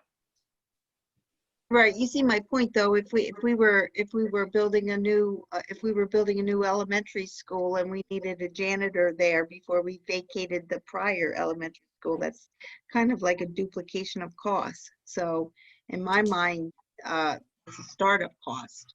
But I guess I won't belabor the point, but I just don't see where there's a duplication of effort. There'll be custodial service, which I understand is quite limited, at the existing police facility. That ends, they move. Yeah, I'm not going to belabor the point either. I don't agree with this line item here in the budget, but we'll leave it in there just so that we can push on. We did agree to reduce the contingency fund by $12,000. So there was a total reduction in Department 120 of $12,000. So I guess we'll move on. Board of Finance. This is, again, I talked about this the other night. We have to go out to bid for a new auditor because our previous auditor has decided to not be engaged with us any longer. Once upon a time, that budget line item was $45,000 at one point. And when we had renegotiated with our auditor last year, it had come down significantly. I don't know that we'll be able to enjoy that same benefit. So I'm recommending taking that back up to $45,000. So that would be an increase to this budget of $9,500. Anna Johnson, how do you feel about that? I think that's a good move. And especially in light of the fact that you reduce the contingency. Instead of increasing it, right? Okay, everybody on board with that increase to our department? Yeah, definitely. Okay, thank you. Moving on. Board of Assessment Appeals. The first selectman made his case for why we need to compensate those folks. I forwarded that information to you. I think you've probably all had a chance to look at it and read it. So just show of hands, everybody on board with the increases. Okay, that's enough to move forward. But again, Anna, I would mention that I would like those 2 line items broken out. So if you could separate the BAA volunteer wages from the recording secretary wages, that I think that's a little bit more transparent going forward.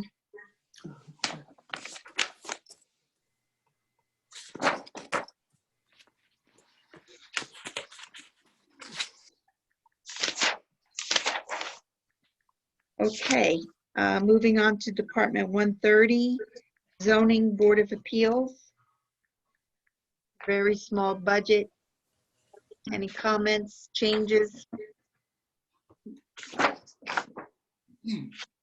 Okay. Moving on, we're on to Department 132, Inland Wetlands Agency. Any changes, comments? I do remember that Gary Gaishel in his discussion of the Inland Wetlands Agency, he did say in the dues membership, there was a proposal of $1,200, and he said, if you want to find money to cut, start there. So he didn't say how much, but he did say that. So I don't know if people want to entertain a cut there. I did make that note as well, Anne, but you're right, he didn't mention an amount, so I'm not sure if we should be cutting here if we're not cutting that same line item in all the other departments. Yeah. For dues and, I mean, I don't feel good about targeting any, one specific department. I think that's something that we need to consider across the board. Decrease in Okay. dues and membership, or not, just leave it for everybody. Well, I just because he had brought it up himself, you know what I Right. mean? Nobody else did, so that was the only reason I brought it up. I had written that down. But yeah, that's fine. I mean, if we're gonna do it, if you just want to cut across the boards, and if that's not possible, then we can just leave it. I guess I would want to know more. What is he not joining? And I don't know that all the other departments have the same luxury of not joining or and how much was he talking about? Was he talking about one? Well, I know. That's the thing. He didn't say. I He just didn't wrote say, down so we what don't he have the said. information. Yeah. So I hate just to leave cut it there. blindly, Yeah. I hate to cut blindly. So. No. Do you I have any agree. advice on that, Mark Nickerson? He's gone.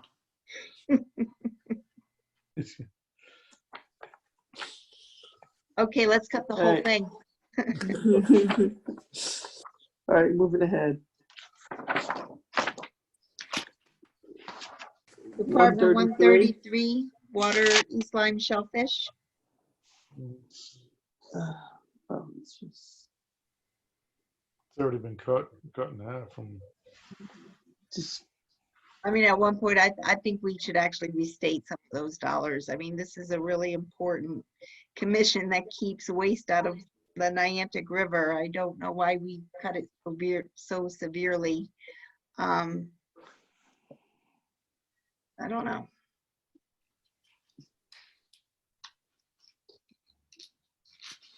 Did anybody read the rather lengthy write-up that was submitted with this budget?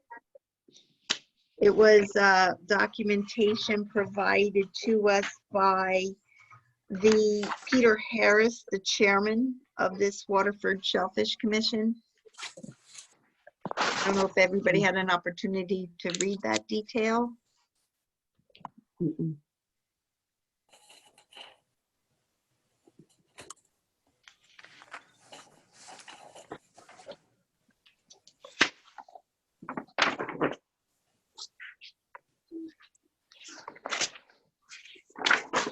So I'm gonna see where we end up on this one. if there's some wiggle room, I might want to propose to reinstate some money for that department, but right now, I guess I'll leave it blank. Okay, so, yeah. And moving on to Department 134, Brookside Farm Museum Commission.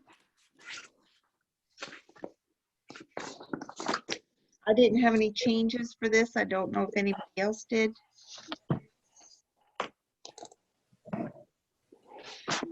Anybody have any changes to Department 134? And the Board of Selectmen didn't have any recommendations there. So we'll move on to Department 135, Town Building Committee.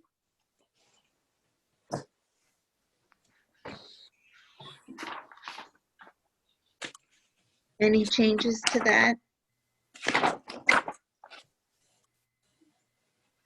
Am I going too fast, or is this a good pace? Oh, this is good. Okay, so moving on then, I don't see any changes to Town Building Committee. Harbor Management, Department 136. Any changes to that proposed budget?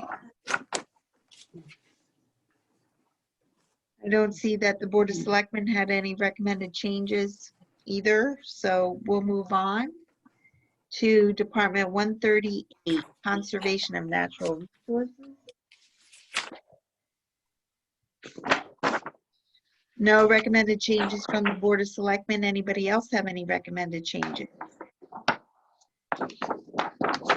Seeing none, we'll move on to Department 139, Historic Properties Commission. This is the one where Ann Santoro had mentioned maybe she would like to reinstate the $5,500 that was cut by the Board of Selectmen. I would support that. Would anybody else support that reinstatement? Okay, so it looks like we've got at least 4. Where the cut is? Oh, I'm sorry, what was that, Peter? The cut was to building maintenance. And it was, the Samuel. 139. 222, that line?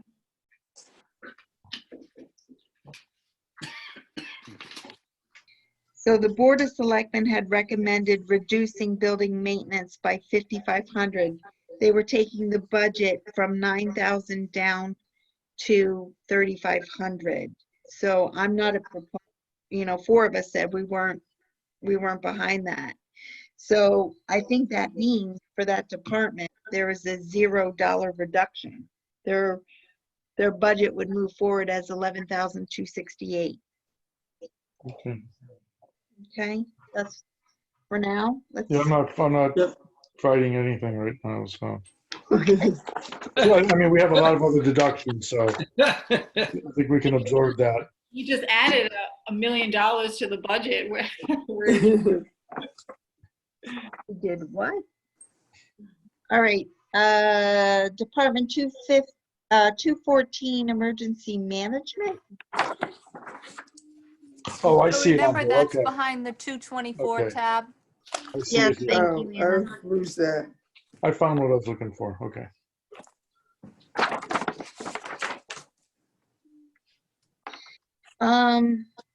The only thing to discuss here in Department 214, Public Safety Emergency Management, this really is under Chief Finkelstein, and he's still on the call. So this is really, part of his budget. I believe it was pulled out and made its own separate department. The only thing that I see, there's nothing from the Board of Selectmen in terms of recommended reductions. The only thing in question was the EOC staff activation. That was like I wasn't sure if that was a new position. So I'm gonna bring Chief Mike back on and ask him to explain that again. Which part, Camille? So I'm on Department 214, Public Safety Emergency Management. And there's a new line item in that department, EOC staff activation.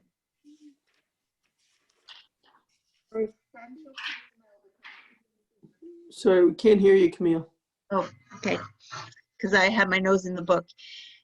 Yeah, it says for essential personnel to cover the EOC for storms, emergency events, and millstone drills requiring EOC staffing. Mhm. Is that a new person or is that an existing police officer that's taking on an extra responsibility? It's a couple things, and for most of it, it is, right now, we do not have, because of changes in personnel and reduction in staffing, we do not have a deputy emergency management director, so we're not paying that stipend. What this partially is to do is for Julie Wilson, who's the admin for emergency management. If we have an activation inside of the EOC, she has to be there, so it's actually paying for her extra hours because she is a union employee, and there's no other overtime area inside of that budget. So it's for any activations or any usage that she needs to do outside of her normal 40 hours. Okay, so that's not a new hire. It's not, no. It's a stipend for additional work required in the event of an emergency. Correct. And actually, you'll see there, it's a little bit of adjustment really too, because we're operating without the normal staffing that we had in prior years with a full-time, or not a full-time, but a deputy EMD that was another employee. So like Chris Taylor was a deputy EMD. He received a stipend for that. That no longer exists, so. Okay, all right, thank you. I don't have any changes to that department. Does anybody else have any changes or concerns, questions? Seeing none, we'll move on to Department 215, Public Safety Dispatch.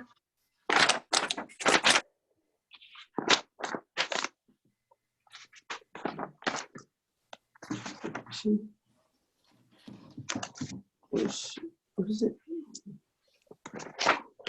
Department 215, the Board of Selectmen has no recommended changes. I don't really see anything there. I don't know if anybody else has anything.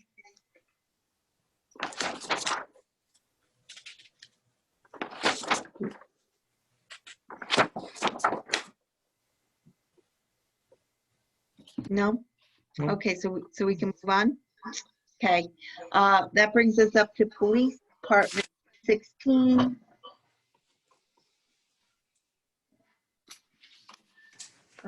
We had a rather lengthy discussion at the beginning of deliberations. I'm still in favor of hiring freeze for this year. We have enough support to just consider that at this point. We are not making a motion on it, but do we have enough support to consider moving forward with it? Show of hands. I'm not supporting, I like hiring the extra police officer. Okay. Okay. Ann and John already said that they were in favor of keeping that, I believe, correct? Yeah, and I support keeping that. Okay, so Rich, where do you stand on that? I think I'll go with supporting. I would like to cut that, but John making the argument about safety issues, and then also when I was thinking of traffic, I didn't think of the full nature that it would kind of lead to improved road systems and design, and more than just being radar traps. So I think I can be supportive of this. Okay, so then what we have as a proposed reduction for Department 216 from the Board of Selectmen is one reduction police officer, $66,123, and one reduction in a uniform at $1,200.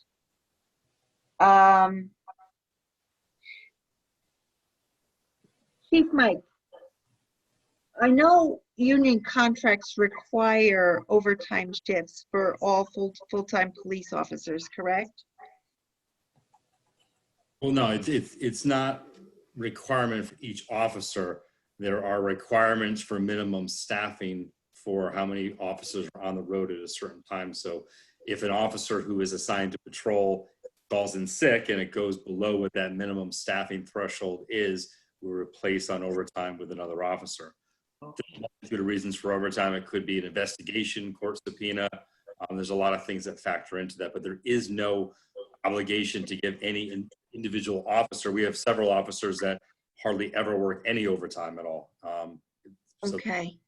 So that, I think you just answered my question. My question was, if we don't hire one additional police officer this year, is there any savings in the overtime line item budget?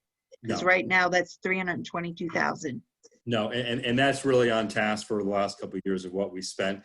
If we were, and I'll just give you kind of anecdotally, if we did hire the second officer and I was to put them on straight evening shift, you may see a corresponding long-term reduction in overtime because your threshold is one higher for your staffing. So if an officer were on vacation and another one was sick, you would have one more officer as a buffer before you had to replace an overtime, if that makes sense. So that's does really make the only sense. impact. The traffic officer would give no impact to your overtime. Okay, all right, thank you. So it looks like the total recommended reductions from the Board of Selectmen in Department 216 comes to $63,323. Chief Mike, can I ask another question? Absolutely. Okay. With all the cable installation that's going on, in some spots you'll see one patrol car, some spots you'll see two patrol cars, some spots you won't see any, you'll just have the company linemen or just pylons. Are those things that we're obligated to do for state roads, or and do we receive any income for that? Well, those officers are, first of all, that's an entire overtime assignment. It is over 100% paid by those construction companies that are doing that. For the vehicles, for example, we charge $25 an hour. You'll see correspondingly, and Anna can give you more information, but in the CNRE, that's where we're paying for the vehicles and no longer burdening the town with having to pay for them, because we're able to make that money off of those road jobs to really reimburse the town and pay for new vehicles. But you're not expending any funds. They're charged for the hourly rate plus an administrative fee plus fringe benefits. So, there really is no cost to the town for that. Okay, thank you.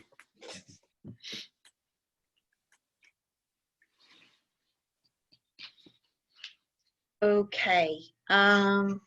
Anna, do you have a running total of what we've come up with so far?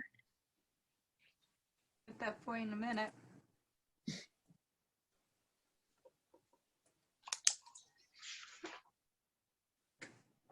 $262,256.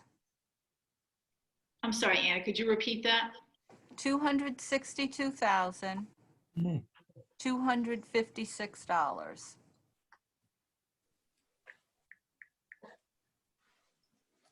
Okay.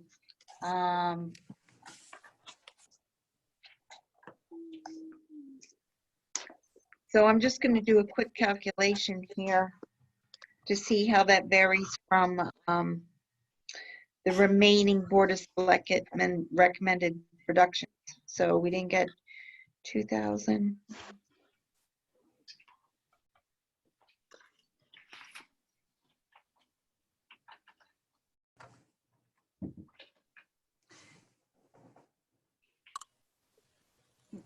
Another 166,431.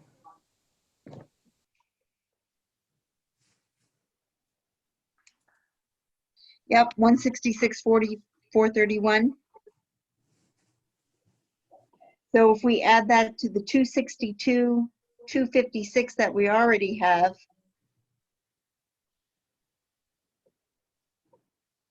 we're at 428,687 in reductions. And then So we're all- remember, just remember, there's going to be another 67,400 in the library budget. So you're just about at $1 million. Yeah, yeah. I mean, $500,000, I'm sorry. Yeah. I was gonna say, I'll take a Sounded vote. too good to be true. These are a couple of big savings that we uncovered tonight. And like I said, I wish I had started off with those, because I think it would have made tonight go a little bit easier, not trying to nickel and dime everybody to come up with these savings. I think you've presented some really good ones tonight, and I appreciate that. So I think it is nearing 11:30. I'm We're good. at a good stopping point. Tomorrow, when we regroup at 6:30, we will begin with the emergency management group. And if we want, and based on the number that we come up with the total reduction, we'll be able to see, what kind of mill rate we're looking at. And then we'll add back some revenues, to see if we can get that really lower. I think we can get there. I totally think we can get there tomorrow night. Hope so.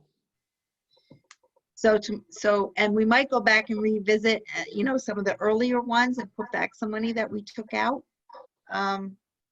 We'll see. I mean, the idea is to, maximize services, minimize costs, and we'll get there. Tomorrow, when we reconvene, we'll start off with Emergency Management Department 214. That's no, I'm sorry. Niantic Fire Department 217 is where we'll start. Great. 9, 10. There's about 9 more departments. We'll talk about debt service. We'll talk about the capital plan. And I think it'll take a couple of hours tomorrow. I don't think it's going to be as long as tonight after all. Does that sound like a plan? Yes, Good. Sounds good. Okay. excellent. All right. So with that, I don't know if I have to do anything special other than call for a motion to adjourn this meeting. So moved. Is there a second? Seconded. So Rich Steele first, Ann Chicallo second. All those in favor say aye. Aye. Aye. Great. Thanks, everybody. We'll see you tomorrow at 6:30 again. Thank Good you. night. Have a good night. Do we have an invite for tomorrow? Yes, it was Yes, sent we out do. today. It was sent out today. Okay, good. Thank you. And the agenda is posted. Okay. Okay. Good night, everyone.